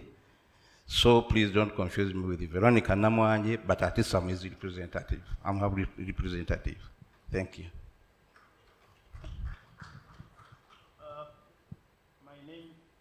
My name is Issa Sechito. I'm the chairman for Kasita Uganda, the director for Trade and Commerce at the PSFU, and the COMESA Business Council representative for Uganda.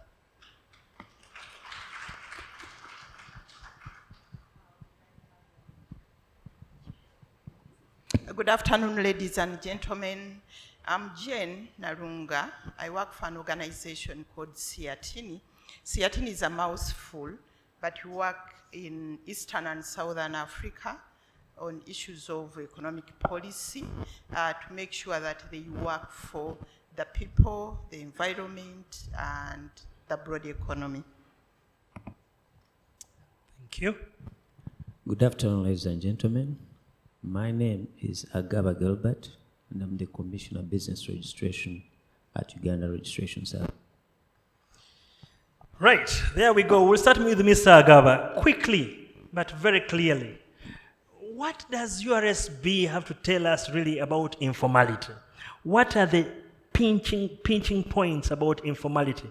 Can you just briefly tell us about, from your understanding, what informality looks like? Those who are informal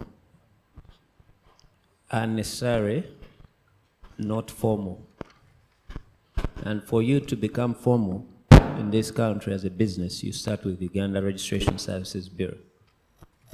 You do registration of your business with us, and you'll qualify to be formal. When the office started out, of course, the challenge of informality was much more prevalent than it is now. And over the years, the purpose or one of the functions of URSB has been to address that challenge, at least from the point of registration to get onto that register as a formal business entity. So in the immediate, the last NDP, we had plans to see how we can enhance our registration services to be able to address the challenge of informality. And we introduced, or we undertook about 5 major interventions. One was legal reform, in which we had legislation reviews of about 4 legislations, the whole purpose being to simplify and make transparent the issue of registration. And I hope I've not had anyone here complain about the registration procedure, but the law was adapted to address all the bottlenecks that the public used to face. So we did 1, legal reforms. The next thing we undertook was carry out a project called Mass Business Registration with the support of Ministry of Finance. This project's purpose was particularly to facilitate formalization through sensitization of the public about how to register and the benefits of registration, and then to offer you the actual service of registration. As I speak today, we have so far registered over 50,000 businesses through this project in Uganda, and there is no district where we have not reached in this country. So if you know that we've not reached your district, you tell me today and we'll be there in a short while. So we have been to all the districts of this country trying to promote formalization. Over 50,000 businesses have been registered through this process. The third major intervention, and this preceded the NDP 3, it was a project called the Taxpayer Register Expansion Program, which is a project that we undertook in collaboration with Ministry of Local Government and Uganda Revenue Authority, as well as KCCA. The purpose of this project was to address some of the issues that were highlighted here to do with informality. That most of the businesses in the urban center can get to our services, but those in peri-urban or in between urban and countryside, most of them people cannot access these services. Through this project, we are able to reach about 46 municipalities and town councils in this country with the objective of reducing the journey of a user to formalize, so they can easily, within a reasonable distance, be able to access these services. The second purpose was to enhance coordination among these entities, because you notice even in the report that was mentioned today, that whereas the local government has managed to issue permission or licenses to all the businesses, about 90% of the businesses operating in their communities, less than, I don't remember the percentage, but fewer businesses have actually been formalized through URSB. There is that dichotomy that people are there doing business, but they are not on the formal register as business entities. And TRIP was intended to address this gap. And number three, we wanted to reduce again the journey of a user or a client when they want to formalize and go into the business at once, so that you get your registration, you get your permission in a one-stop form. You don't have to run around going to different entities to get this service. So that was the third objective. And like I mentioned, even through TRIP, we've been able, in the last year alone, to register, again, about 50,000 businesses as URSB through this project. And the final intervention that we've made is digitization. We established an online system called OBRS. Through this system, we are enhancing access for users to our services 24/7. You can register your business. We brought efficiencies to the registration process. Something that used to take 3 days was reduced to 4 hours. Now it can take you less than 30 minutes. I'll stop there. Being heard, apparently we are indeed getting our businesses registered. Now, Madam Jane, that is what we have been told, that we can register. But the question that we have to ask ourselves, from the statistics that we have heard from EPRC, informality seems to be on the rise. The question that we ask ourselves, what could be the cause of this rise? But also, what have other economies done to help reduce this economy? We have seen some examples here. But from your experience, what have other economies done?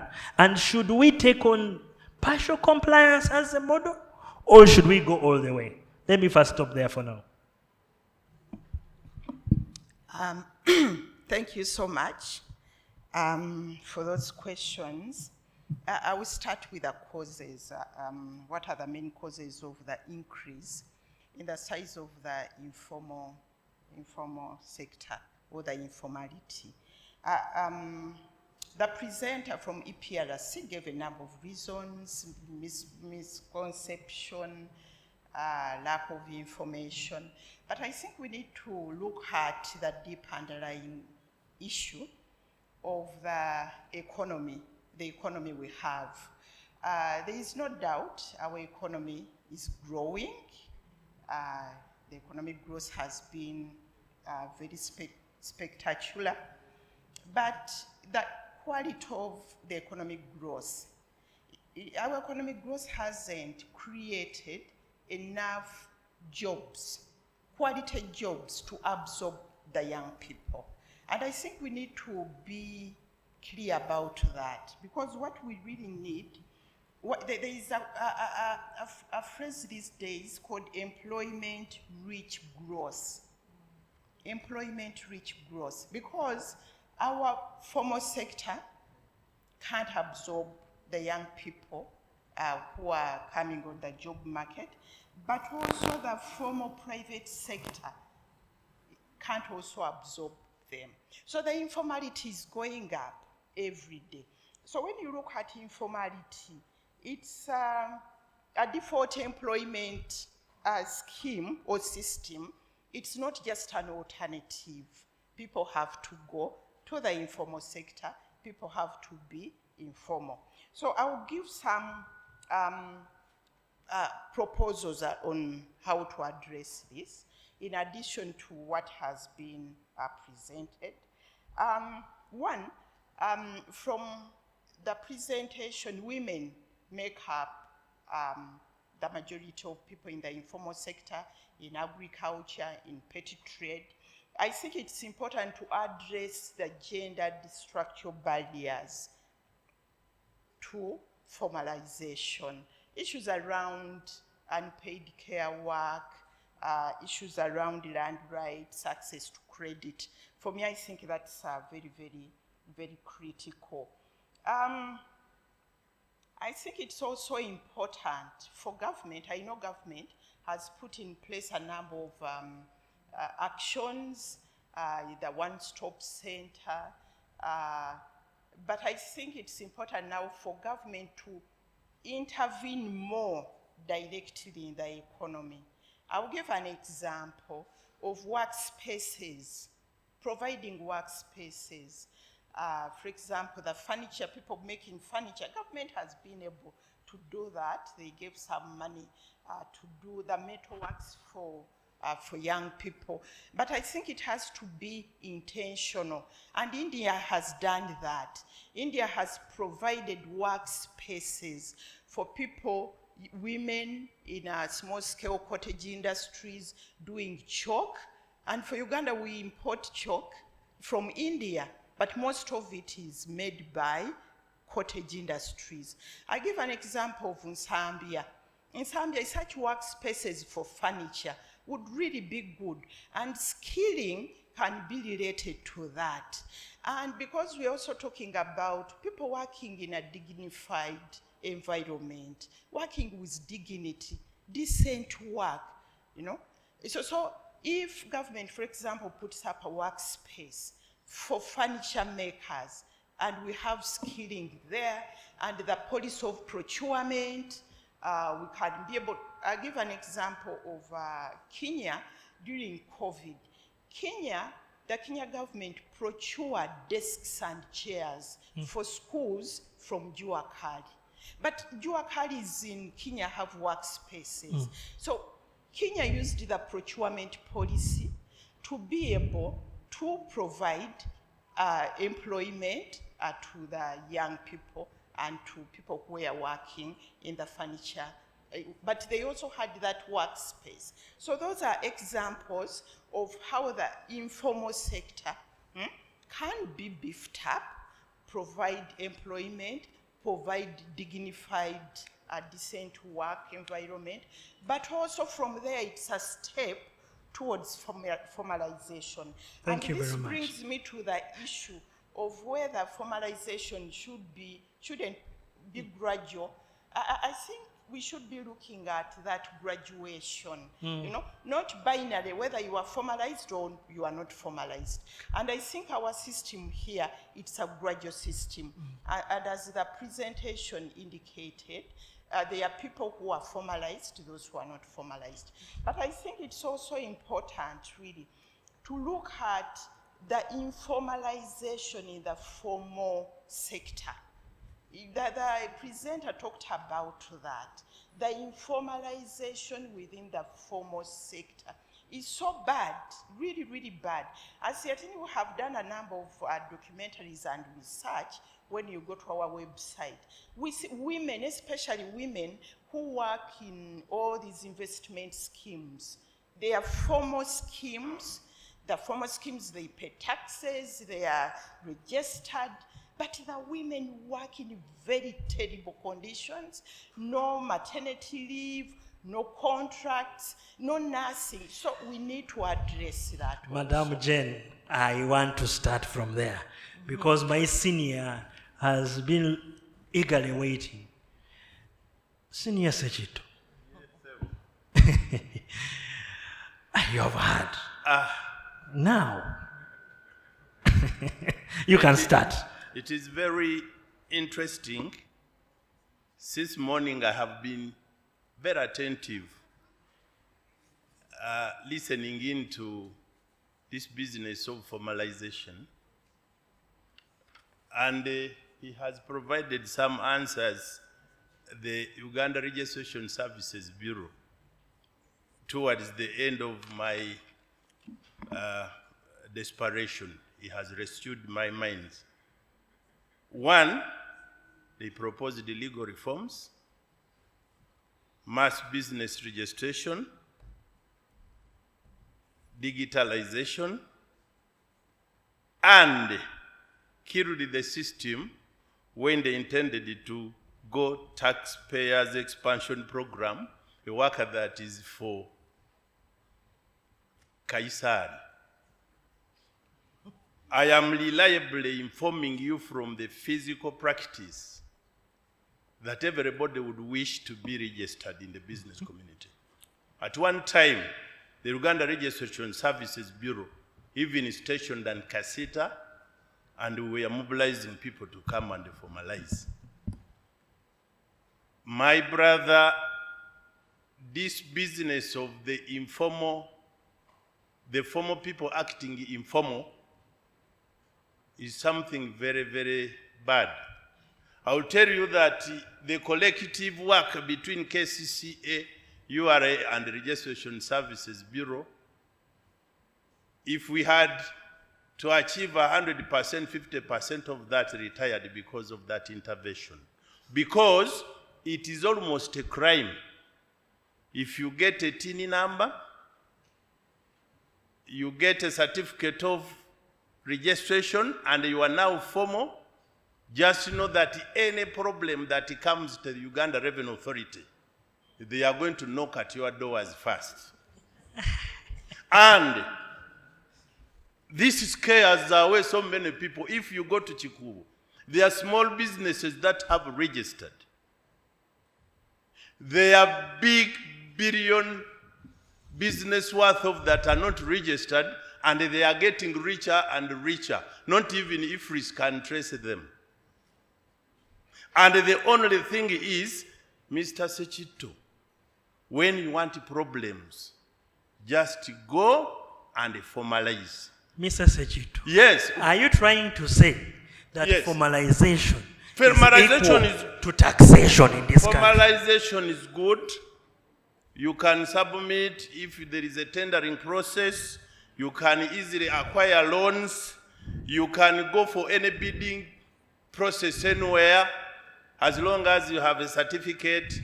But if there is any shortfall in the Uganda Revenue Authority is when you know you committed an offense. I am assuring you recently, the Uganda Revenue Authority that is formal went out to act informally. They are people of withholding tax exemption. A circular came out, not even the public domain. The Commissioner General said now from today, the self-assessment scheme, when you are demanding URA 15 million and URA is demanding you 50 million, this business of now balancing yourselves, and they take yours so that yours can remain yours, was suspended informally. Now, if a body as scientific and as big as URA is acting informally, someone said elite informality. What did you want to happen? And I was worried to talk about one thing, but the person in the Uganda registry, the first gentleman, solved my game when he highlighted the politician. Ladies and gentlemen, if you want to know the dangers of informality, go to KCCA, ask them how the vendors, the motorcycle riders, or not even informal but illegal, have blocked all the registered companies for which the URSB registered. We have TIN numbers, we have trading licenses, we have certificate of incorporation, and we cannot sell even an item. Government is busy promoting the informal street vendors as against the shop owners and the market dwellers who are formally registered. You now just imagine, if government wants us to reduce the informal sector, how do you even reason that somebody selling the same items as people inside the shop should informally come on my gateway, vend, and they have the protection of the KCCA, the government, the ministers, the Lord Mayor, and they are all acting informally, yet they want us to formalize. Mr. Sechiko, Now, cease fire a little bit there. Cease fire. Because my colleague from US here has to answer some of these things. Geoffrey, is it possible that the informal sector can coexist with the formal sector? And I'm hearing some yeses this side, so you have some support. Please. Okay, thank you, Mr. Moderator. I think, first and foremost, we formalize out of informality. So that means the two can exist. But now the question is, what is formalization? When we talk about formalization, I've seen basically from morning, we are talking about URA, URSB, and other agencies, basically. But formalization should be a systematic way of management of business or any other organization.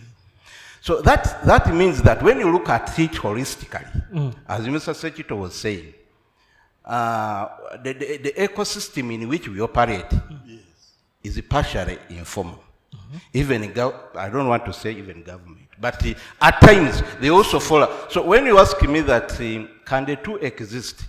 Yes, the two can exist, but we are fighting so much to see that we become formal. So that is the best question. Now, unless Geoffrey, before you go away, I want to press you a little bit.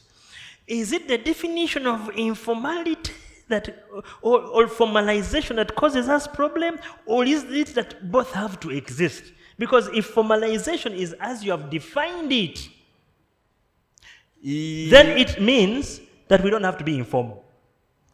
No, look, the issue is, if you get the aspect of formalization, in the true sense of formalization, of systematic management of organizations and businesses, then that will be the objective. The objective of that will lead us to increase the employment, increase the taxation, and all other things. So, Geoffrey, what you are saying is decouple these government things of taxation from what you have just defined as informality. URSB registering a business and registering with URA is just part of the process of formalization. But so Mr. Sechito has told you the day you register is the day.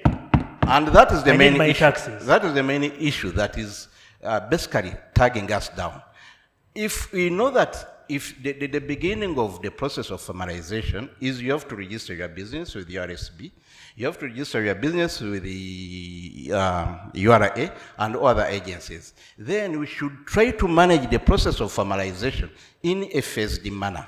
Okay. Begin with the registration, have time, be monitored, get the responsibilities and all the duties that come up with other processes. Then after some time, register with the URA, then you are monitored. There is also data to see that something is taking place.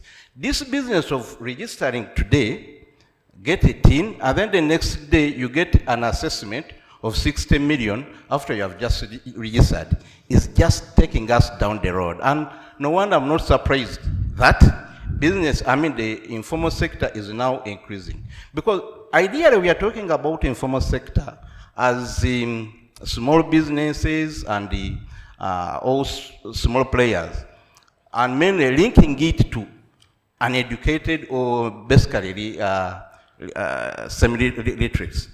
But even there are so many consultants that are not formalized, and they operate informally, but trying to formalize businesses. So now the consultants are informal, but trying to formalize informal businesses. Exactly. So, and this is what we call elite informality.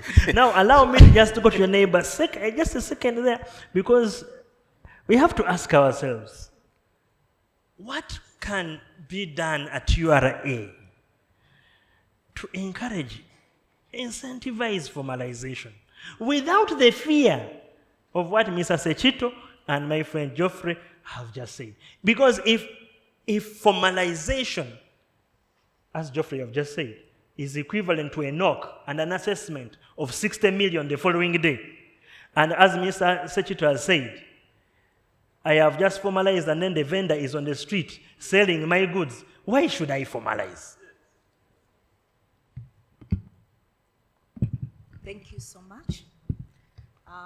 Yes, to us in URA, informality is about you're a productive person in terms of your trading, you're contributing to GDP, a person, an individual or business, but you're not registered and you're not contributing to taxes. Now, the reason why this is important, very few, you will agree with me that very few people are very happy to pay taxes. So the broader, the more people we register and we have on our register, tax register, then everyone can pay a small amount that is due to them. If we just stay with a few registered taxpayers, we can't keep pressing the same few people. We need to broaden, let all of us contribute our due amount. That is where we come from, and we need to get all these people. There are many people who contribute to the economy, but are not formally registered. So in a way, taxation has to be formal. Now, going straight to your question of what can we do then as URA to incentivize. URA, when you go back to the mandate of URA, we administer tax policy. We work jointly with the Ministry of Finance. The first thing we can do is develop policies that are targeted to small or informal, small businesses that are just starting up. And this we saw in the previous income tax amendment, where newly registered businesses were given an exemption for 3 years. That means when you've just registered a business, yes, register, your capital base is less than 500 million, you don't have to pay any taxes for 3 full years. Just stop there for a minute. The private sector, please clap for that. You don't want to clap. Because if you don't clap, they may take it away. But yes, go on. Okay. Then the other way is to simplify the taxation journey, to simplify and segment the different persons, especially the small and medium. And at URA, we've done this. We have some regimes that are really targeting the new small businesses, like the presumptive regime. And for the presumptive regime, you don't have to do a lot of paperwork to deal with us. We tax you based on your turnover. And when your turnover is below 10 million, and turnover, we're talking about all the sales you've made within a year, you don't have to pay anything. Then when it's between 10 and 30, you're only paying 80,000. So we make policies that target the small, the different segments. Did you say 80,000? Yes. 80,000. When your turnover is below 10 million, but you're not these professionals.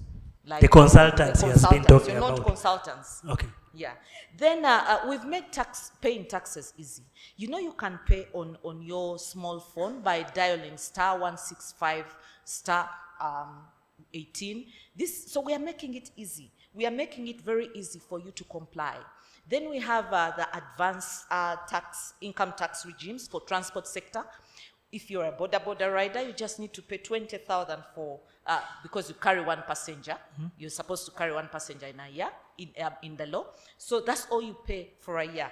If you're a taxi owner, you pay 20,000 per a passenger you take for a year. So what we are doing at the Uganda Revenue Authority is to try and appreciate who our clients are, develop policies that are targeted to them, and make it easy as much as possible for them to comply.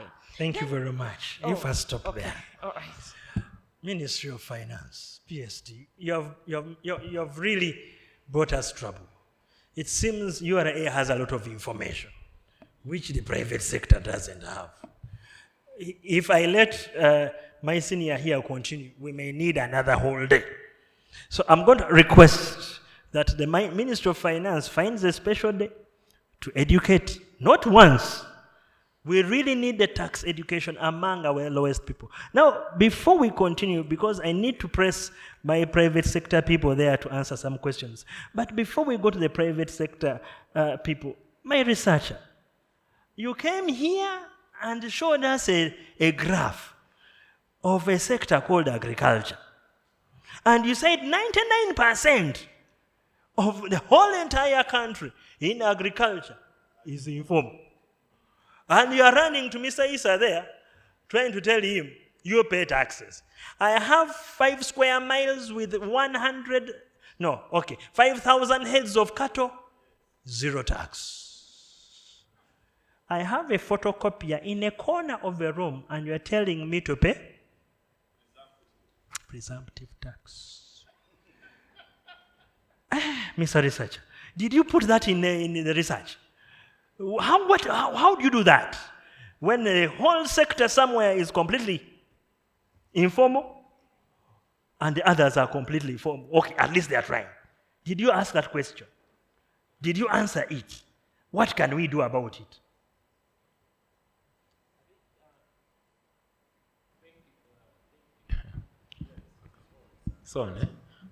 Thank you so much, moderator.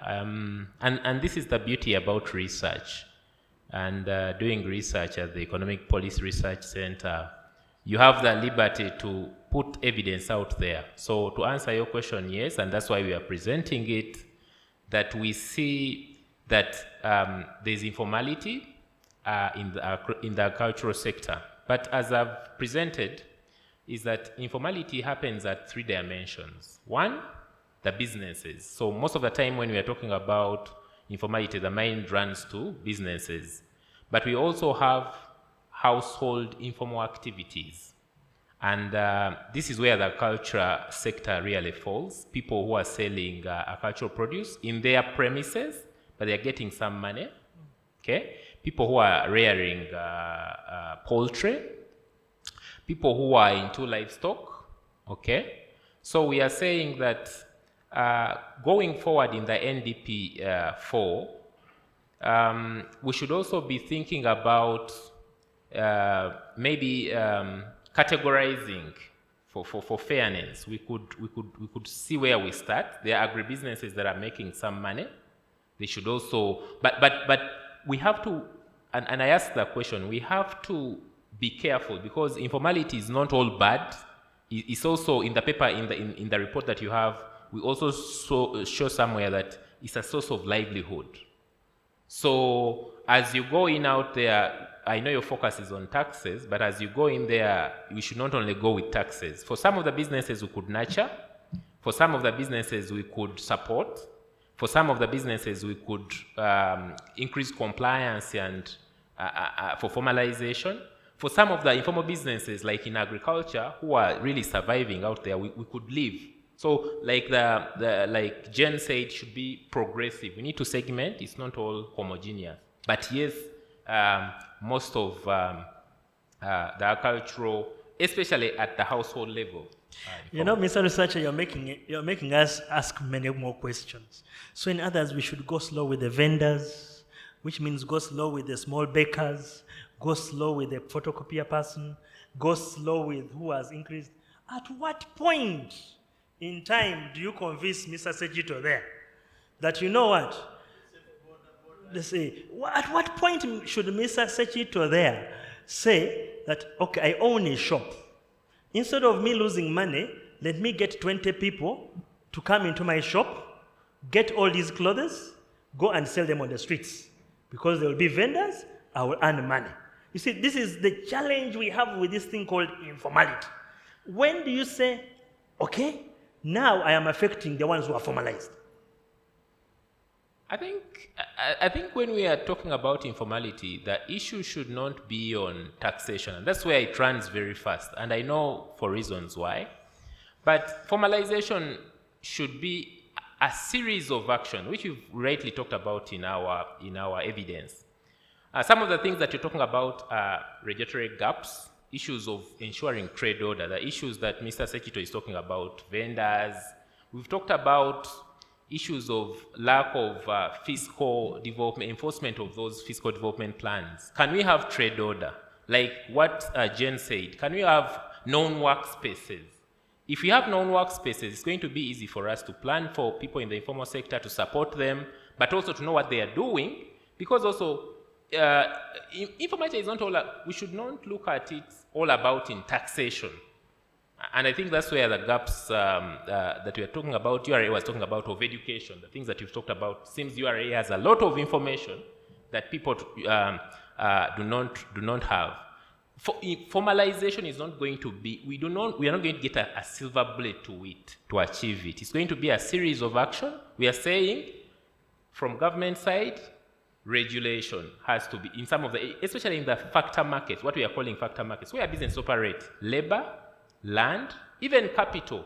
We are having the executive director of UMRA was here, but you have informal lenders lending money. You know, you have to have so many angles of where do we prioritize. Thank you very much. Yeah. So, Mr. Secretary, you have some of your answers. Unfortunately, we don't have the whole day. But since we have now a limited 10 minutes, I am going to end with you because you may have to sum it up all. Allow me to start with Uzia. Okay. And in 2 minutes, what could be those things that you say, I cannot leave the stage without saying?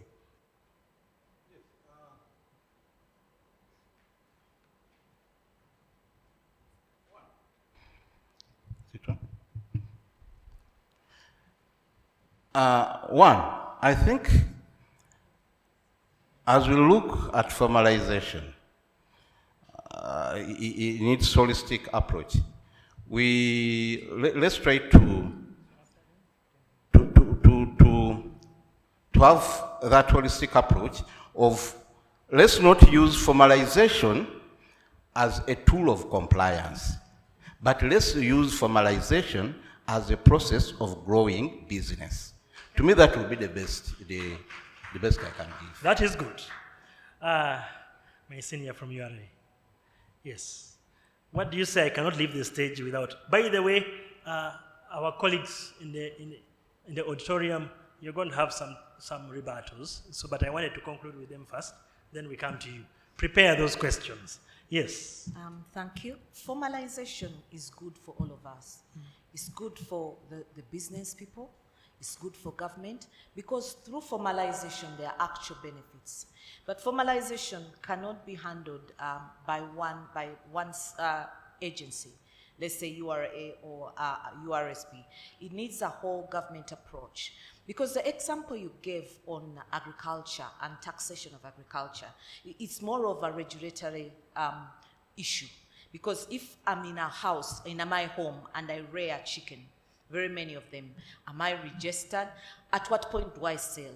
And when I'm selling, there are people who can, these days, there are business models where the hotel comes to my house to buy the chicken and take them. There are different supply chains. Who is controlling those supply chains? What are the rules? Who is supposed to withhold from who? So it's a whole government approach to handle this. But in the end, it's beneficial for all of us, all the way from the business person. Because through formalization, you can access credit to grow, you can get bigger government contracts, and even to the person giving credit, you need a person who is formal if you're going to give them credit so that you can recover it back. So the issue of formalization is important for all of us, but we all need to handle it collectively. Thank you so much. All government approach, thank you for that. URSB, what are those two things that you don't want to leave without saying? One is registration is still voluntary. We need to create incentives for those people who want to register by linking the benefits of registration to that actual registration. And it will tie into what you see is saying that look at formalization as a tool for growth. So we are thinking, for example, government is the largest consumer of goods and services in this country. Sure. And government can use that power to cause people to formalize that if you are going to make any money in this country, you have to deal with government, and for you to deal with government, you must be properly formalized. So we need to link clearly those benefits with registration. On our part as URSB, the assurance we can give is that we will continue to ensure that registration is as simple and seamless as possible. Address the issues of cost, access, as well as compliance in a seamless way. So this is a commitment we can give, but we are also cognizant of the bigger picture. Why am I formalizing? And we will continue to work with other government entities to ensure that, as she mentioned from URA, we bring that one government approach to bear upon this problem, at least the elements of informality that are a problem, that we may be able to address them. Thank you for that. Madam Jane. Thank you so much. One, I think we need to talk about formalization of the national economy. Because when you talk about formalization of the informal sector, it's a subset. We are looking at micro level. But when we talk about formalization of the national economy, we are looking at the macro level, long term, what my sister was saying about the one government approach, increasing productivity, we talk about structural transformation. And two, when we increase economic productivity at scale, formalization will come automatically. Because if there are adequate market incentives for formalization, it will come automatically. I hear you. Thank you very much. So we have gotten the government to incentivize us, and now we have to find a way in which the market can incentivize formalization. Senior. In my opinion, we need to act formal from both sides. If you tell us and encourage us to formalize, please act formal from the public sector. It's very unfortunate that during the campaign to formalize, some government officials are acting informally, and we are discouraged. Two, incentives. Let us like it. I have reasons to give to the audience of traders why they shouldn't formalize. Disapprove me. So that when I invite you to talk about the advantages of informalization, you talk about the advantages of formalization and you win the day. Therefore, I will be forced to. Three, it is very unfortunate. I have 5 acres of mangoes. It is one of the basic generators of my income. Nobody has ever encouraged me to register. But a small shop, Chitan Company, which does not even sponsor itself for rent, is formalized and they want every taxi from me. Planting an impression that the purpose for which I registered is because of revenue. They are forgetting that there are very many other advantages of me formalizing outside the taxation. Can we please mind about a person who has a business of 5 billion because it is agro-based? I shouldn't even formalize. It has no name, but I pick mangoes to Nakasero. But when it is a business, the following day boys will come and say, Mr. Sechito, are you VAT? Do you have a TIN number? Have you submitted returns? When will I ever submit returns for the very big income of my mangoes? So let us be purposeful. Uganda is an agro-based country.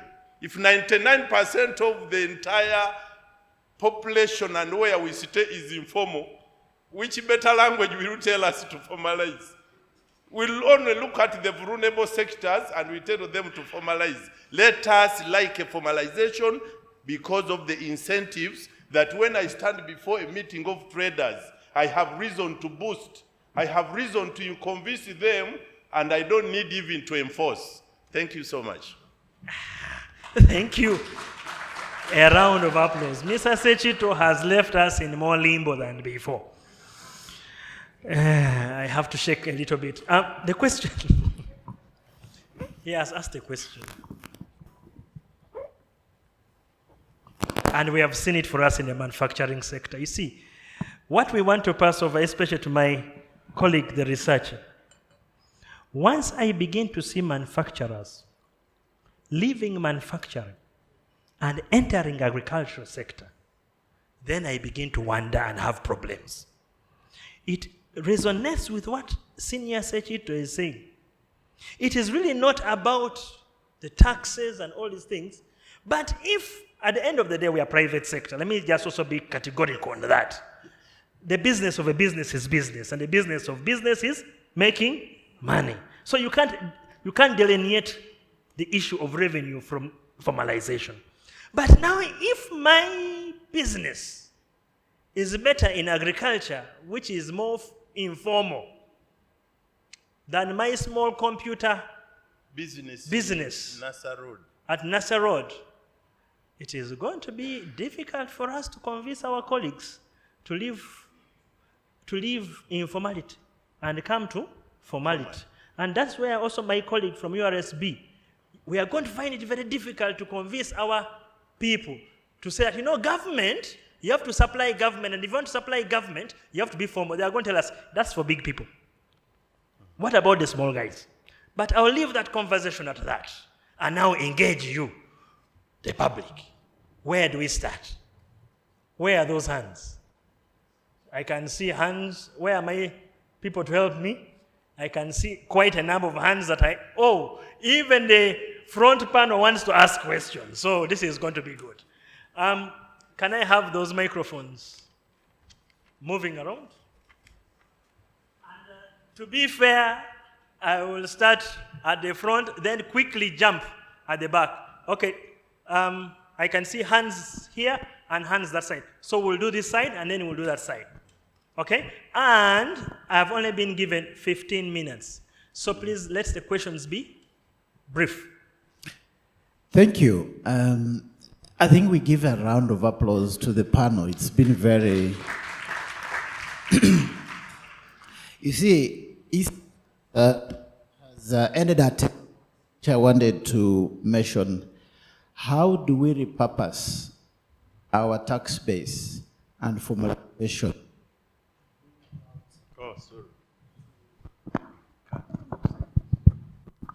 To take care of an agricultural-based economy that we are in.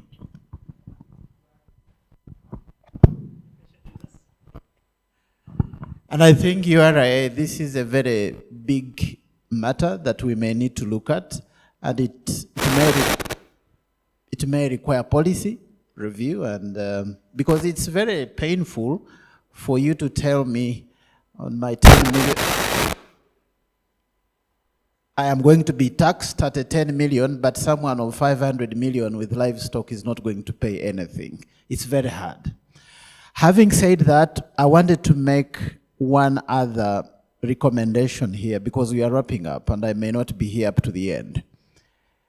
In the next coming 5 years, URSB, URA, and all these other partners, how do we be intentional to use the structures we have to pass the necessary information to the public? I think there is a huge gap in information accessibility.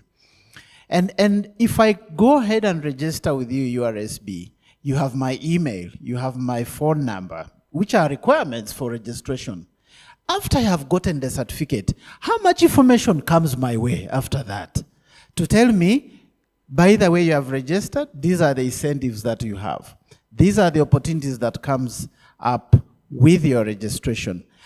We have had policy changes. My friend from URA, the Assistant Commissioner, who I value very much, mentioned the new change in the 3-year period of tax incentives for any business less than 500 million.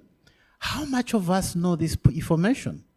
How many of the people, how many of the businesses know this information? And it's possible that we can use the digitalization agenda with the telephone network that we have countrywide to pass this information without waiting for, compliance and enforcement, which often deters people from formalizing. So I wanted to mention that we need to really be intentional in the next PSD to make sure that different actors pass the necessary information to the public. Thank you. Thank you very much, our dear panelists. Great job. I would like to use the word you used also to my fellow director here about using the structures that are existing. I have had the opportunity to listen into this kind of program when I was still part of the DPA and PSD.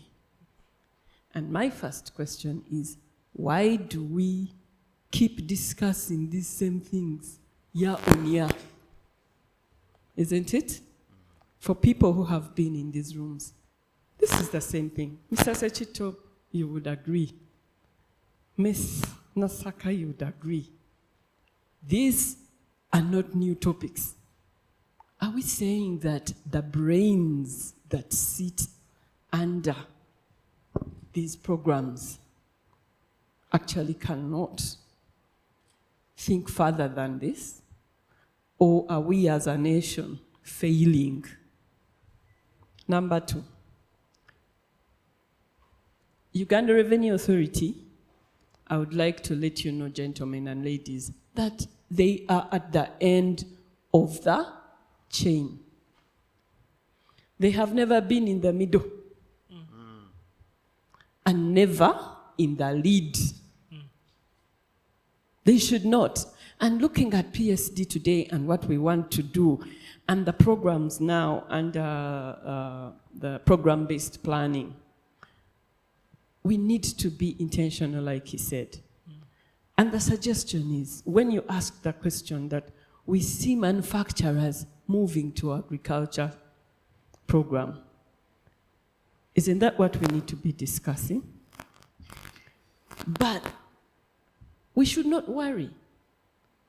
We should not be worried because this country is at the tier 1 level. For the first time, we are being intentional about the agriculture, agri-industrialization, economy. And you'll be surprised when you have the small discussions, and I'm sure you will and all the others have sat with these people. Some of them actually would like to go into the manufacturing. Not everybody would like to be in the coffee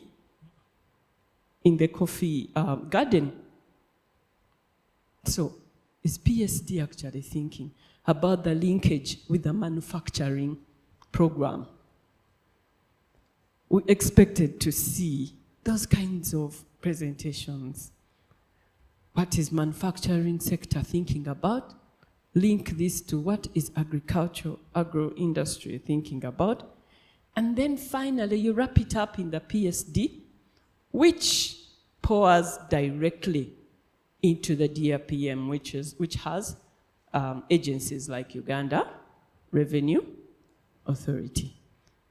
The standards people must be at the forefront.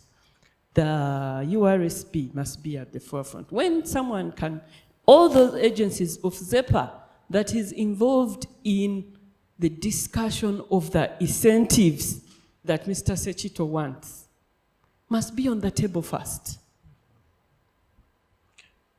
so that we are able to know what kind of win-win scenario can we paint to allow this informality to actually live or coexist. When you look at some countries actually like the informality. Okay. Especially in the eastern part of this world. They say the informality actually makes them more money. Because as long as someone is incentivized, he will naturally come through. Thank you very much. Oh. Yes. Right. Allow me to talk while seated. And I would like you to see an elder advising you, everyone in this house. Even if you are slightly older than me, but I have ever been a prime minister of Bunyoro Chitara Kingdom.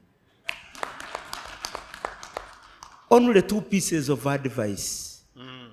Number 1, if we want to formalize the informality well, let us do it ourselves first. Let it start from our homes. Let it start from our farms. If I have one person working for me as a housekeeper, do I pay her through the bank? If I have 10 people working in my gardens, at my farm, do I help them to open bank accounts? I want us not to work like European Union, thinking for the whole European Union countries. No, let us work, let it begin from us. You remember, if you want change, let it begin from you. And this is my first advice to all of you. If you want to know what I have done, you ask me when we are at a cocktail. I will tell you what I have done in my life. And I'm so an informal person, but I help people to formalize. Thank you. Number 2, let us increase trust between us, the various government institutions, especially those that go to the grassroots, that trust with the population. URA, I like Buza Commissioner program. I like it so much, Buza Commissioner. Even a local person is able to. Now, Mr. Moderator, sir, supposing I tell you that I am now at the police station, what comes to your mind first? You see? Number 2, supposing I say, I am here with the traffic officers and I have gone with the car. What comes to your mind? And yet I do it so often. I stop by the roadside where I find trust men and women. I give them water because of what they go through under the sun. I stop and give them water. So if I told my wife, I'm standing here with the traffic officers, they will just know something different. And supposing URA, with all due respect, if I told people, I am here with URA people, they have come to visit my business, what do they have in mind? Please let us build trust with these, between us as institutions, with the local people we are serving. Then we shall be able to formalize the informality. Thank you very much. Now let us move the mic quickly, because we have to have, please, let's have those 2 hands, and then we can shift to this side. Those 2 hands there. Thank you. Yes, those 2 hands. Yes, thank you very much. My name is Godfrey Kakala. Yes, please. My question goes, 1, to URA with its complex tax filing spreadsheet, which is quite intimidating to many businesses. I don't know whether they have ever thought of simplifying it. And then 2, when we talk about informality, and government is putting trillions of shillings to drive up informality through PDM, how do we expect that to come down? Thank you very much. Thank you. Thank you, moderator. Mr. Sechimp Philip, the national chairman of Uganda Tailors Association. I'm a tailor, and I'm proud of being here because nobody can walk naked. I deserve a clap. Direct the point.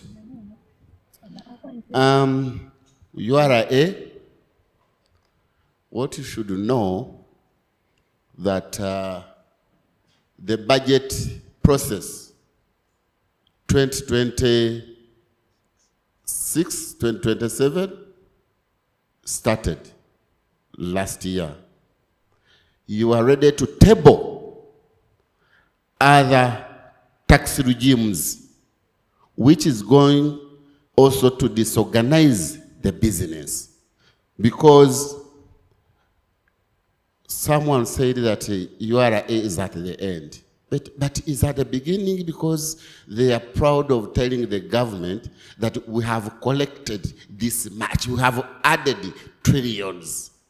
Please think about our businesses, good consultations, not to just mention because it is affecting our business. Secondly, let us have another annual review periodically from the 2 institutions, URA, URSB, because previously URSB scrubbed a number of companies, registered companies. But did you carry out a research?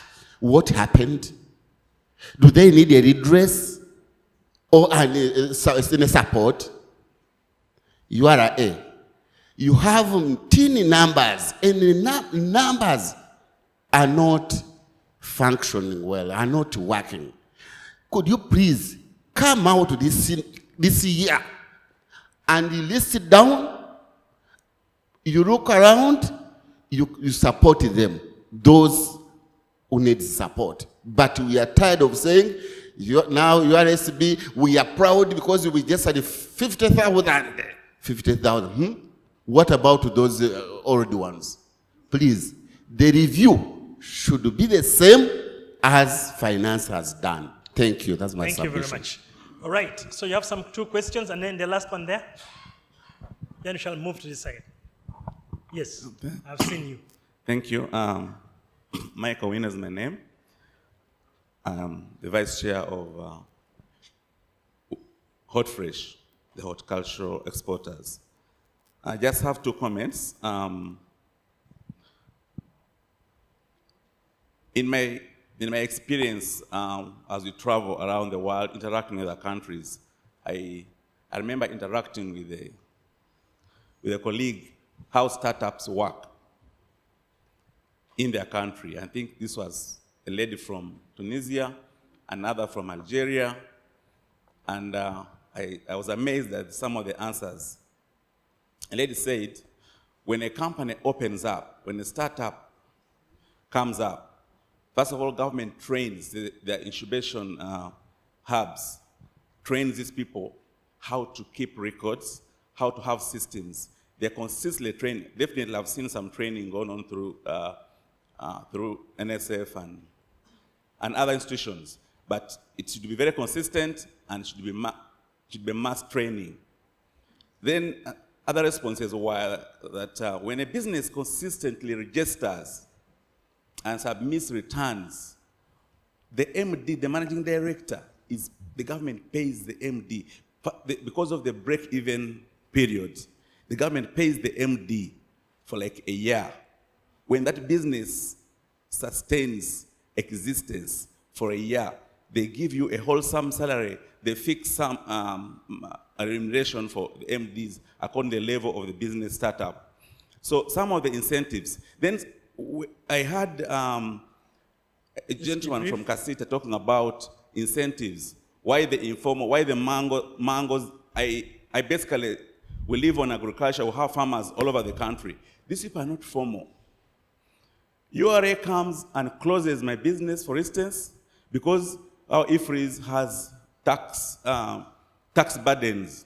And then we buy from farmers. All farmers are not formal. But you have closed the business and yet you want money.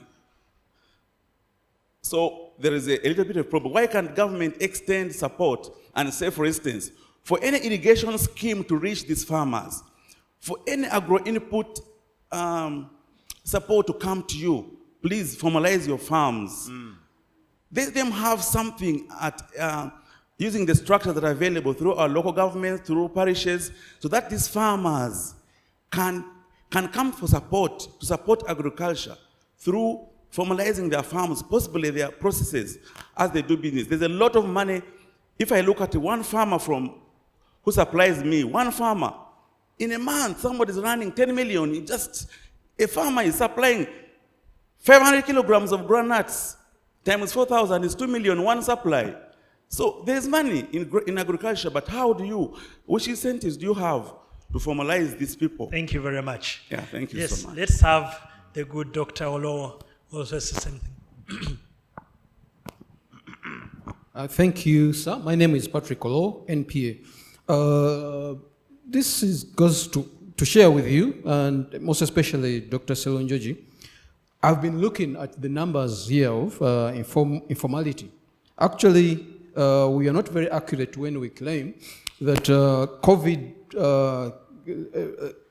caused a lot of informality, because right from 2016 up to now, informality has been going up, moving from 51% in 2016, 16-17, it moved to 52%, up to 55% right now, as of 24-25.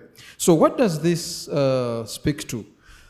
Perhaps we are not targeting well, or we need to target those various three segments that EPRC spoke to: businesses, households, and what was the other one, Alan? Farmers. Yes. Now, I also need to report that as National Planning Authority in the development of the NDP4, it was informed by that EPRC paper, and the bulk of interventions that are tackling informality in the medium term are centering around simplification of business registration and licensing, simplifying of those processes further. We are not talking about leveraging AI and digital platforms. That is one of the interventions that the plan NDP4 puts forward, and the bulk of the interventions that we had in the first presentation from the keynote speaker surrounding leveraging government programs as an entry point into those who are not formalized. Then, of course, you know that the NDP4 constitutes the first 5 years of implementing the tenfold growth.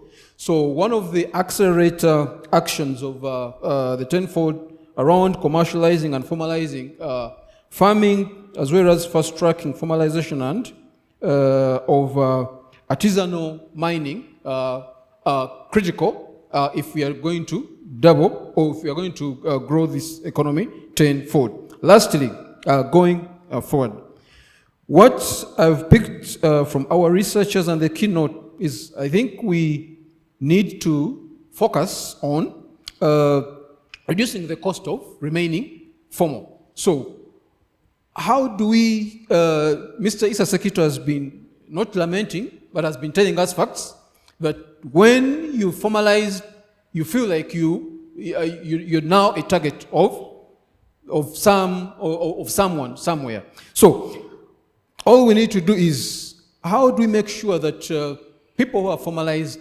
feel that, okay, the burden of formalization is not killing my business? Thank you. Thank you very much. Another term. How would you reduce the cost of remaining formal? Wow. So let's have those two. Ooh, okay, in that case, I'll start with the lady at the back. Enough with the gentleman. Let us start with the lady. The lady first. Not that people think that we only have men here. Thank you, moderator. Yes. And my name is Wendy Lalum. I work with the Private Sector Foundation under the GROW project. So thank you very much, the panelists. And this is something that came to mind as we were listening in. Uganda has one of the highest world rates of women entrepreneurship. And we are looking at about 38 to 40% of all these businesses. However, in there, interestingly, we have 80 to about 94% of these businesses being informal. I feel like there's a lot of potential in there. How best can we have incentives tailored to make sure that these businesses become formal and we see women moving from the level they are at now and they move to the next level? Thank you so much. Thank you. So the last two, and please keep them brief because we have, all right, I had forgotten the front, but keep it brief so that we can get more of your colleagues to say something. Thank you, Alan. Godfrey Ondo is my name. I'm the National Chair, Cross Border Trade Uganda. I just want to applaud all those who have presented, but more especially Mr. Sekito. You know, whereas you are saying he's lamenting, but me and him, I'm in cross-border trade, he's in Kasita. We are trying to make a leveled ground for you people. Tomorrow you say you are formally existing, but tomorrow you're a candidate where we are trying to level the ground, and tomorrow you will find yourself there. with the unleveled ground, and it will hit you badly than we who are surviving already there. I think you need to take note of this. Having said that, actually, I'm happy with the URSB. Whereas they say, for us, we are simplifying, they do it practically. Because the last 1 month ago, 2 months ago, I registered a company. The simplification was as they have illustrated here. Now, my friend, URA. This is where the problem is. She has commented here that there is a leverage on 10 million if you are 10 million earner financially in your business. But how many traders down there know this? They come up with these policies, they sit with them.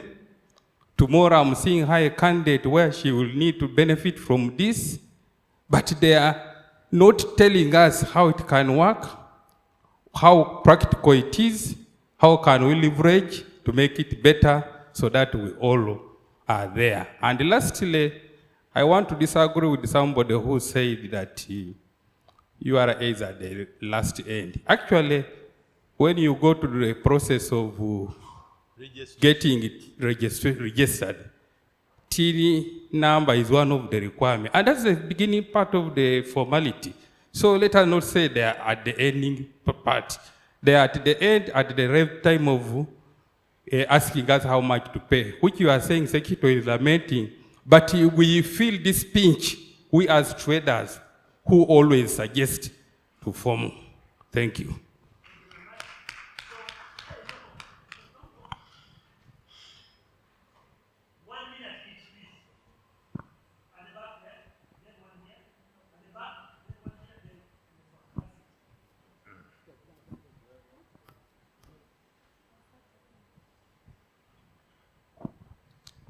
Thank you very much. My name is Hans Peter Senyonjo. I'm the head of member relations at UGASIM.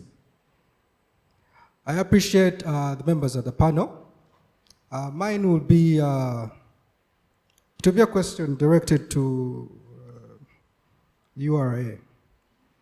We agree that last year gold surpassed coffee being one of our biggest export for last year. But when it comes to assisting people, I mean the artisanal miners, case in point, just opening up a bank account. If I worked in any bank, I'll have to talk to the board of directors. Just the fact I indicate that I am a gold artisanal miner. So what other options does a person like me have if I'm going to be formal? Thank you. Thank you. So in the middle here, my brother from Muzia, then I'll come to the front. No, here, please. We need to close this off. Yes, please. Okay, thank you, Mr. Moderator. All protocol observed. There's one thing I noted.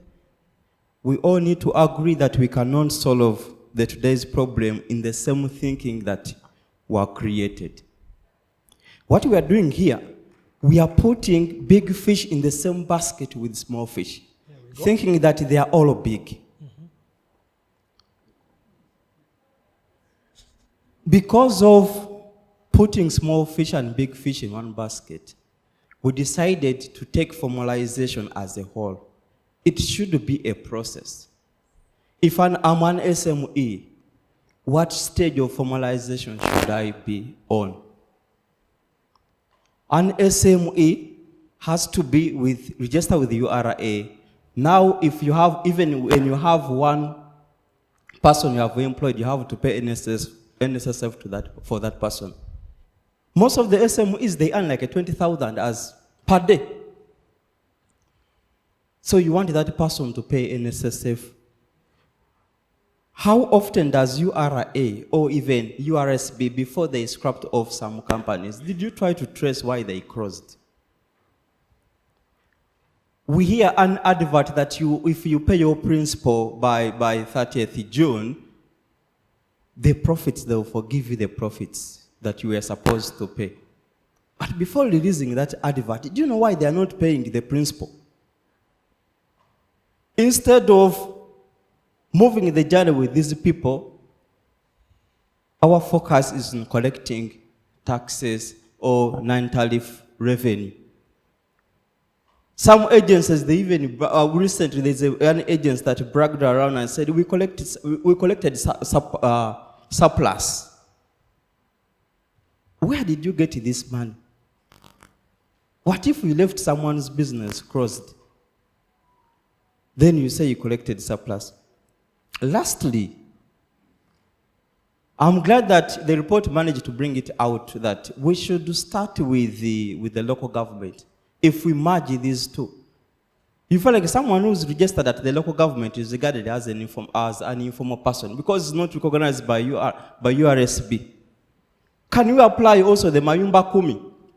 Those ones who are in my age bracket, remember Mayumba Kumi that was brought by General Kaihura?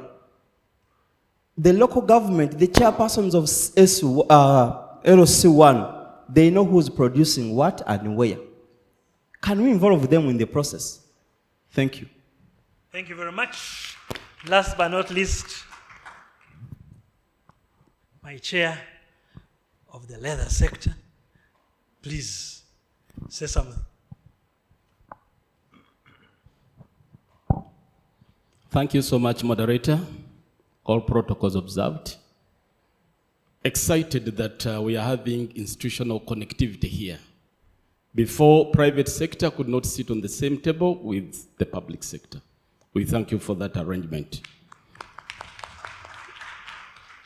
Number two, moderator, this is out of your docket, but the minister in the morning talked about strengthening associations. May I know from the Minister of Planning, Finance Planning and Economic Development the roadmap on this? Because associations are collapsing, because they are not being strengthened and not being looked at. Now back to your discussions, moderator. When Mr. Issa Sechito talks and Geoffrey, I know they are from the private sector. But when my other colleagues talk, I know this is public. We are going through a lot of hurdles, one of which is regulatory and bureaucracy. May I ask people involved? Because whenever you formalize, there is what they call monitoring. But this monitoring comes along with extortion. How best can we control that extortion from us, the private sector? Thank you so much. Wonderful. Thank you very much. So now coming back. Wow. Lot of comments. I think I will not go through them, but I know each of you has his or her docket. Issues of allow me to say issues of formalizing the agriculture sector, being intentional on distribution and sensitizing of information, incentives, which are those, things of digitalization came through. Allow me to stop there because I'll summarize this at the end. Each of you has gotten something in 2 minutes. And again, my senior secretary, you will be the last. You want to be the first. I just want to say, I am excited that we are soon talking same language with the public sector. Thank you. And the moment we do this, and we go to the informal sector to incentivize them, the workload will have been reduced. Thank you so much. Thank you. So let us start this time from the researcher's perspective, Doctor. Then we'll go through all the way, and then I will request that Commissioner and Senior Secretary, you will be the last this time. So. Yeah, thank you, moderator. I want to thank the issues that are raised. I think there are some of the issues that we've rightly pointed out in the paper. And I've had things of incentives. We need to, I like the fact that we need to agree that it's not going to be one bullet to reduce informality. It is going to be the efforts of all of us. In one other paper, we've argued that for a long time, the burden of formalization of businesses has been left to three people: URA, URSB, and the businesses themselves. For a long time, all our efforts have been, how do you make it simple for the businesses? Now, it's also time for all the other government agencies to come and find a way, because from research we've seen that formalization is going to be both from the demand and the supply side. The supply side being the government, the regulatory environment, the incentives, the reducing the cost of formalization.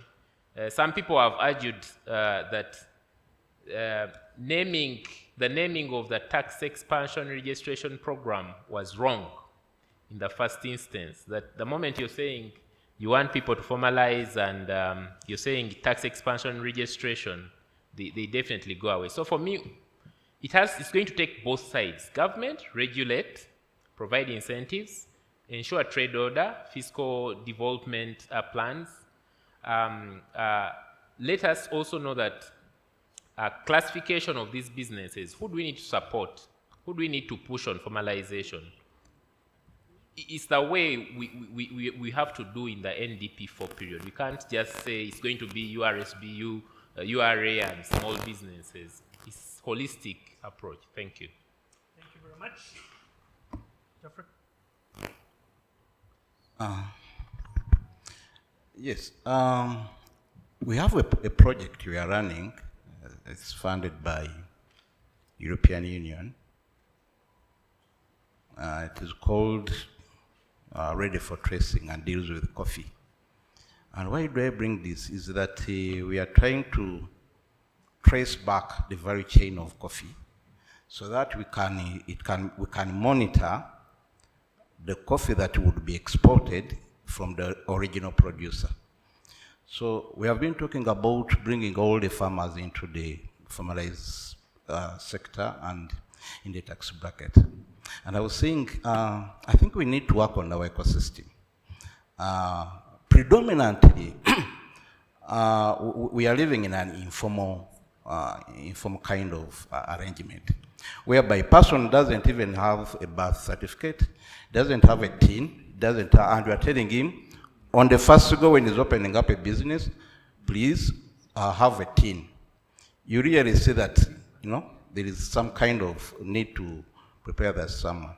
So what we have to do right now, in order to formalize our ecosystem, is that can we have an arrangement where we can arrange, we can systematically arrange our markets. Previously, we had probably cooperatives that could come in these along the value chains, so that the primary produce of a certain product. That's he also sells to a certain organization, and then a certain organization takes to the last consumer. You see, we are talking about formalization, and we are only as kind of business progress and economic development. But there is one thing we need to also remember, that once we put all the sector in a formal arrangement, it also helps us to collect data that can be trusted, and then that data will help us for effective policy formulation. So what we need to do is let's have probably the farmers, because we are agro-based, and then try to arrange them. We create a system that can put all the farmers into the data, into the database. And then I think that will help us to build some economic progress. Thank you. Thank you very much. You're taking us in a direction which is difficult to adjudicate. The word, that other word, which has become taboo, which we in the private sector will not stop talking about. Cooperatives. Let us go to URSB. Second, two takeaway points for purposes of the NDP4 and to address this issue of informality. I want to believe that we've all agreed that there are certain negative impacts of informality that we must address. For better or for worse, we must address those negative issues related to informality. And on the part of URSB, there are two issues we are going to continue to look at. One is incentives. How do we link registration to the benefits that accrue with registration? How do you use procurement policy? How do you use the government bag to be able to incentivize registration through providing benefits? The other incentive is that government should link its support to formalization. I know there are people complaining about PDM and how these things are handling, but on the part of URSB, I think it is a matter that on a policy level can be pushed to ensure that it also helps incentivize those people who want to formalize. Then the other element of how we are going to invest our time and resources is to rely on leverages, which have also been highlighted here. One of the biggest one that has come up from this report is local government. How do we leverage the presence and the proximity of local government to reach our clients, to sensitize them, but also to promote the benefits that will be made available through registration? So we are going to specifically look at how we can leverage on local government. The other leverage is to, through the law, ensure it's continue to simplify the processes and make them easy for people to register and comply with the requirements. And finally, leveraging technology. How do we enhance access to these services through technology to cut costs, enhance efficiencies, and also to ensure that there is transparency in the work that we do? So there are some of the few interventions which have come from the speakers here, which have taken note that we should, as URSB, look at investing in to be able to address this issue of informality. And I'm hoping that by the time the 5 years lapse, there is going to be a different report from URSB on this issue. Thank you.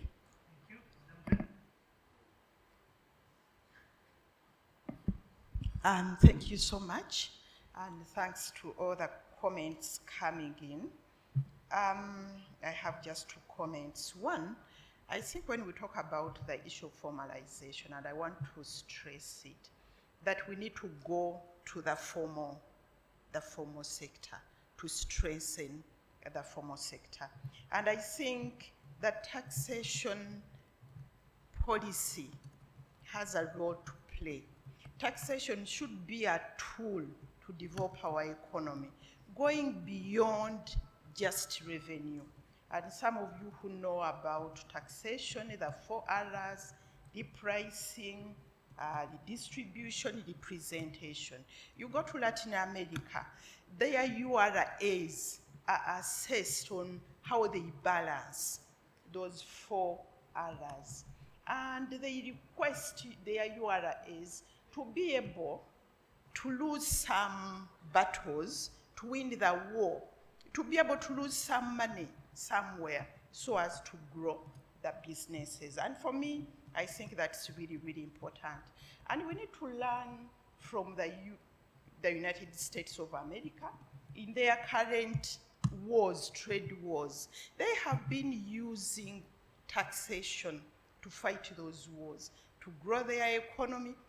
If you can read the Inflation Reduction Act of the US, that's taxation to bring back their industries to grow, but they have also been using it to using incentives. So we need to deploy that taxation broadly, not just for revenue.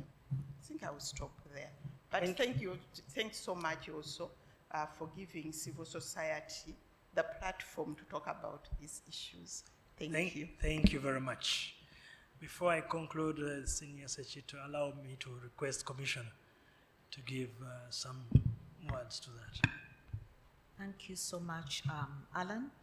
I wish to thank everyone who has contributed, and it shows that they are very interested in, of course, the mandate of URA and our role. I thank you so much for all the comments and all the questions. Now, briefly going through them, I'll start with the one of building trust. Yes, it's paramount. It's very important. As an authority, we try to build trust, and I've noted it. We need to enhance in that area.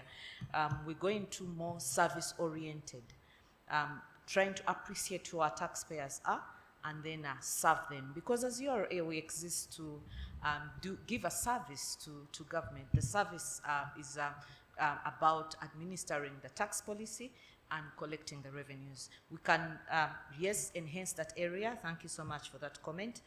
Then there was another question about the complexity of filling some of our returns, the Excel sheets. Yes, we acknowledge that, and we're in the process of improving. We are turning all our tax returns into web-based format as we develop a new system called the eTax tool. There was another comment about the budget process, that the process for 26-27 has started. Yes, it has started. And within there are always new tax bills or amendments to existing tax bills. As URA, like our mandate states, we contribute through advisory to the Ministry of Finance. The final approval of which bill is really Ministry of Finance presenting to Parliament, and whatever gets approved is what we'll have to implement. But yes, within the process of Ministry of Finance, there's a consultation with key stakeholders. And actually, at some point, the public is invited to give their input into proposals of new tax bills. Now, there was another issue of we grow the register, we have very many numbers. Do we ever go back to stop and say, why are these numbers? Like, we have a register, but some people have dropped, they are no longer active. Do we ever go back to find out why? And I want to tie that to how do we support people to remain formal. Now, as URA, yes, within our register, we can notice that these taxpayers are not active. And we engage them. But as far as supporting them, after engaging them, we appreciate the problem. Some, like during COVID, people would say, I closed. And then there was another incentive by the Minister of Finance to help the businesses stand up. But this needs a whole government approach. As URA, we are not able for like injecting more capital into a taxpayer's business so that it grows. So yes, we get all these statistics, but we only provide it as advisory to our parent ministry, the Ministry of Finance. And so that's why I say that the whole approach of making sure that we manage informality should be a whole government approach. Yes, I can see that in this sector, there's this percentage that are dropping off. I engage them. At the beginning, I may think it's tax non-compliance, but later I realize that they've closed, something has happened, they've shifted. But I can only advise and present that to my parent ministry, who can then take action on that. Then there was an issue of, we have very many initiatives which people don't know about, the issue of taxpayer education and sensitization. We continue, and we will intensify educating the public about the taxes. We expand our outreach programs. We go all the way across the country, and we are also now developing service support centers, which we are trying to bring closer to the people. We have already started one in Ham Tower, but we are also creating one in Pearl Tower. We also have a mobile office, the Tujenge bus. There are 2 of them, which moves around the country to really educate taxpayers and let them know about their obligations as well as support them. We will continue doing that. There was another issue on the support, gold being a key export and the support for it. We have a specialized office for these minerals, and yes, there's support for it. Probably I will, we can give you the contacts for that. Then there was another issue of extortion, that as we are monitoring after formalization, the people who monitor end up doing, there's some extortion.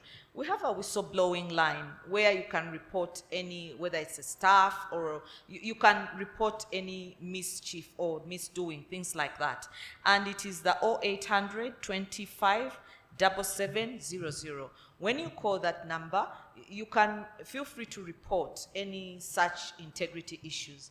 The Commissioner General has been very deliberate on managing integrity and integrity of the staff. We have a zero tolerance policy, and feel free to whistleblow on any staff. I like the point of taxation as a tool for developing the country. Yes, and one of the facets of that is that it needs to be fair, and the people need to feel it's fair, and so that everyone contributes their correct amount. The issue of taxation of sectors like the agriculture, it is a policy issue for what is formalization in the agriculture sector, and at what point do you tax it. There are many proposals on the table, but it's a whole government and regulatory approach so that we make sure that all the different sectors that contribute to the economy pay their fair due of taxes. Thank you so much. Thank you very much. Just repeat that number for us, 0800. It's 0800 25 7700. So it is 0800 25 7700. Thank you very much. Finally, hey. Me, I only one statement to make. The public sector needs to act formal to enable the informal sector formalize. I end with that. The public sector needs to act formal to enable the informal sector to become formal. Yes. Thank you very much. That has been a very good conclusion to the issues. So I would like to appreciate, first and foremost, the panel. A round of applause. And then to appreciate you, the people in audience, for such a wonderful time. At this point, therefore, I would like to say that our panel can now be resolved. Thank you. Let me declare my interest. I was a tax agent for 15 years. I know it's biblical, that's not popular. I still think I will go to heaven. And after collecting taxes for 15 years and being a shipping agent, I've also been in Parliament expending your taxes for 15 years. So 30 years, I don't think of a crime, of a very noble cause. Paying taxes is noble, we need it, and actually it's Parliament which approves the tax bills. It is not URA. So URA is a messenger. So I would like to own all the tax dispensation present, because I had a lot of fire going to the messenger.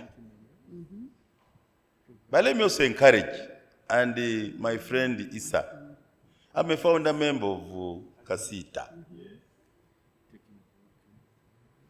Formalization is good. I have helped informal people to become formal. I have seen small companies, I have seen them become big. I've worked with importers, they have become manufacturers, they have become Kwagalana. So I would like to encourage you. It's a graduation model. Kindly don't run away from that. There is everything to benefit. I've only been telling my brother, Issa, let us also become more of manufacturers. And the commissioner you already told us, when you keep records, your records will help URA to know whether you have a tax obligation or not. Simple. I took a lot of time to talk to my other directors of schools. Nobody will come and throw a tax on you if you have kept your record. If you're still investing, if you don't make profit, then there's no tax to pay. So I think there has been a lot of negative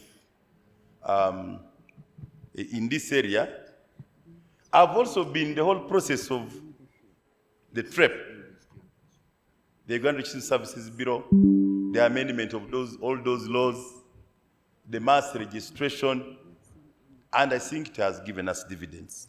Now, we are going to have means only 2 items.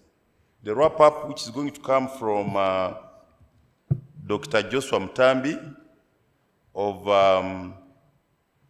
the Commissioner in the Ministry of Trade and Industry, but I would be unfair having listened to some questions concerning the very important sector, the private sector associations.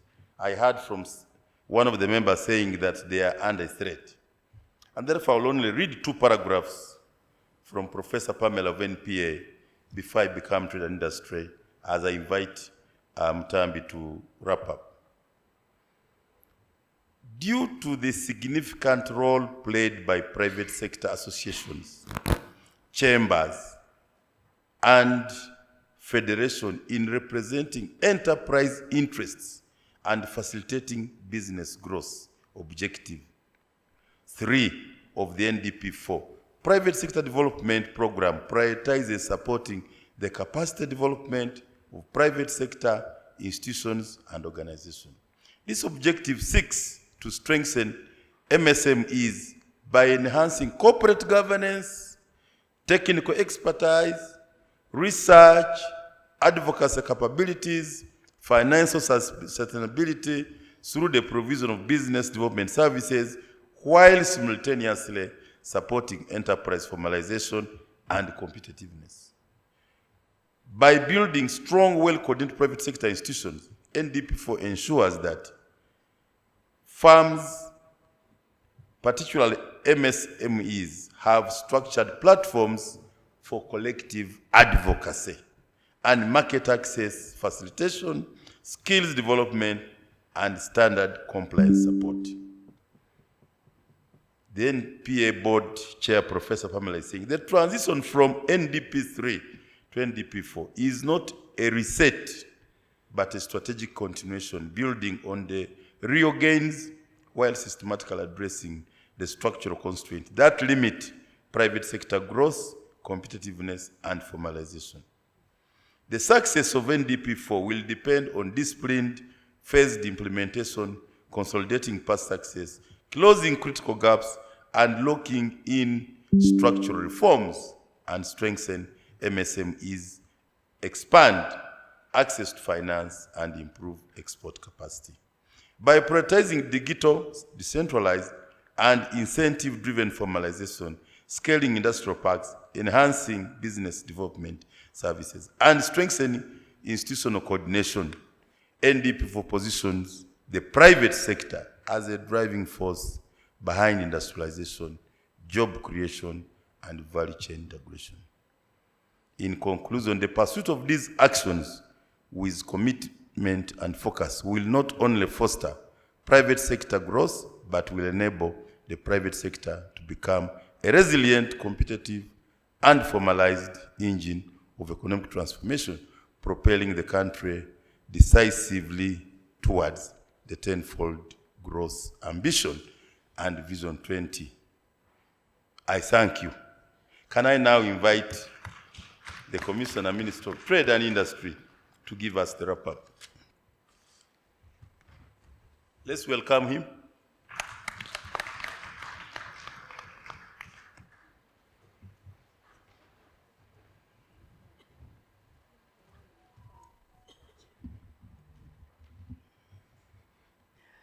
Thank you very much, Chair of the session. And allow me to stand on the protocol that has already been observed. But allow me to say good evening, all of you.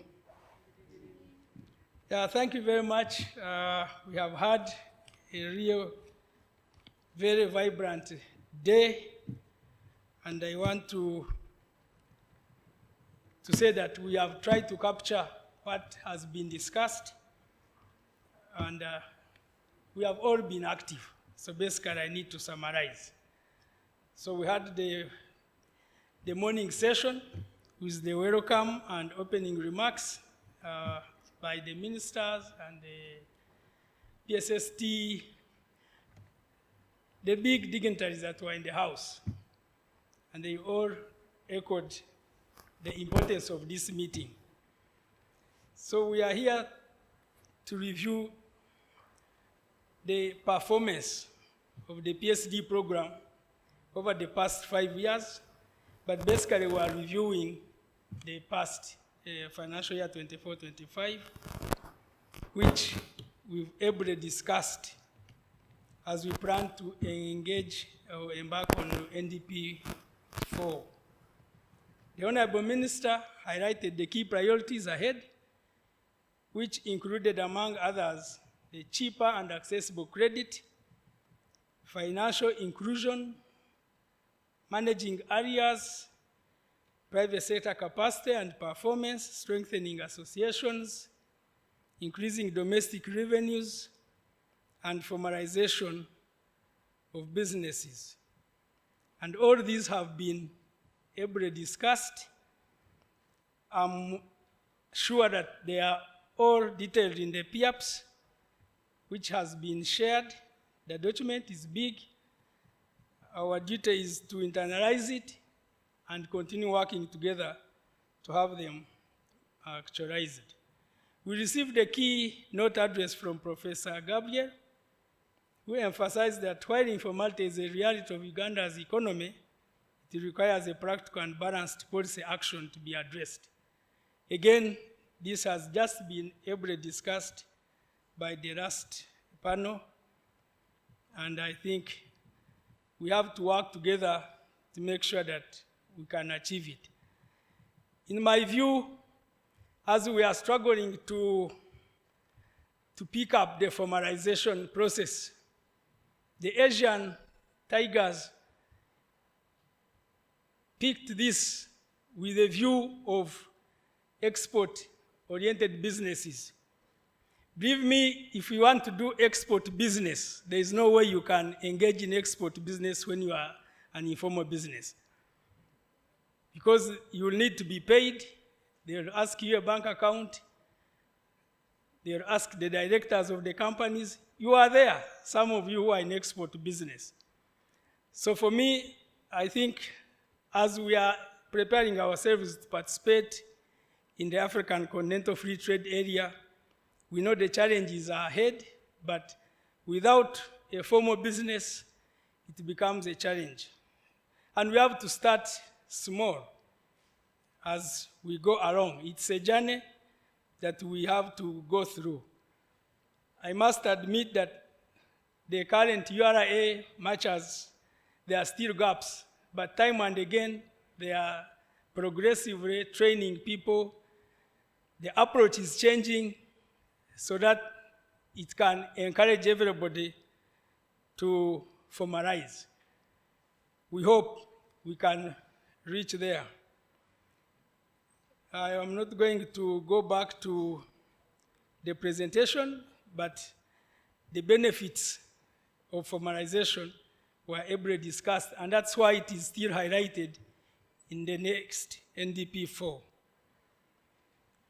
We received a presentation on the performance of the private sector development program from the Secretariat, and we saw some positive figures like the share of domestic credit to key growth sectors improving 35%, surpassing the annual target of 33.8%, which is positive. We looked at the BDS framework having been launched in 22-23. Construction of the National BDS Center of Excellence was concluded, and I think it's running now. We have the National Business Development Services Providers Database with a few service providers. And we concluded this session with the launch of the PSD Program Implementation Action Plan. We thank sincerely the Minister of Finance and those that supported him. From the presentation on the role of private sector associations in strengthening organizational and institutional capacity of the private sector, we noted the association's roles in building capacity through professional development programs, for its members, policy advocacy, and by engaging with government on policy reforms. We also had the local government. Yes, this, of course, you can easily see it here because this demonstrates the close working together of the private sector, the government, and the academia. Of course, we have the press now that have joined the tripartite. And I think if we continue like this, having such dialogues are very important for us to be free in whatever we are doing. We had the local government statement on the performance of the program.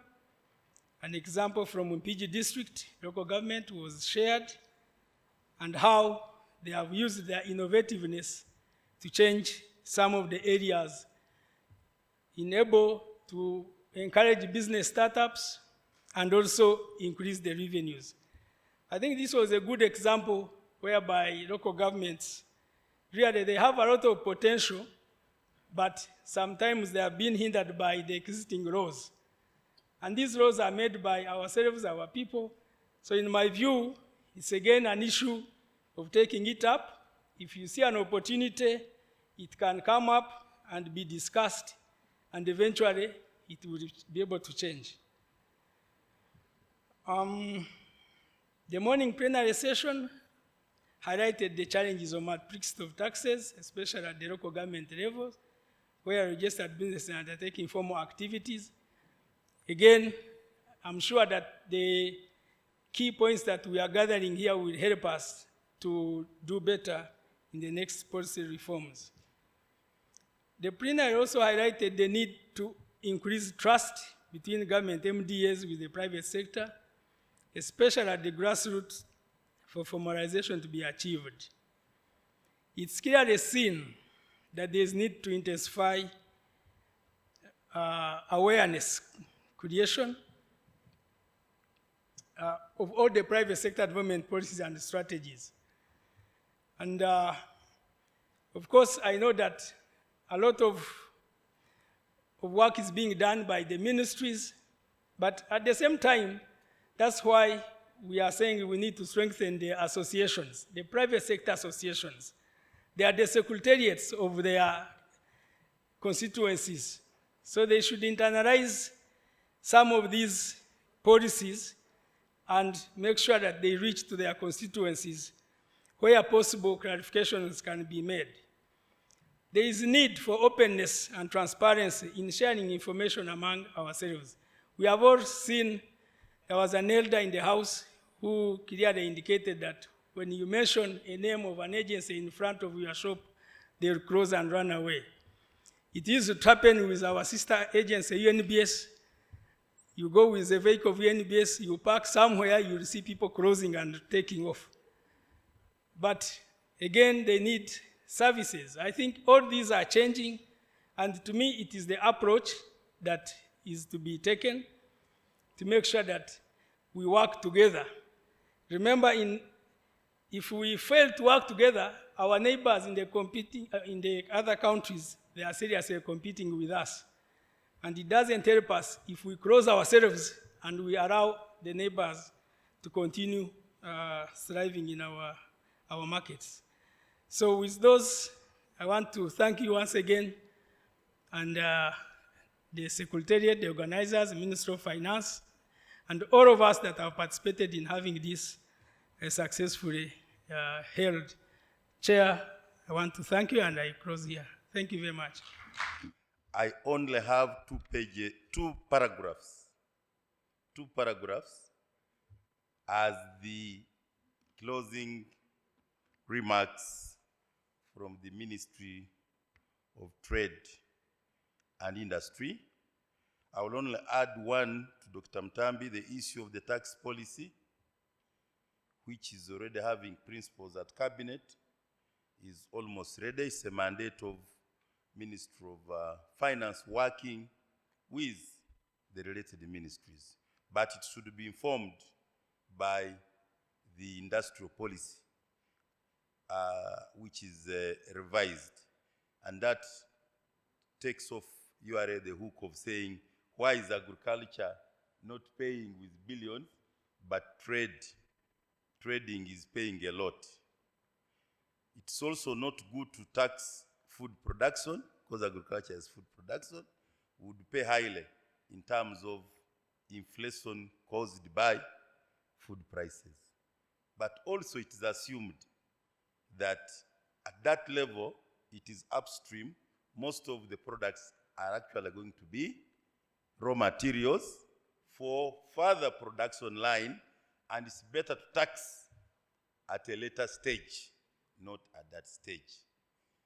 You are tempting me to go back to what informs tax policy, the industrial policy.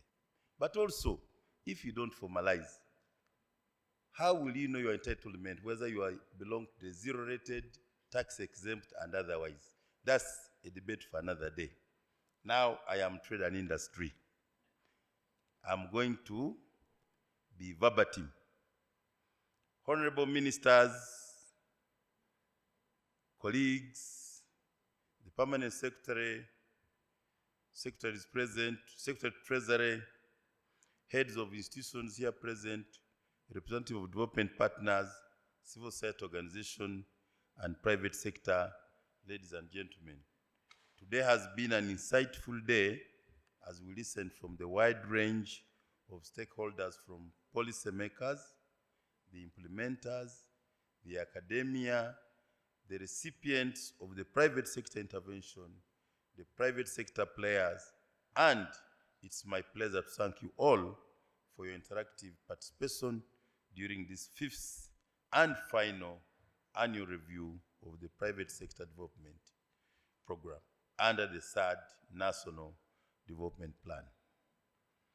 We have received the wrap-up of this activity, which detailed the technical undertakings that each participant is responsible for in order to position the private sector in the steering role of the Ugandan economic growth and development.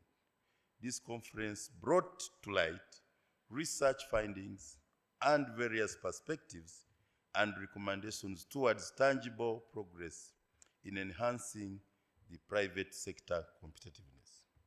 I will reiterate that the challenges that affected the NDP3 have been addressed, and we ought to commit to the results contained in the NDP4 PAPs, which were launched this morning by the Minister of Finance. This will call for closer alignment of our budgets and annual work plans to the PAP if our consultations are to be meaningful.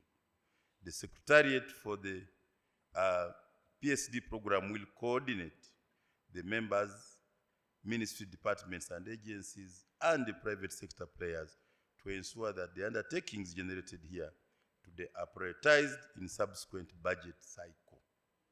The private sector engagement strategy that was mentioned in the Honorable Minister of State of Finance, Planning and Economic indicated the interventions required in the various programs to create an enabling environment for the private sector to engage in the refugee host districts. Similarly, we received the perspectives on how to address informality, and this will require multi-agency interventions, implying that there will not be any chance for siloed operations. I appeal to you all to fulfill the pledges we are making in this forum towards an inclusive private sector.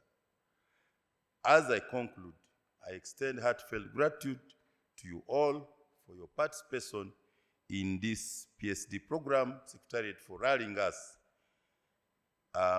Let us continue supporting the team whenever they reach out to us towards a competitive private sector-led economy. For God and my country, I thank you. I declare this program of today closed. I thank you.